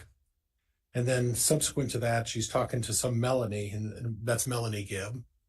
Correct. And they had a discussion, and Lori again is acting like she's surprised. That would have been later in the day, yes. Right. And then there were other numerous references where you talked about the fact that Lori Vallow may not have been completely honest about things. In what way? Well, is it your impression that she was manipulating some of these people? I don't know if I'd use the word manipulation. Okay. Okay. All right. Now I want to get to the phone call to the funeral home. Yes. Okay. Now at that point, when was that again? I'm sorry. I'm not sure the date on that. No. Okay. Oh, actually, I am. Sorry. That is the evening of Charles Vallow's death. Okay. And at that point, Lori Vallow and Chad Daybell were having an affair. Yes. And they were involved in a relationship. Correct. And Chad Daybell, that's not something you want someone to find out about. Would you agree? I would agree. Yeah. I mean, if you're involved and have a wife and then you're making phone calls. But when he first called, he used his real name, right? Yes. He said Chad Daybell. Yes. And then as it's going on, he maybe told some untruths, right? Correct. So if he tells people his real name when he's trying to cover up an affair, it's not the smartest thing to do to suddenly say other things when you've already told him who you are, right? I'd agree. Okay. All right. And that doesn't mean that he was involved in any way in the death of Charles Vallow, does it? That phone call alone would not indicate that. That's what they talked about, no likelihood of prosecution, because he made a phone call to a funeral home about that, right? I don't think that no likelihood in prosecution was directly related to the phone call. Okay. It was directed actually to all of the evidence in whole up until the 21st of this year is when it was involved, didn't it? Correct. Okay. Now,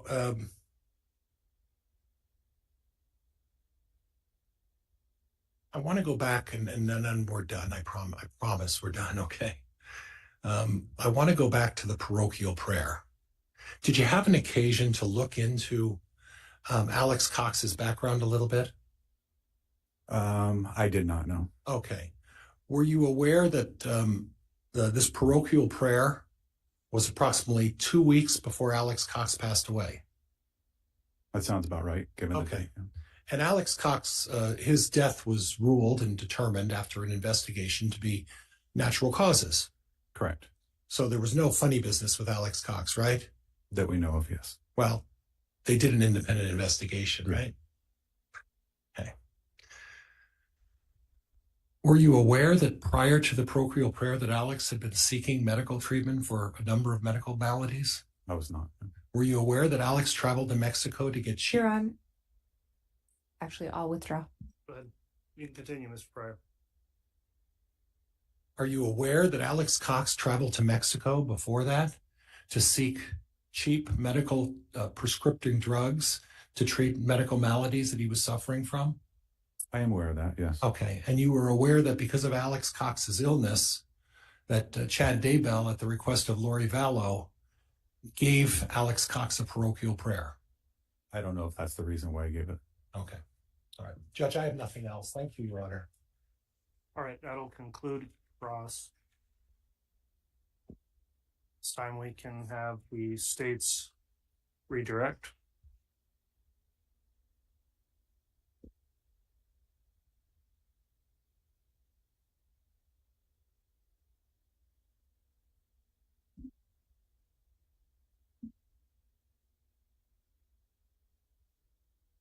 Detective Duncan, were you personally involved in anything to do as far as an investigation or responding to Alex Cox's death? I was not.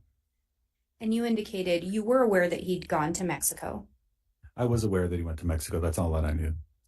So you don't know what he purchased down there? I know he purchased some medication, but I don't know what. So you don't know what medication he purchased or what he took? No, I do not. Did he die shortly after the trip to Mexico? I'm not sure I don't know the exact date he went down and then relative to his death. But you also don't know what he purchased? Correct. And he'd received that blessing, and counsel had indicated, just a couple weeks before his death. Is that correct? So November 24th was that blessing date. And so if you were told he died December 12th, does that sound right? That does, yes. So on November 24th, Chad talks to him about crossing over, about his time here being done. Yes. And then December 12th, he's deceased. Correct. When you're doing a homicide investigation, is a focal point the day of the actual killing? Yes. So in this case, is it fair to say that you really focused in on July 11th? Correct. And then ultimately, did you look at times before and after July 11th as part of your investigation? Yes, I did. And to be clear, I guess for the jury's benefit as well, July 11th of 2019. That is correct.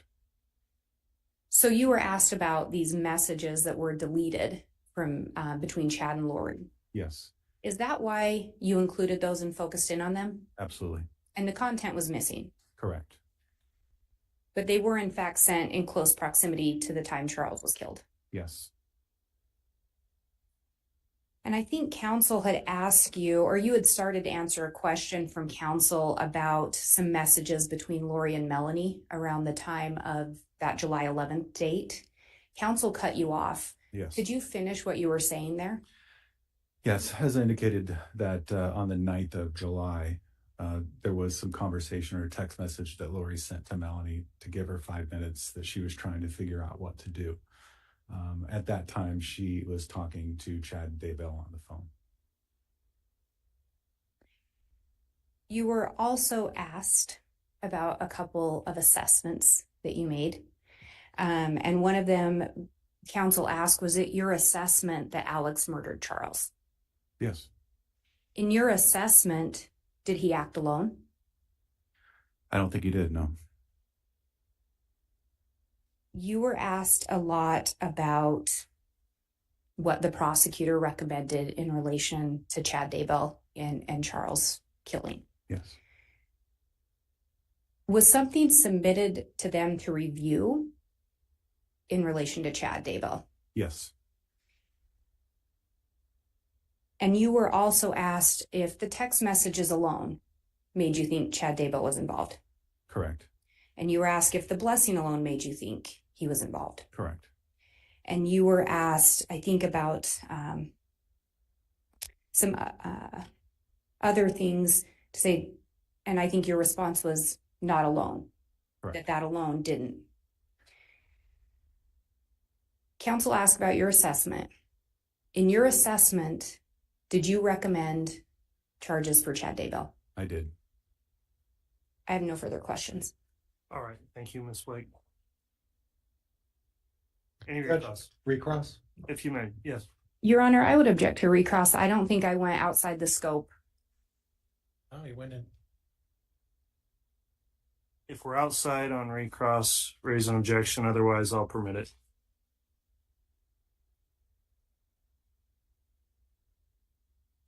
But I will keep that in mind, Mr. Pryor. No new areas. Now, you would agree with me that you don't have all the facts as it relates to Chad Daybell, Lori Vallow, and Alex Cox. Is that fair? Your Honor, I'm going to object. This goes outside the scope of any redirect. Well, it's a very general question, so I'll overrule the objection. Go ahead, officer. The data in this case from every person, as indicated, is voluminous. So I'm sure that somewhere in there something might have been missed. And so I can't say that I have gone through everything in regards to Chad Daybell that I would like to. Okay. But you've made a determination that you think that Mr. Daybell is guilty, right? I said based on the information that I obtained and the totality of the circumstances, I recommended charges be filed. Yeah, that doesn't mean he's guilty of anything, right? Correct. Okay. And the prosecuting attorneys whose job is to apply the facts that you give him to what the law says made a determination otherwise, correct? Objection, Your Honor. This was asked and answered, and it's definitely outside the scope of redirect. Sustained. Nothing else. Thank you. All right. Okay, that will conclude the testimony then of Detective Duncan. Before he steps down, I did want to reiterate a limiting instruction the court's providing at times during this trial and will be provided as part of the jury instructions with the jury. So let me provide that instruction and then the witness will be concluded. Ladies and gentlemen of the jury, during the course of this trial, evidence will be introduced for the purpose of showing that the defendant or an alleged co-conspirator has committed acts other than that for which the defendant is on trial. Such evidence, if believed, is not to be considered by you to prove the defendant's character or that the defendant has a disposition to commit crimes. Rather, such evidence may be considered by you only for the limited purpose of proving the defendant's motive, opportunity, intent, plan, or absence of mistake or accident. So that's the court's instruction. Again, it will be provided as part of your instruction packet as well when you deliberate. That concludes then Detective Duncan's testimony. You may go ahead and step down from the witness stand. Thank you. Judge, is he excused? Would he be recalled? The state does not intend to recall Detective Duncan. And the defense does not intend to call Detective Duncan. Thank you. Okay. Well, on the issue of that exclusionary order, then, if Detective Duncan follows the case any further, he may be prohibited from testifying if he is recalled for any reason. So, thank you.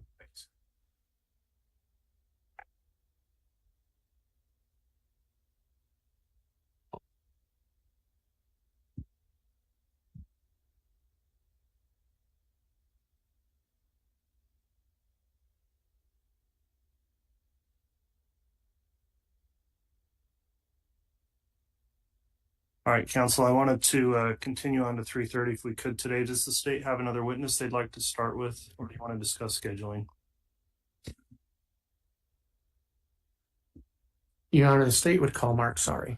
All right, well, let's go ahead and get another witness going, and again, we'll conclude today at 3:30.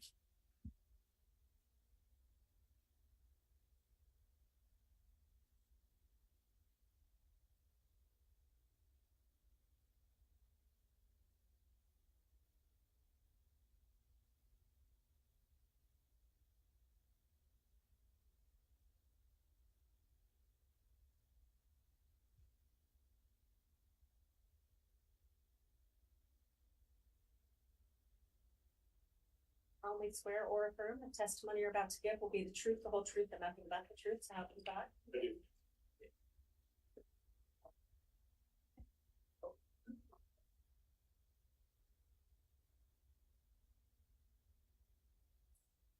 Also, just speak into the mic, and you have the water there. All right, before we get started, what is your preferred title? Is it officer or agent or some other title? Special agent is fine. Special agent.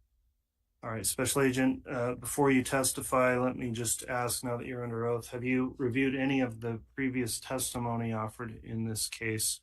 No, I have not. Right, so you haven't observed any on the court's live stream? No. All right, Mr. Wood, you can inquire on direct. Thank you. Can you state your name and spell your last name for the record? Mark Saari, it's Saari. What is your occupation? I'm a special agent with Social Security Administration Office of the Inspector General. Right, and how long have you been doing that? Approximately 5 years. Tell us about that. What do you do as a special agent? So I investigate allegations of fraud, waste, and abuse within Social Security Administration. And how does one become qualified to do that? So I was a prior Deputy U.S. Marshal for approximately 13 years. I have completed the Colonel Investigator training program at the Federal Law Enforcement Training Center in Glencoe, Georgia. Glencoe, Georgia.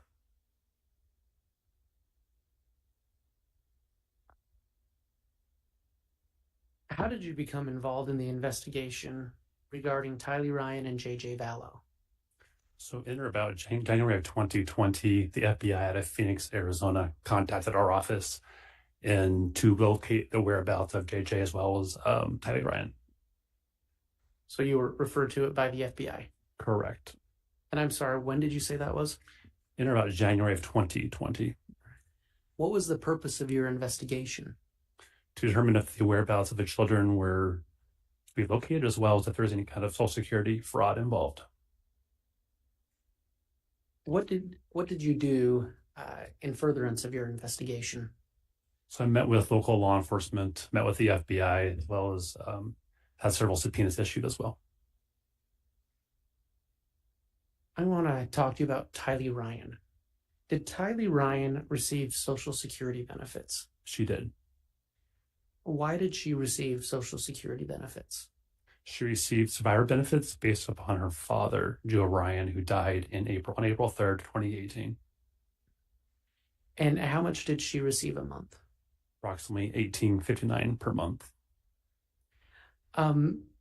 Where she was a minor child, was there a guardian or someone who represented her in those payments? Yes.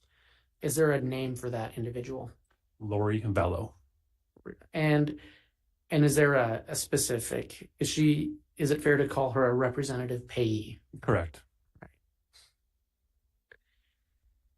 As part of your investigation, did you look into what bank accounts Tylee Ryan received these Social Security benefits? Yes, I did.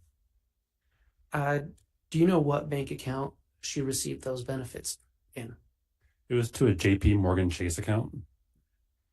And do you know if, where she was a minor, was her mother also on that account? I believe she was, yes. Did the bank account she received payments into ever change? Yes. What did it change to? To a BBVA account. And do you know when that happened? On or about August 20th of 2019. Would there have been a notice regarding that change mailed to the representative payee or Tylee? Yes. And through your would that have been an automatically generated notice? Yes, correct. And in your investigation, have you uncovered such a document? I have. Your Honor, I'd ask that the witness be handed State's Exhibit 114A. Yes. And you can save a trip. He's already had provided me a copy, and I'm no objection, Judge. All right, I'll quickly look. Your Honor, I just realized I did not provide courtesy copies to the court earlier as well. Okay, and I'll just take a look at it as well. All right, Exhibit 114A has been offered without objection. It is admitted.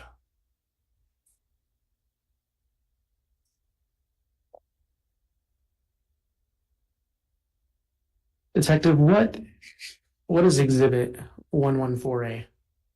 This is a notice sent by the Social Security Administration to Lori Val on behalf of Taya Ryan on August 27th, 2019, notifying of the bank change that happened. And does it state the change? Or I'm sorry, did you say what date it was sent? The letter was sent on August 27, 2019. All right. And this just establishes that that bank account changed. Correct.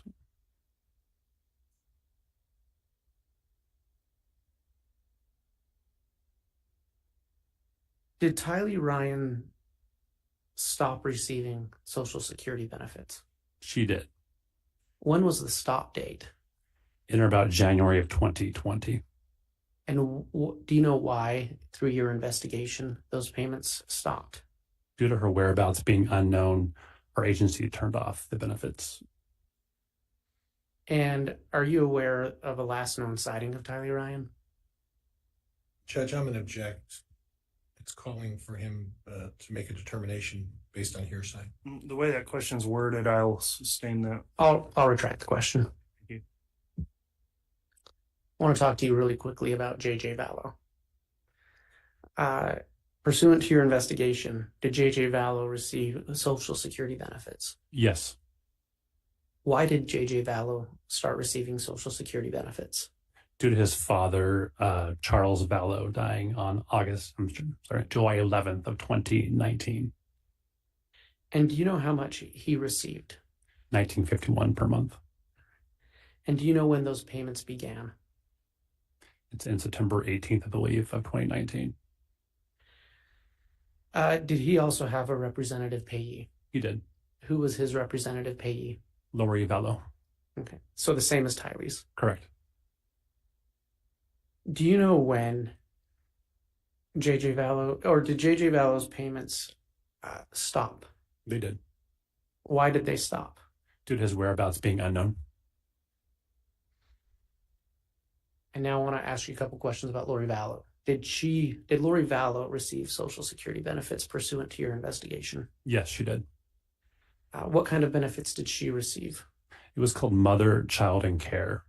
So essentially, she was married to JJ's father at the time of his death. So received a benefit for taking care of JJ during that time period. So she received payments tied to Charles Vallow's death as well. Correct. Essentially for being the mother to a minor child who was receiving payments. Yes, correct. And do you know when those payments started? It would have been the same day as JJ, so on or about September 18, 2019. And do you know what her monthly payment was? Approximately $19.51 per month. Did the monthly amount she received ever change? It did. Do you know why? In January 2020, I believe there was a small U.S. Treasury reclamation, or money was taken away from the account based on her a debt she owed, I believe, to the U.S. Treasury. And did her payments ever end? They did. Why did they end? Due to JJ's whereabouts being unknown.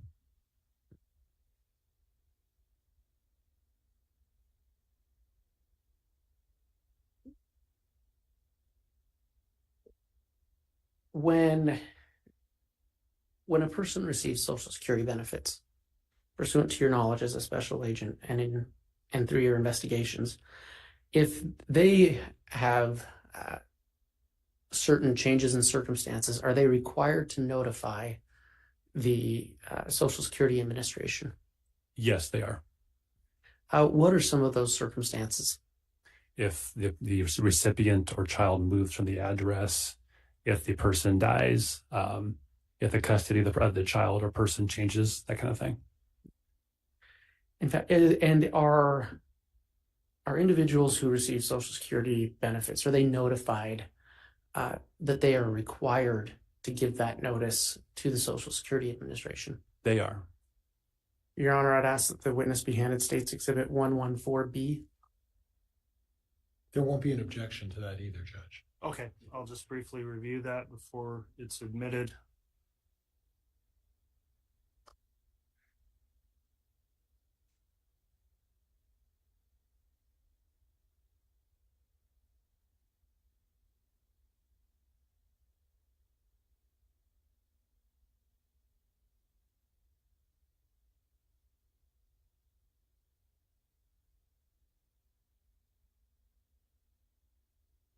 Exhibit 114B is admitted. Thank you, and may I publish that to the jury? You may.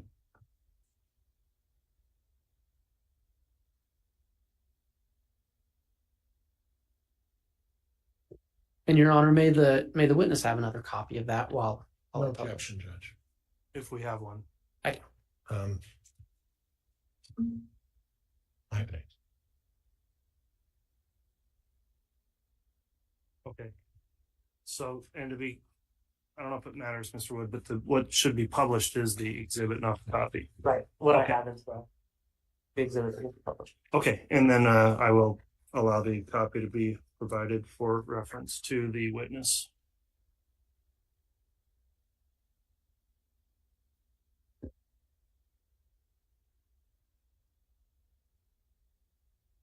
Special Agent, what is this document? This is the copy of the reporting responsibilities that were given to Lori Vowell upon the application for JJ Vallow. And would that have been an automatically generated document? Yes, correct. And it would have been mailed to her? Either mailed or handed to her directly. Either two of those would have happened, correct? All right. And you said this lays out the notification requirements. It does. And, what page is that on?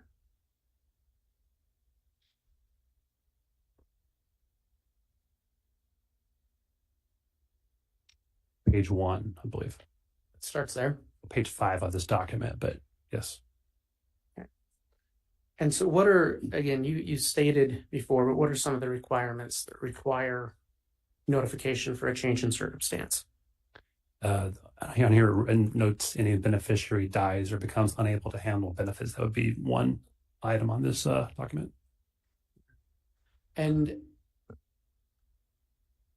if a beneficiary moves, are they required to notify the Social Security Administration of that change? They are.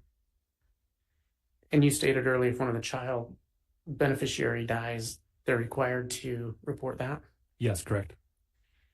If a person such as Lori Vallow, who's receiving parent and care payments, if they remarry, are they required to provide that information? They are.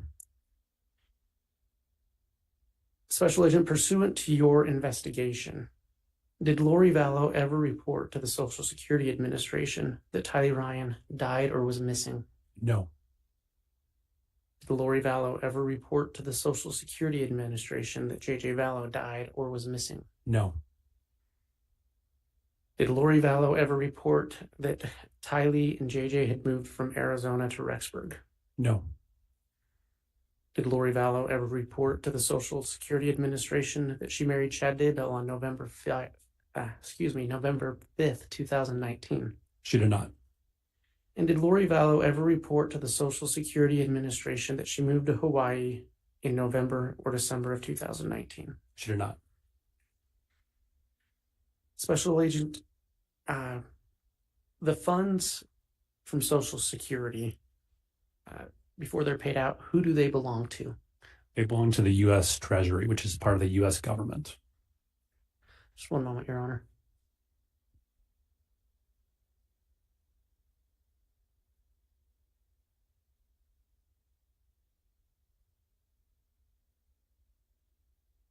Your Honor, the state has no further questions for this witness. Very well. I'll allow cross at this time then, Mr. Pryor. Thank you, Judge. This is the exit.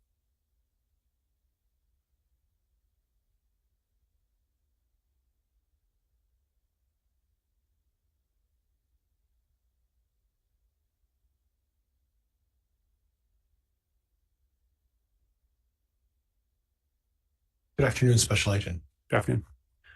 Now, I heard a lot about Lori Vallow. Lori Vallow didn't do this. Lori Vallow didn't do that. Lori Vallow didn't notify of the deaths or moving. Are any of these documents, or is this case involved in any capacity with Chad Daybell? No. Chad Daybell's not on any of the documents. Correct. Chad Daybell is not under any obligation to report that he married anybody in particular, correct? Correct. And Lori Vallow is the one, if she's failing to do any of these acts, Mr. Daybell is not obligated to say anything, correct?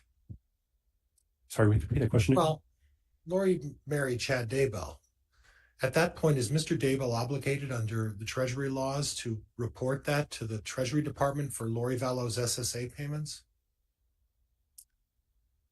I think if he were aware that there was a violation of what's happening with the reporting responsibilities, it would probably be a problem for him. I would agree with that, actually. Okay. To repeat that, if he was aware that she had responsibility to report that, and that's actually a federal violation, and he was aware that did not support that, I believe that would be a problem, actually, for our agency to investigate. It could be a problem. It could be, correct. Okay. But primarily, the person who's failing to report making those representations is the one who's primarily criminally responsible. Would you agree with that? That's probably accurate, I would say, yes. Yeah. And it would be unusual for a spouse to report on their own spouse that, oh, by the way, they're not, they didn't report about the benefits. It's really the onus is on the person receiving the financial assistance, right? I would say so. And that financial assistance was being put into Lori Vallow's independent account, correct? Correct. Okay. Okay. Now, if I'm adding this up correctly, you said Lori Vallow was getting $18.59 a month, commencing when? In or about September 18, 2019. And was that because of a death? What was the reason for that check? For JJ or for Tylee? For Tylee. That was for her father dying in 2018. Tylee's father dying. Correct. Okay, so Tylee's father died and Lori Vallow. Do you know when did that come in? That check started? For Tylee? Yeah. Her father died in April of 2018, so she put up her benefits after that date. Okay, so he died in April of 2018. Okay, and at that point, she was getting or after she applied, she was starting in September of 2018. She was getting $18.59 a month, right? September of 2019, she was receiving $18.59 per month. Every year increases based off of COLA, so it would have been a little bit less, I believe, in the previous year to that. Okay. And at the same time, she was also getting this mother-child care as well, right? In regards to Tylee? For Tylee, did she get the mother-child care? Not true, no. It would be for JJ. Okay, well, I was just asking whether she did, so it... Okay. Okay. And then JJ started getting the Social Security payments. Is that right? In September of 2019, correct. Okay. As far as Tylee is concerned, the Social Security payments end when? In January of 2020. In January of 2020, the payments would end, right? Is that what you said? Based upon our stopping the benefits for her, correct? Yes. Okay, what about age? When do the benefits end as far as age? If she turned 18, they would have stopped. So if Tylee had turned 18 years of age, they would have stopped automatically anyway, correct? Correct. And at the time of Tylee's death, do you know how old she was? I don't have the exact age for her at that time. I don't. Okay, that's okay. Yeah. That's okay. And then as a result of Charles Vallow's death, JJ started receiving $19.51 a month. Correct. So my math is not great. We're about $3,800 between the two kids just from Social Security benefits. Is that right? That Lori Vallow received? Are you asking per month or what time period? Per month. I'd have to like add it up, but it'd be 1951 times 2 plus 1859 per month. So I don't have a calculator. Oh, I'm sorry. That's right. The child throws another $1,900 in there as well, right? With mother, child, and care, correct? So 39 and 18 we're north of $5,800, $5,800 a month approximately, right? I'd have to add it up, but it sounds right to me. Okay. And that's money that she receives every month, and only because her third husband died, right? Correct. Her fourth husband died, correct? Correct. Okay. And then at some point, those funds would continue until the children would reach 18 years of age. Is that fair? They would, with one caveat. If Okay. we had sent a letter to her address in that time period and the letters were being returned to us, we would have stopped benefits immediately based off of that happening. Okay. So at some point, we would have probably be sending letters to the address in Arizona and we'll stop benefits based on the letters probably being returned to us. So, but I'm talking in generalities. In generalities, if nothing had changed and everything remained the very same, and it just continued on with until both children reached the age of 18. Potentially, she would be, until Tylee turned 18, you'd be looking at almost $5,800 a month in payments for just the kids to her. Would that be fair? Until the children aged out, I believe that'd be correct. Okay. All right. Judge, I have nothing else. Thank you, Judge. All right. Thank you, Mr. Pryor. State have any redirect? Your Honor, the state does not have any redirect. All right. Is this witness intended to be recalled? Not by the state. Not by the defense, Judge. Thank you. Okay. That'll conclude your testimony. Thank you for appearing. Can I have a quick counsel sidebar, please?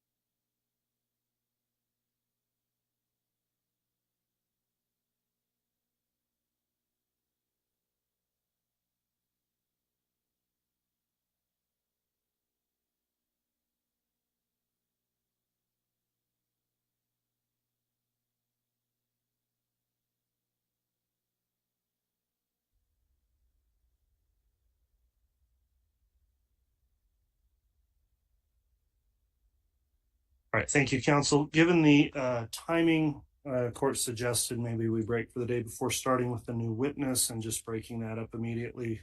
So is the state okay to conclude for the day? And if so, who will be taking the stand tomorrow morning? We are good to conclude, and Chuck and Sidus will be starting in the morning. All right, is the defense okay if we stop now? Yes, Judge, thank you. All right, ladies and gentlemen of the jury, then thank you for your attentiveness today. As we break for the day, I will admonish you, please do not do anything to investigate the case, look into the case in any way. If you see it reported somewhere in the media inadvertently, please try to divert your attention from that and don't talk about the case amongst yourselves or with anyone else. You'll only be able to do that once your deliberations commence with each other.